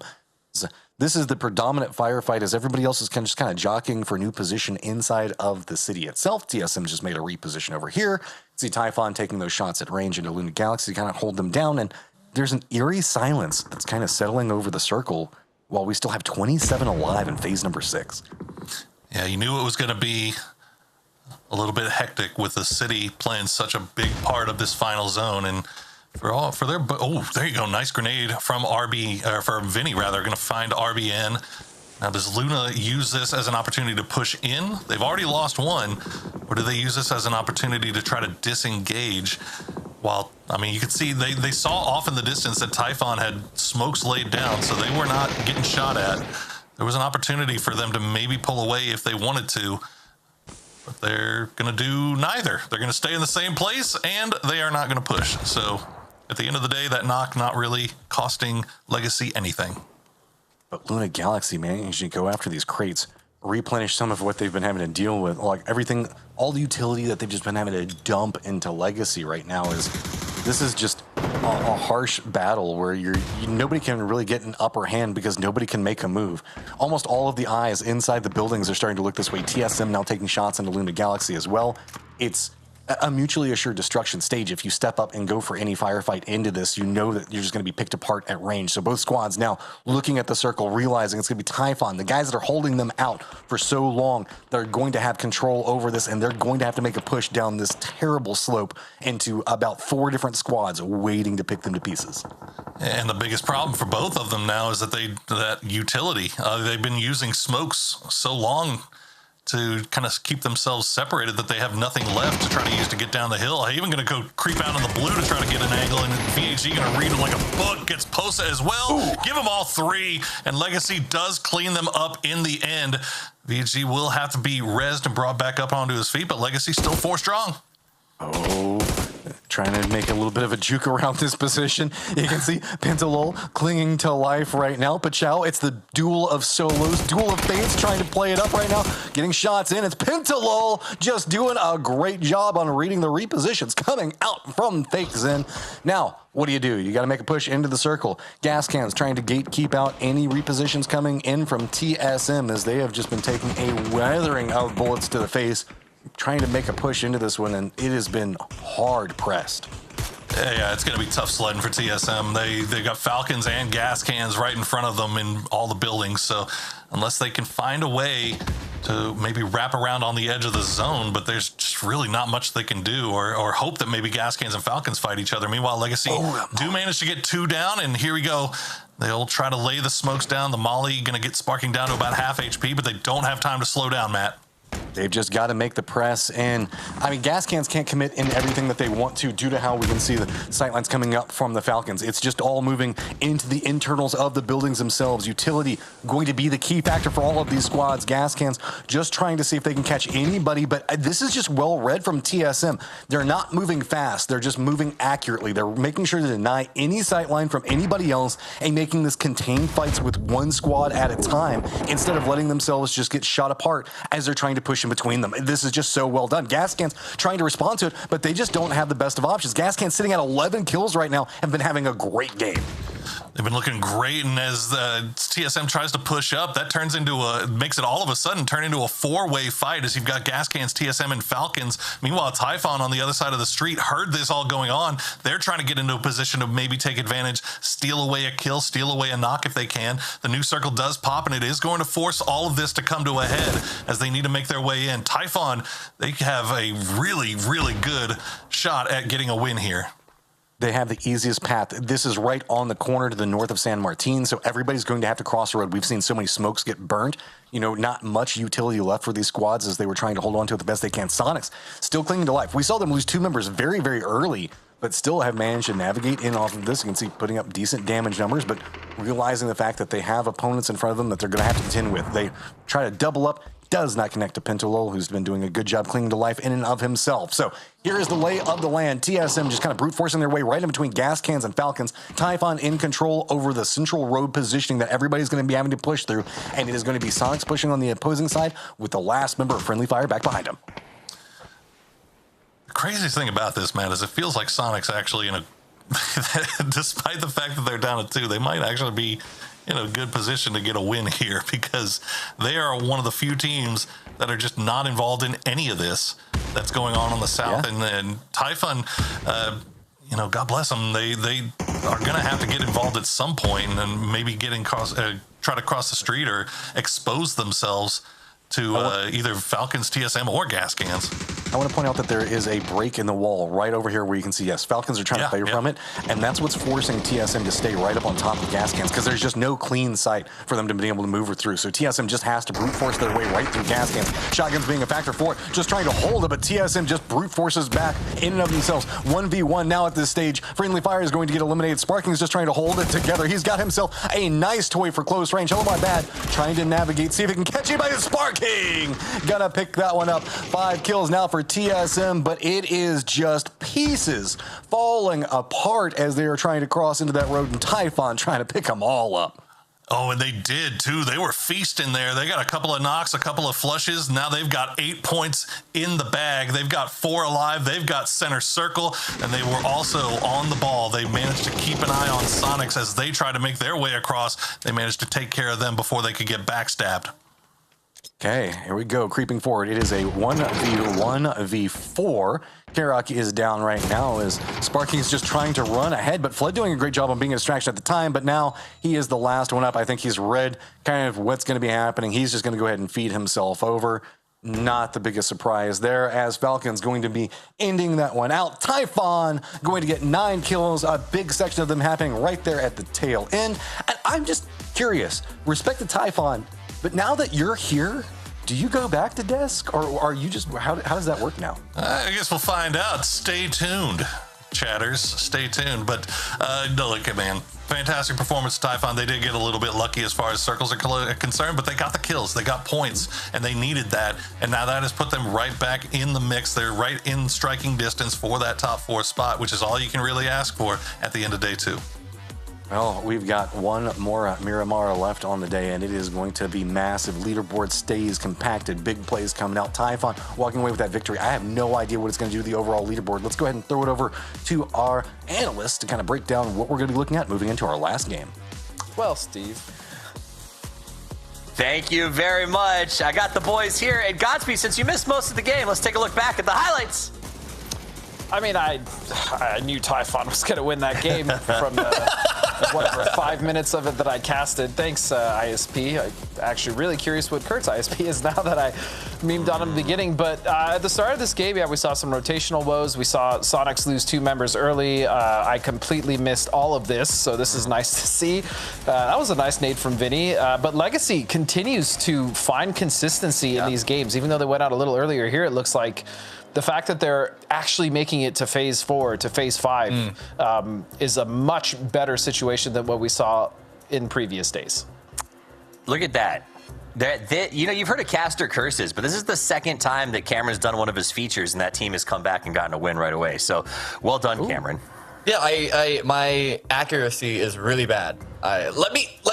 I mean, it was a city ending, so I don't know how much value we would have gotten out of watching Typhon just anchor a position in hardcover and clean up for the win. But regardless, yeah, I mean, this is what we wanted to see. TSM got a couple of points, not too many. Sonic's still in first place. The gap has closed slightly, and we're over halfway through. So this is where we really want to see the gaps start to form and really figure out who going into tomorrow is going to be in a position to fight for qualification. And I think that's the big story right now, Godspeed, because it is that idea. Like, Sonics are going, right? Like, at the end of the day. And it comes down to who are those next 3 spots. And TSM has made a very strong statement that it's going to be them. And I think that unless they let off some crazy gas, it is. But that race for 3-4, which is technically 2-3, anyway, 3-4, which will still go if Sonics wins, is, I think, where the contention really gets going. And with 1 game left to play, you got to make your moves. Yeah, absolutely. And then if you remember at the start of the day, it was Friendly Fire, Bestia, and TSM that all had, 41 points? Yep. TSM has skyrocketed, but Bestia and Friendly Fire have actually fallen, and Legacy and Typhon have actually crept up into those spots, which makes this very stressful and very interesting for the players or the teams that were in those positions that were looking good heading into day 2 and now have to fight once again just to get back up there to make sure they maintain those spots. Well, I should clarify. It's not that I cut him off so that we could get to the segment, but I did. So we went ahead and hit the stop Godspeed from talking button because you mentioned TSM, and Cameron actually chose them for his team focus. So let's take a look at TSM. Yeah, again, with Sonics, they got 2 in a row. We saw them get the 3-peat. TSM close, but weren't quite able to get the 3-peat back-to-back wins themselves. They found a really nice opening kill onto Roth. Don't really know how Roth was supposed to not die here. In fact, Luke is even sprinkling some salt on that wound with the thrown pan elimination, thrown pan flush. But from this point on, TSM, they like to play edge, so they're just bounding forward. They're leapfrogging forward, as it were. The problem is, when it's centered up on San Martin, they had to make a send, get inside. Once you know the city is going to be a prominent position, there's no reason to not get buried deep in. And unfortunately, TSM just weren't able to get too many kills from this position. It was 100% the correct play. They got, 3rd place at the end of this, and they got some kills.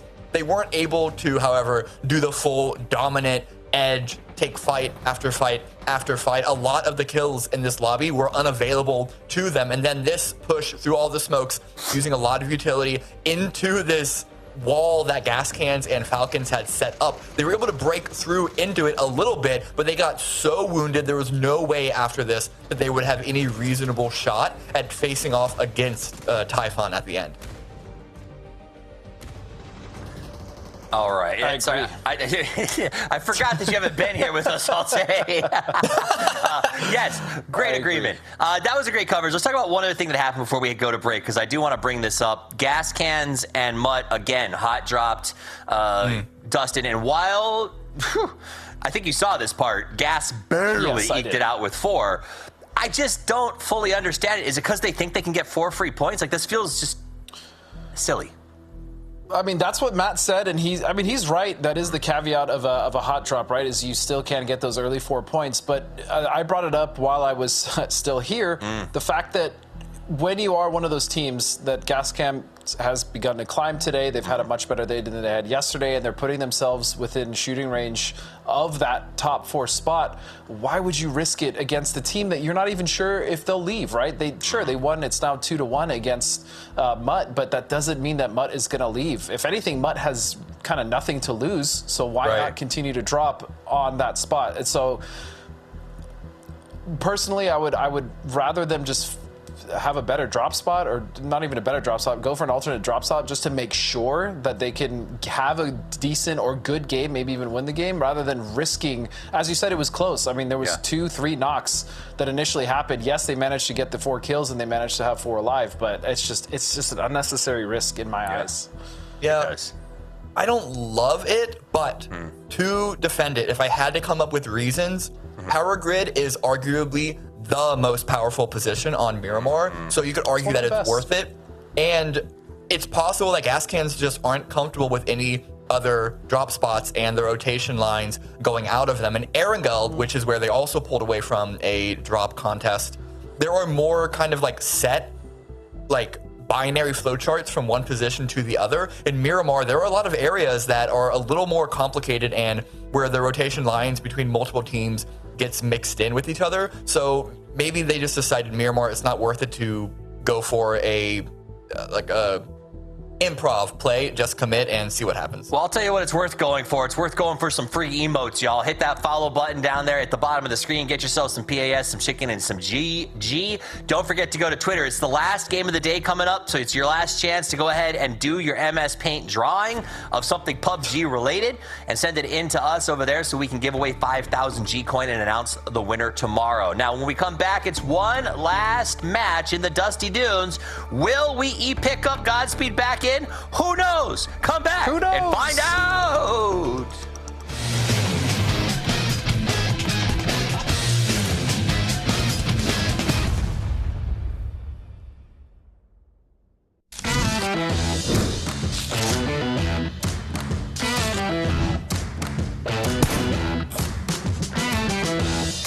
Welcome back, everybody, to the PAS Game Show. I'm Matcham, joined by Shrimzy, Nordskiff, as well as Roth, and we're going to be moving into round 2. Basic trivia. Super simple. It's just I'm going to ask you a question, you answer. You get points for every single time you get it right. You guys ready to jump in? As we are going to go right into the first question. Easy peasy. Which player had the most kills in the last chance of PAS 4? One of you should know it. Oh, no. And I should know, all questions are selected before we pick up players. Oh, no. I don't even remember which team won. Oh,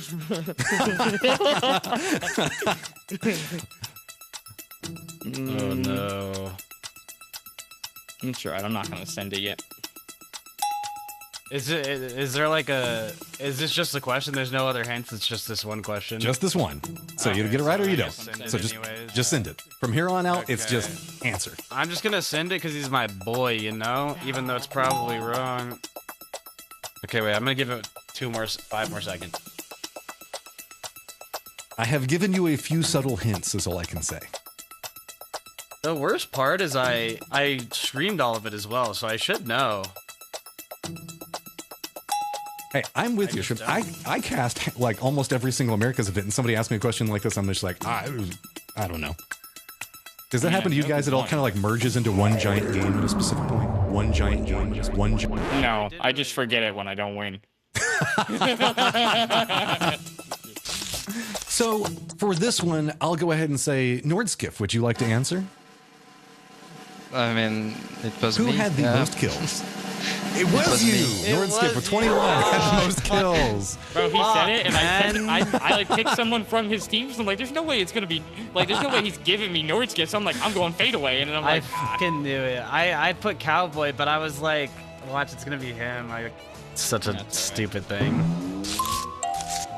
All right, this one's a bit easier. What, if you look at your screens, is this weapon called? No.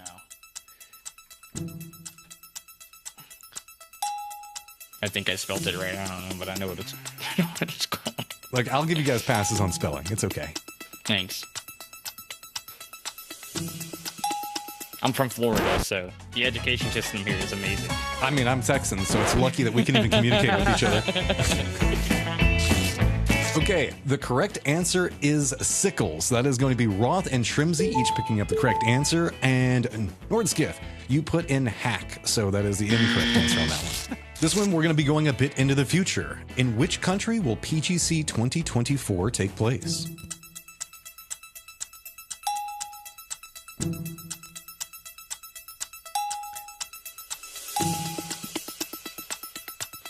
I always enjoy looking at the cameras to see if anybody instantly tries to open Google and type in anything. No, that'd be crazy. I thought about Swire. Yeah, after I submitted, I was like, I really want to look up, but I was like, he's gonna tell me anyway. So I thought about Swire, dude. I thought about Swire. All right, so Nordskiff, Thailand, we are headed there, but that is not going to be for PGC. And therefore, Roth and Shrimzy, you get the points for Malaysia is going to be where we're going to be going. So, next question on the list is, which team won PGS 3? Which team won PGS 3? this one's easier for me because we got second, so I know who.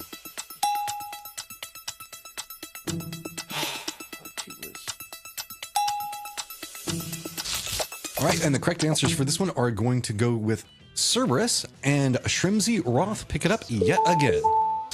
And our last question in this stage is going to be, which word is pixelated in this picture? Which word is pixelated in this picture? I don't know. Oh, thank God I just I will opened not the hold game it right against before you. this. If you can't spell it, it's okay. Just get close. All right, what word is pixelated in this picture? Our answers that we have submitted are Nordskiff, you put PUBG Corp. That one is incorrect. Shrimsy, you put who would know this? That is unfortunately also incorrect. But Roth, you put Phalanx, and that is the correct answer. So at the end of round number 2, we have, it is going to be Shrimsy in first place with 7 points. It is going to be Roth at 5 points, nipping at his heels, and then just back behind that is going to be Nordskiff at 1 point. But worry not, we have a ton of points moving into round 3. They're on the table. See you guys in a second.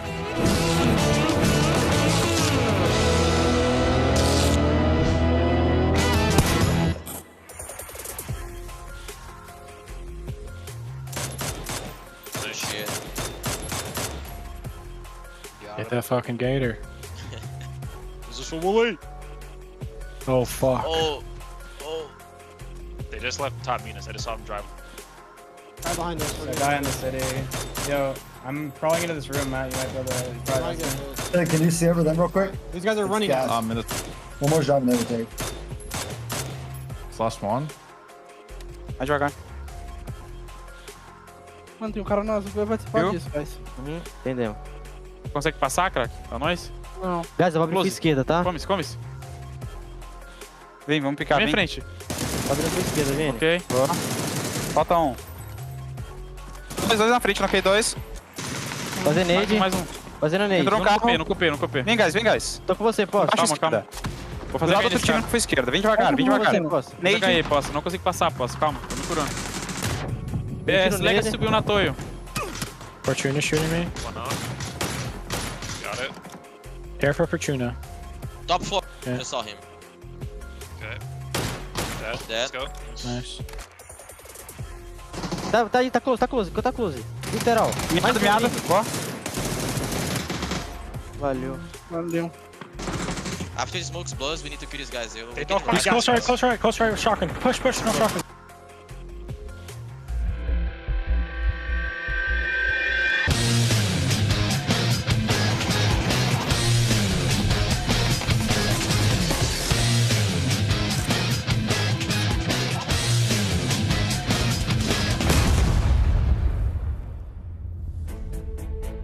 I swear, every single time we get TSM comms, there's always some variation of Sparking saying, we need to kill these guys as he's killing a guy. It just is like reoccurring. I guess you just gotta live the dream. You just gotta say the sentence before you kill him, right?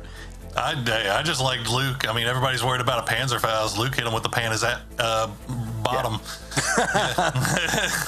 It works. It works. Hey, I mean, that's what I was excited. And it's become like a TSM trend now because I feel like Kurt did that to somebody else in group stages. Well, okay, what Kurt did was an entirely different level of I'm frustrated at the game. He picked up somebody, ran them out to the blue zone, dropped them, walked back in, waited for them to crawl back in, and then panned them. I have never seen that before, and that's the most Kurt thing I've ever seen in my life. That's levels of petty I can only aspire to, unfortunately. Well, we got one final game of the day, Matt, and here is the question on everybody's mind. Will the wheels come off of it like that usually does in final games of the day? Well, with the trend and how things have been going, sure, why not? At least it's not on Erangel, right? Yeah. The thing I wanted to point out, though, is we've had TSM win, 3 games now? And we've had Sonics win 5, and we are game 12. Yeah, that is kind of ridiculous. Is yes, we stay committed in. Boy. And I like this. If I'm gas cans, make it work. If it's working, I mean, double sickle, AKM. This is good. You mean double hack? Yeah, no, it's if they win it, yeah, it's great. But and they're I guess committing it to it for tomorrow because we're going to be starting on Miramar tomorrow as well. So on the days when they have the most to play for is how am I bad? Oh no, T-Plants. If you could have got that, that would have been huge. I mean, the muzzle breaking everything. if the team that's lowest in lobby is dropping you and you need points, I say go for it. But yeah, that's going to be a problem.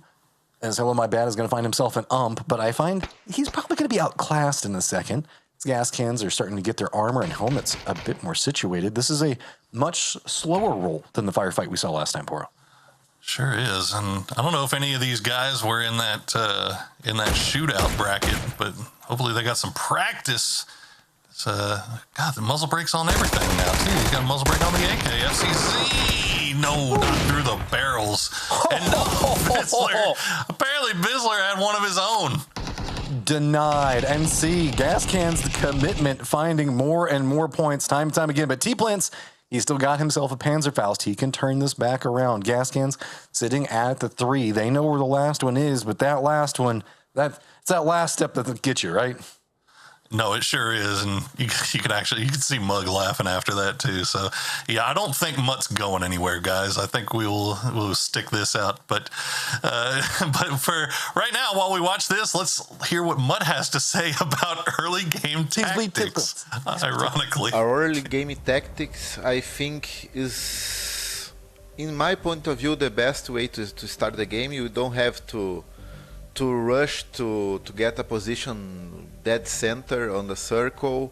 We don't like playing very much on edge too, unless our playing path is so far off, so that we lose too much time in the beginning of the game. So I think between the center and the edge is the perfect spot. So we can set up, do some split, get some views around us, so we can decide where we are going to play when the phase 2 happens. So I think it's pretty much it. We don't have to rush anything on the first circle.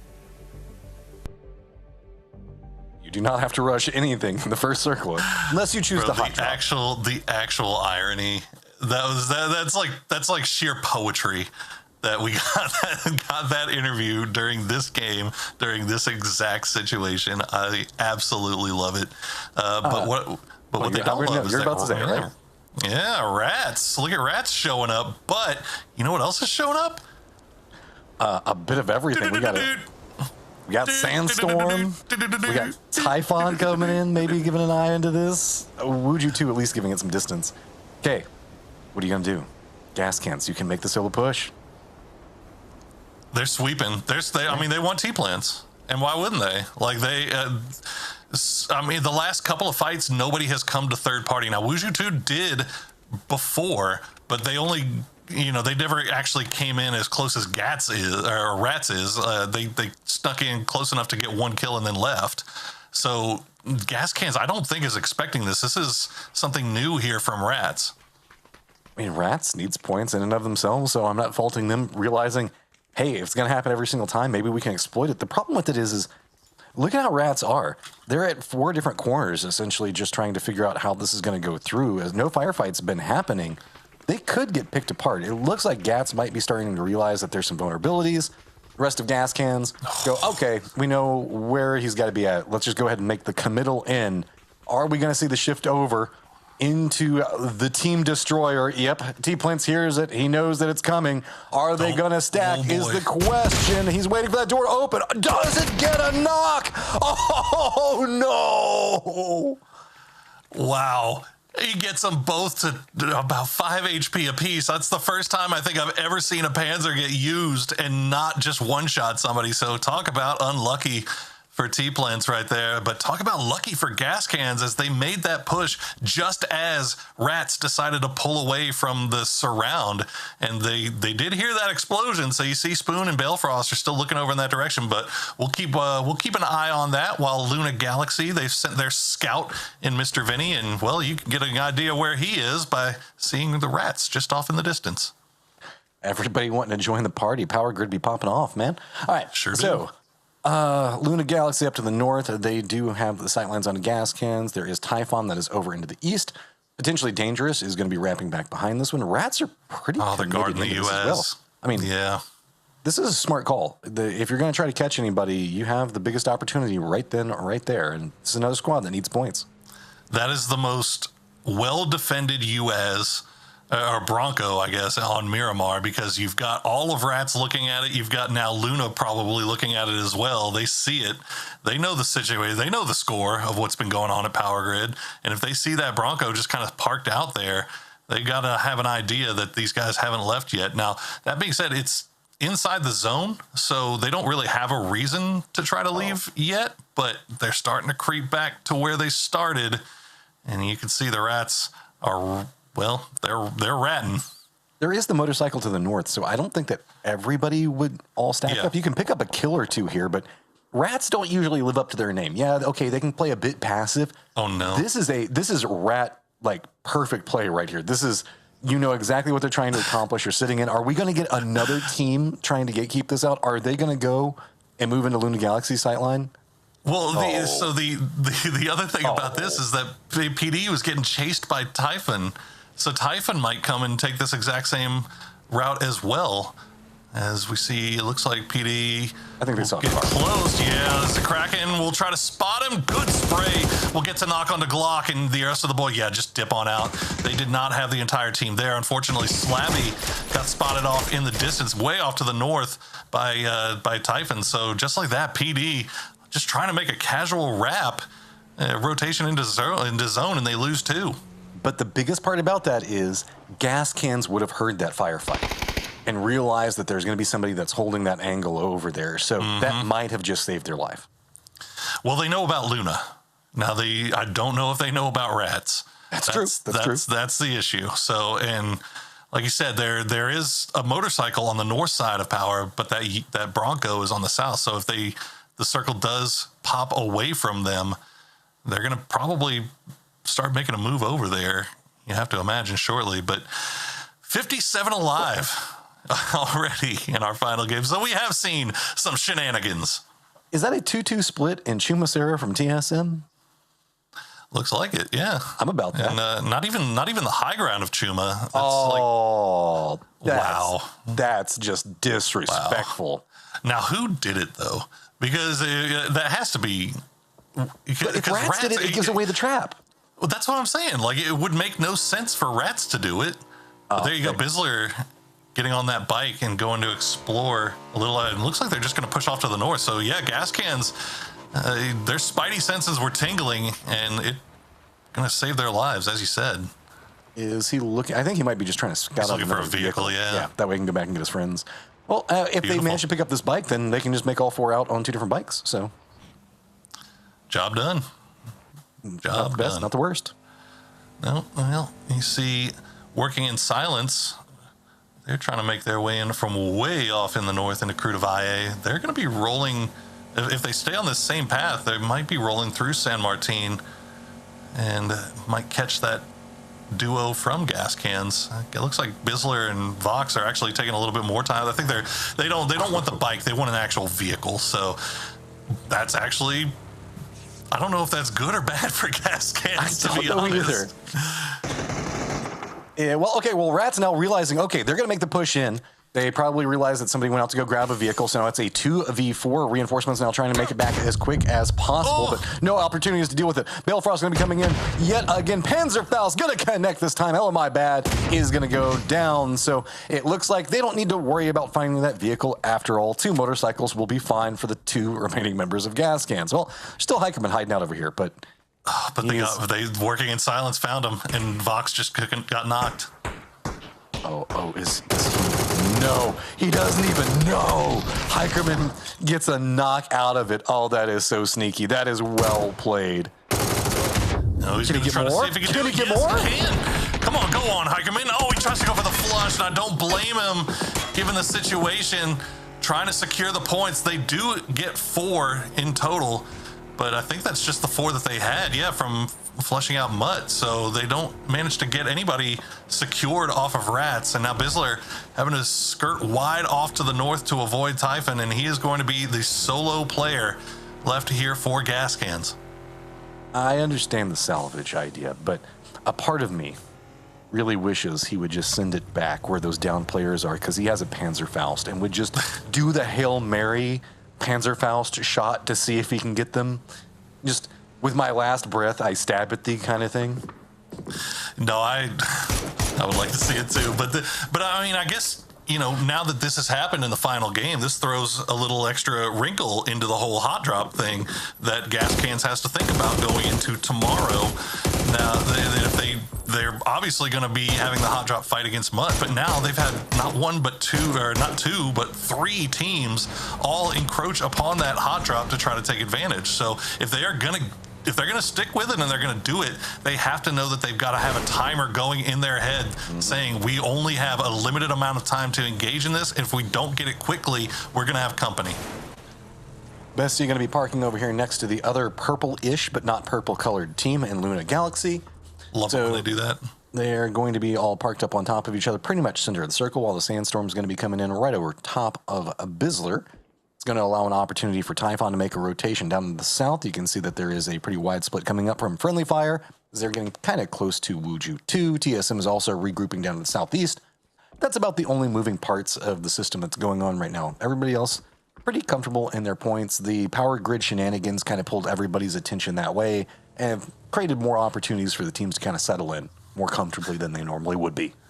Yeah, it also just created a lot more space, right? Just because we're now 10 players short of a full lobby, so you don't have to worry about a lot of these spots being taken. So, and you can actually see a lot of teams really electing to kind of keep everybody together here, as Pichao will spot out Sparking. He's going to go down, but unfortunately for And1, or for Santa, really, they're in the blue. Can he flush that out? No, Sparky's going to get behind the or the shack, so that's great for TSM. This should be able to get him up.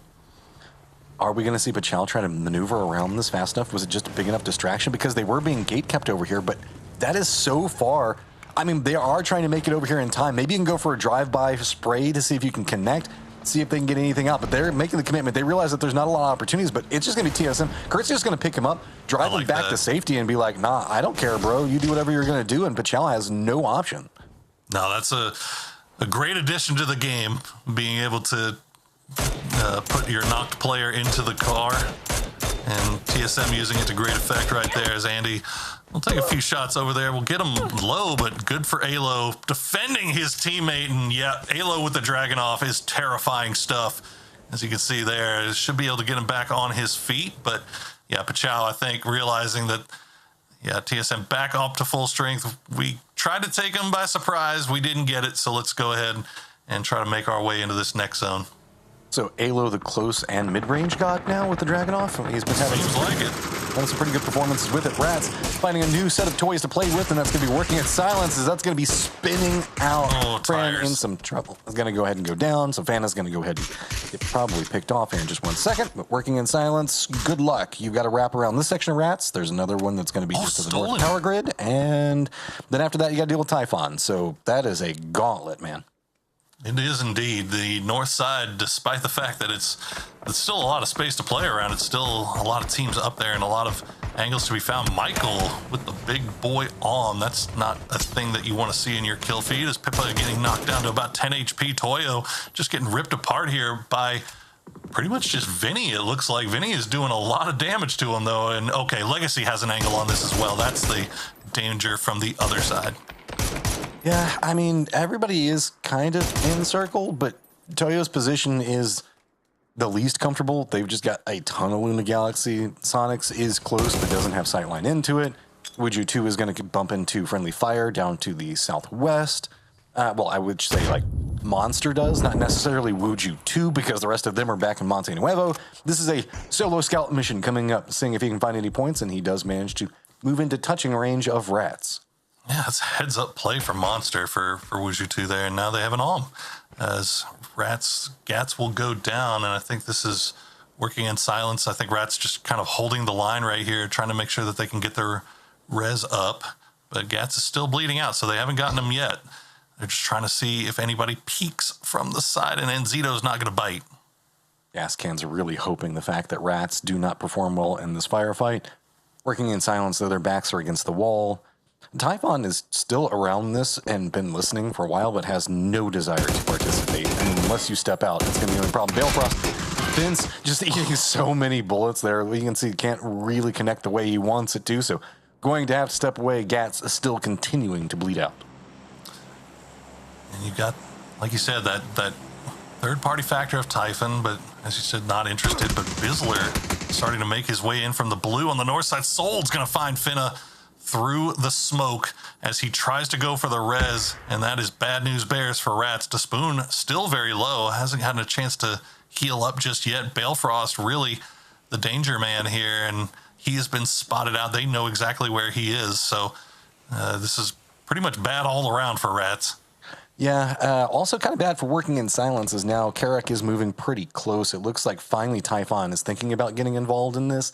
Not heftily, but never forget Bizzler is back behind Typhon as well. So there is a wave of people coming in as a wave of reses are now coming in for Rats as they are regrouped behind the shack, trying to see if they can defend in. And DeSpoon tries to make something big happen, but it's going to be Enzito that finds a ton just walking through this. He almost got away with it too. DeSpoon has been playing out of his freaking mind this weekend. Balefrost trying to try to go at least for the flush. Immediately switches over to Zito. Gets that knock, but he's going to get taken down in the end by Souls. So working in silence, maybe able to get back up on their feet. I'm not sure. Typhon heard all of this, and now they're coming over. And look at what Falcons is doing to TSM. It's actually Falcons and Sonics. Well, Luke managed to make it, and that's about the best you could hope for. At least you get something out of the situation, because that looked like that could have gone way worse. So, in the power grid drama that we are now casting, is it worth Rats to gatekeep the hot drop that won't relent, that we're curious on if it should be happening? What? I don't know if you only get 2 points, but that is... That is sad. Did it go under the car? I think it went under the car. It looks like it caught a bit right as soon as he turned up. And that is... I mean, he still got the kill. But that's... befuddled. I'm shocked. But yeah, look, hey, at the end of the day, he got the kill, so no harm, no foul. But he's still in a very, very tough position. And yep, RN0 going to be the one to do the honors. But Typhon does lose Gabri in the process, so... Despite the fact that they have 2 points, they still have 3 up. They're still playing from that north side. And, well, finally, Power Grid is finally getting out of the circle here, or the playable area. So maybe the spot of death here in Miramar, we won't have to worry about it any longer. Ooh, okay. So everything is starting to calm down now, as we do have Working in Silence making their way down south. But Chow is just clustered right underneath of Luna, and I mean right underneath of him. As yes, we do have a go drop. It is Z2MZZ4E3ESY6. Sorry, I didn't mean to interrupt you. Go drop. Fine. I mean, there's a ton of things going on, Boro. I'm so excited. Well, that new zone sucks. Look how many teams are sitting outside, but this is what you get when you're playing the edge and you have a good compound that you try to hold for a long time, like Toyo did, like Friendly Fire has, and all these teams just fighting their way in from the southwest. They're doing their best to make their way in without taking more than they have information on, and this is the result of that. They're just getting circle befuddled as Friendly Fire is now keeping eyes over towards Toyo. This is a weird kind of death funnel that's going to happen, because like Friendly Fire, Legacy, and Toyo can't really separate away, and they can't really push into the point that Chow is already holding the low ground underneath of Luna, so there aren't any real good ways to work around this. That mortars being fired into, Friendly Fire. That is 100% Sonics. Unfortunately, the trigonometry a little bit off on that one, as they're going to land on the shack, but that's not where they are. They got a little close to Legacy there, though, but Pentalo will flush out his knock onto Capitan. So Toyo still down to 3, and they are, they're very much pinned. If that's Sonics, that's blind on the other side of the mountain. Yeah. So, for as close as they were, respect. I'm fairly certain it was Sonics. That's what it looked like anyway. This is pretty much what we thought was going to happen to Toyo. Pippa does manage to at least escape, but he's got Luna Galaxy kind of eyeballing him. Meanwhile, Sonic's starting to creep over here and see if they can maybe backstab somebody, but they're going to have to retreat real quick because Roth gets that knock on a kickstart. There you go, dominoes are falling. You can see Friendly Fire going to be bumping into Legacy. No options on getting out of it. Sonic's going to use that opportunity. Looks like they're thinking about making the push in, and yeah, they're going to try to execute, realizing the fact that there are kills to be had. Cresting up this hillside just a bit late, though, but could be able to catch out Friendly Fire right as soon as they're trying to go for their reses. Following in back behind this, Pachal still dealing with Toyo right on top of them. Still having to deal with Luna that's going to be sitting over there, and then just to the north of that's going to be Wuju 2. So Sonics, while they still do have kickstart, they're going to be down back behind them, do not manage to make it into Friendly Fire in time. Luna holding the high ground, now having to deal with Wuju 2 is going to be more complicated, as the low ground just off the opposing side of this cliff is going to have a bit more of a reprieve to deal with now that Haven is now removed from this position. Yeah, Luna being drawn in multiple directions. This high ground is great until you have to try to defend it from all sides, as Haven will go down, and now Posa and Vinny have to turn their full attention over towards Bestia. That's pretty much their best option, really, at this point, is Wuju 2 doing their best to flush everybody else out. Sonics, they took a knock, but it looks like they're able to get them back on their feet, and they're back up to 3 strong as they've lost kick. There you go. Shimboy goes down. That's takes some doing, man. Friendly Fire is, for all their faults, they are just straight up a damn good team, a close range team fighting team. They are terrifying to have to push into, but Sonics will get away with it for now. Yeah, and speaking of having to make a push, well, look at this circle. This whole cliffside that we've been looking at for so long, not really inside the circle anymore. It's just going to be Bestia and Falcons. Well, 2 of the members for Falcons that are going to be inside the zone. Sonics can retreat back in that lower section. Woo. Sneak attack. I don't blame you for making a duck on that one. That one startled me a bit as well. Luna Galaxy, Pachal, Wuju 2, Sonics all smack dab on top of each other right now, as it is going to be Wuju 2 making the foot push on top of it. Luna Galaxy do have a couple of little clefts that they're playing inside of, but it looks like Seifu going to be leading the way. He's got some goals. Sneak attack's going to go down, but with that more information, can Seifu try to navigate it? Goes through a spray, does connect into one. Now stepping back away, still trying to make a play around the smoke, wanting to slow back down the pacing, wants to get his team back together, as they have been kind of separated out in this approach. Pachal going to exploit that down below. Really, really good push there by Seifu. Knowing that he was pushing into an M249, he made sure to get the knock and then immediately goes for the res here. They're back up to 3 strong. Posa getting low. He's the last. Is he the last one up? Yeah, Vinny still bleeding out here, but they're going to refresh the smokes. He's going to spot out Cowboy, but Cowboy spots him first. And Wuju 2 coming alive here again in the final game of the day. This is a big game for them. This is really starting to make them climb up the leaderboard. Yeah, I know it's down at the bottom of it, but I mean, a couple of points here or there can really shift them up into 12th place moving into the last day.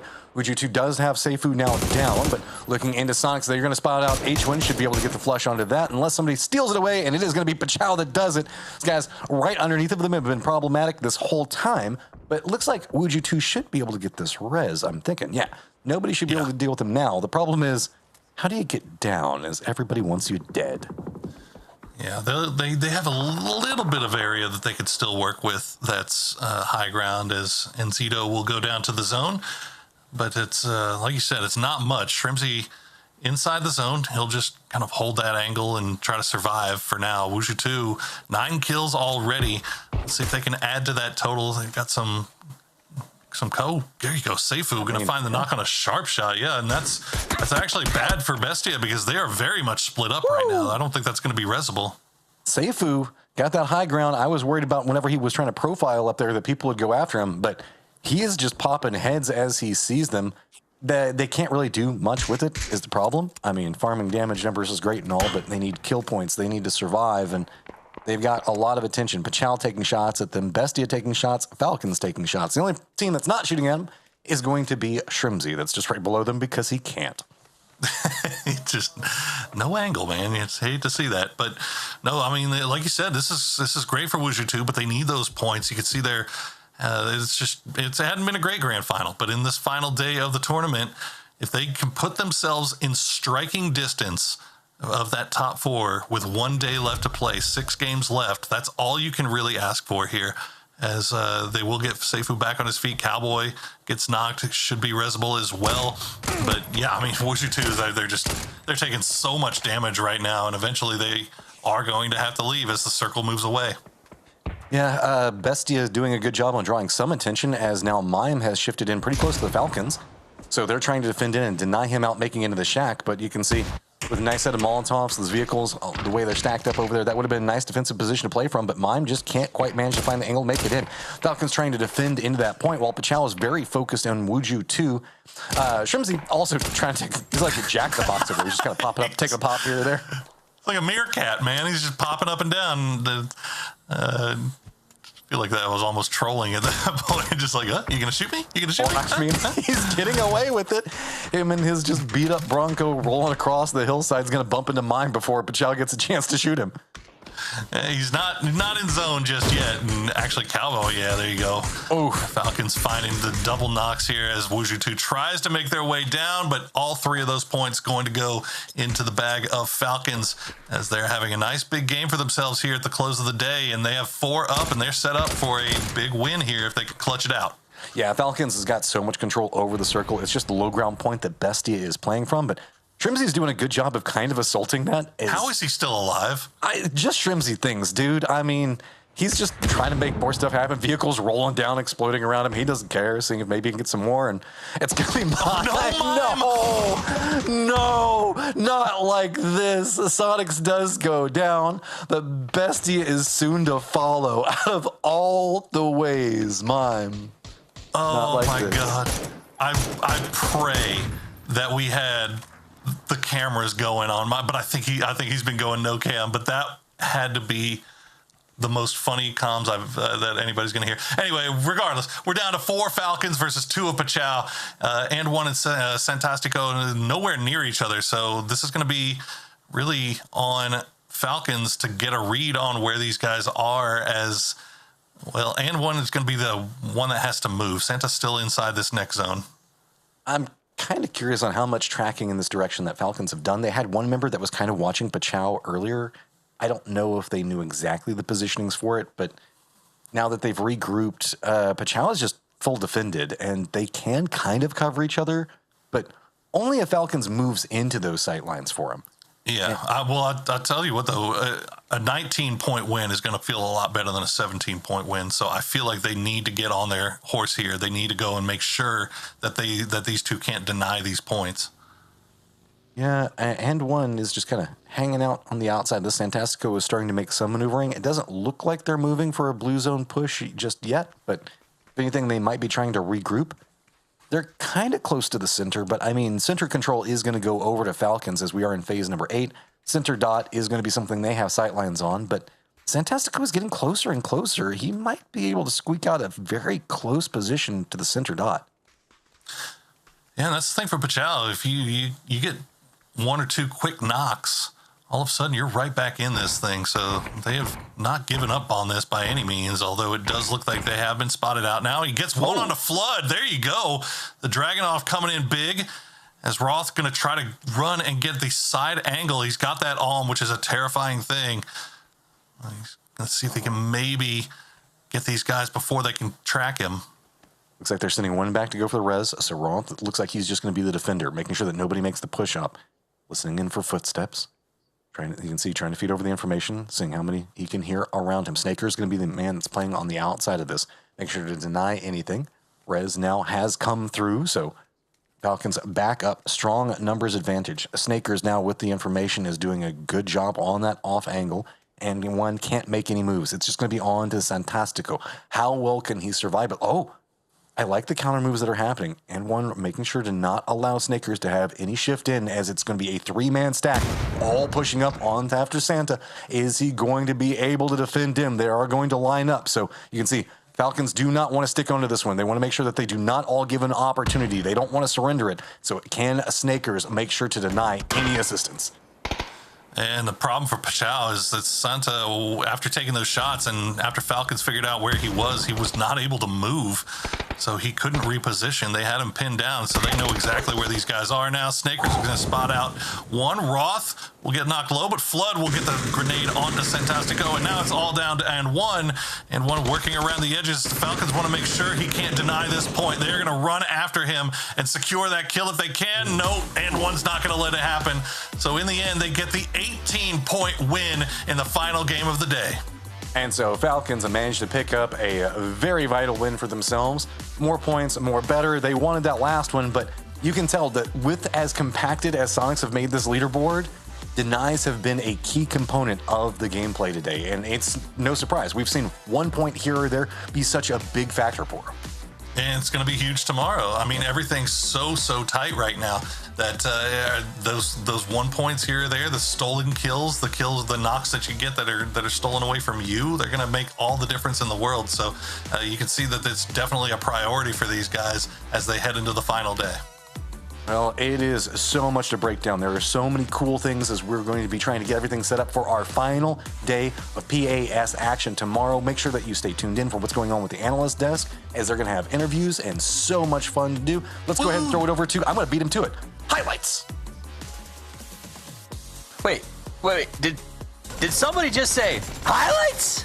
I think they did. Let's go! I think they did. Let's go! Yeah, the highlights were called.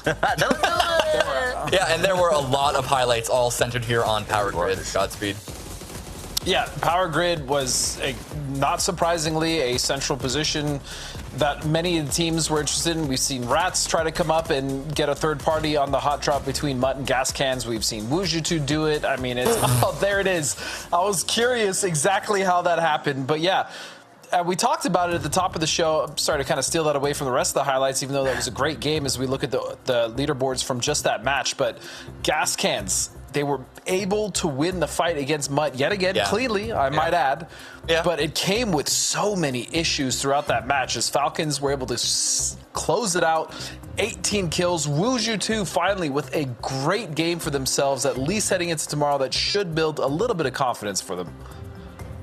Yeah, I think it comes down to that hot job. I'll be interested to see if it starts off tomorrow for Gas Cans, because that's where we're starting tomorrow in Miramar. But for now, let's take a look at the final leaderboard of the day. Sonics at 160 and continue to push out ahead. TSM has started to separate themselves from third place at 115, Team Falcons at 90. But what this really shows, I think, Cameron, is that the three kings continue to be the three kings, and it's going to be a battle for who gets that last bid maybe to go the distance.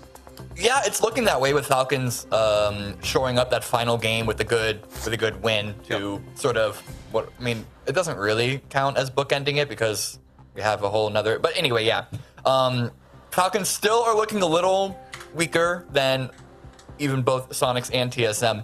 But to your point, we're seeing that gap, and so Bestia having a bit of an up and down day, Legacy up and down day.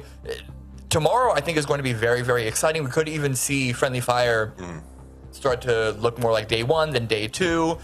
Yeah. I'm sorry to repeat the narrative again, but because Sonics and now TSM on top of that are both doing so well, there are only so many other points to go around. All right, I need you to make a point. I know I've got an interview coming up shortly, but first we want to do our team focus, and I think you chose Luna. This ended up being a pretty good map to watch them on.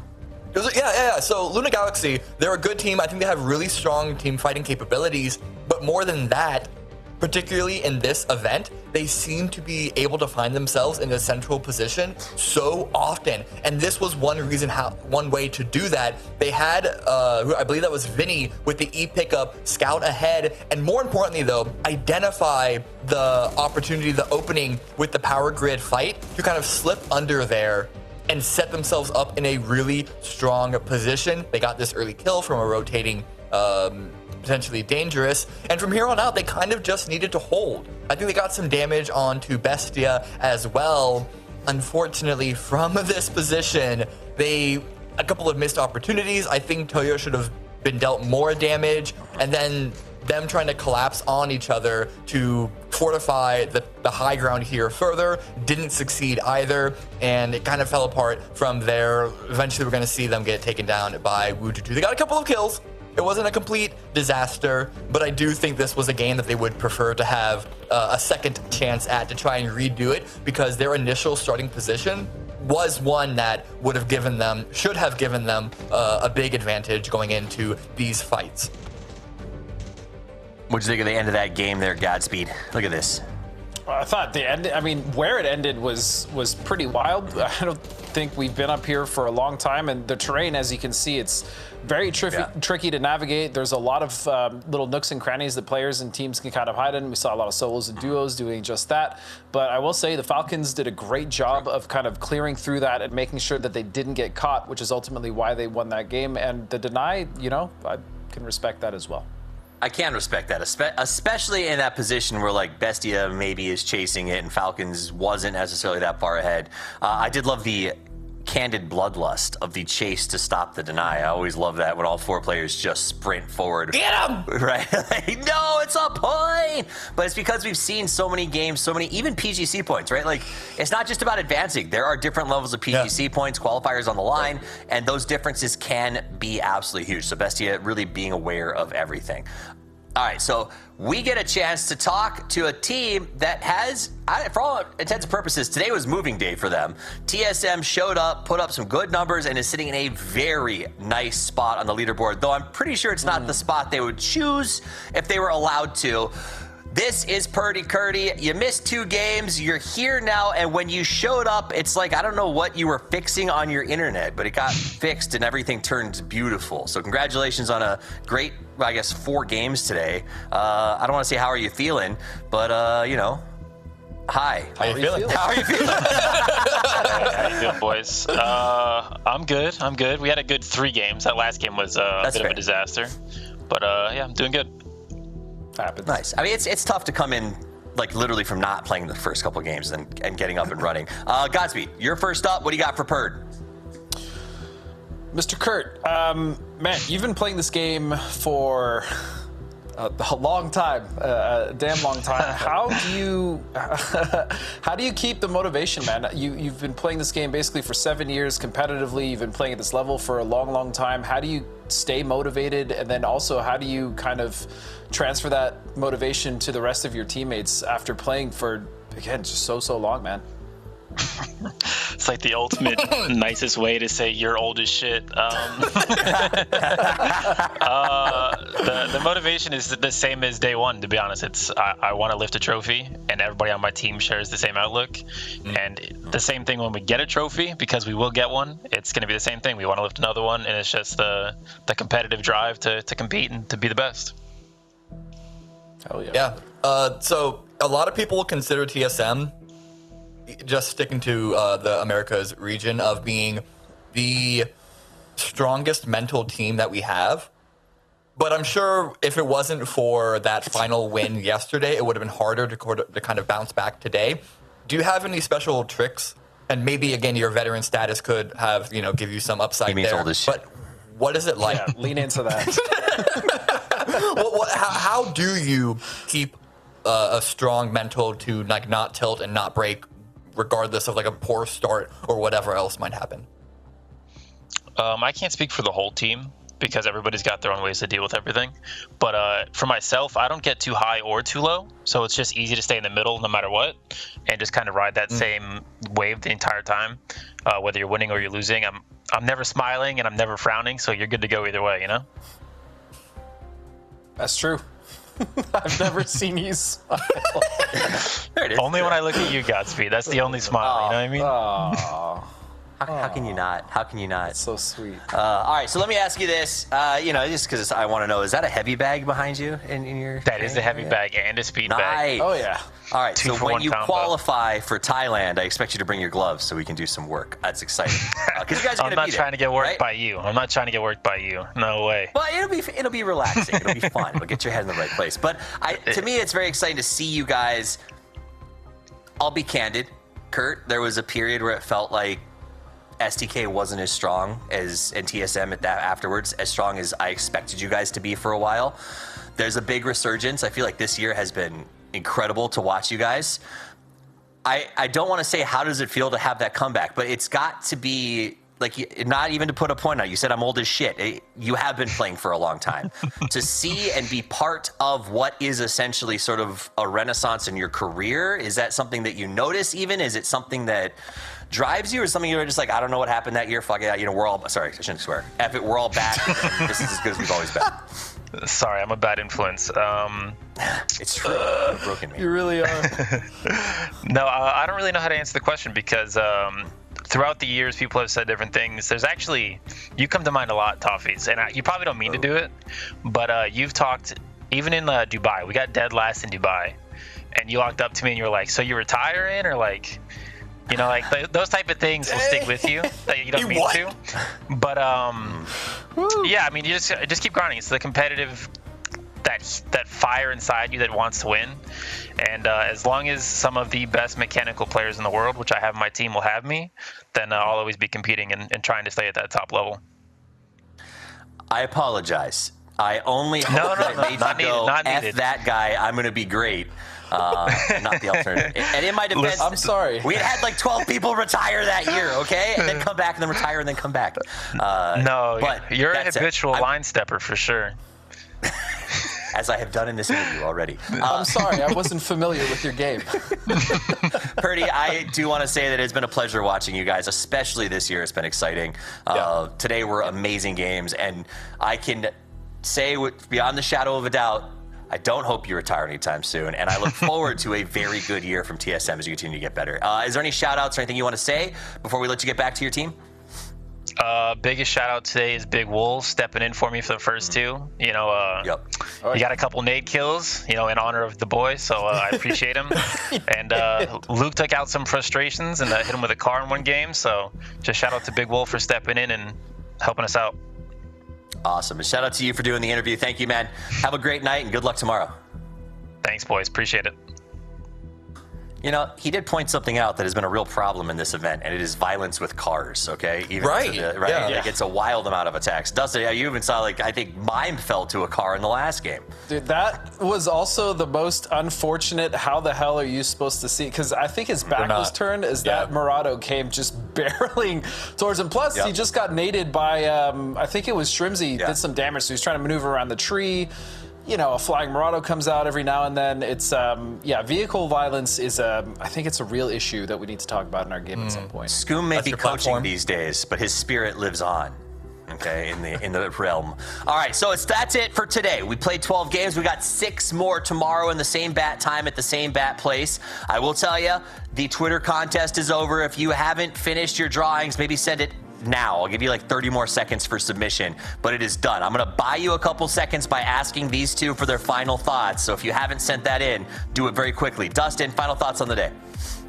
Today's games were absolutely sick. I think the fact that from 10th place to 4th is separated by only 9 points, which means that last slot is still 100% up for grabs. And it's just going to lead into one hell of a finals tomorrow. I can't wait to watch. Cameron, final thoughts? My final thought is, for all the jokes we make, Kurt was the youngest person that has whose face has been on camera tonight. So, you know.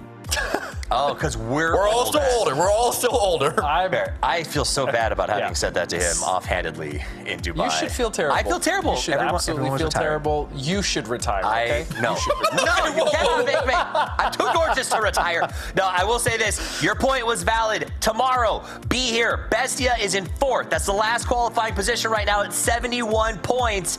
10th place is Pachau at 62 points. That is so close that this is going to be a wild race tomorrow that may even start with hot drops on Miramar. So make sure you are here on time, ready for the action. We love you guys. Come back and see us again. On behalf of myself, Godspeed, Cameron, Matchroom, Porosaurus, Gibson, and everybody else on the team, we love you. We appreciate you. And until we see you next time, play more PUBG, y'all.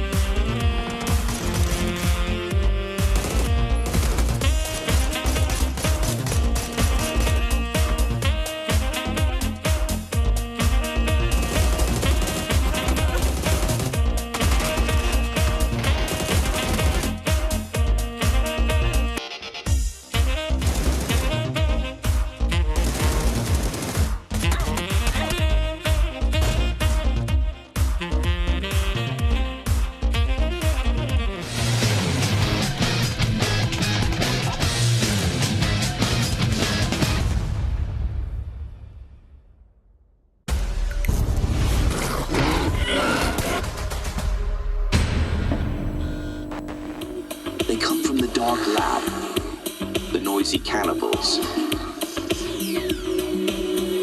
Only they can stop them. The Hunger Busters!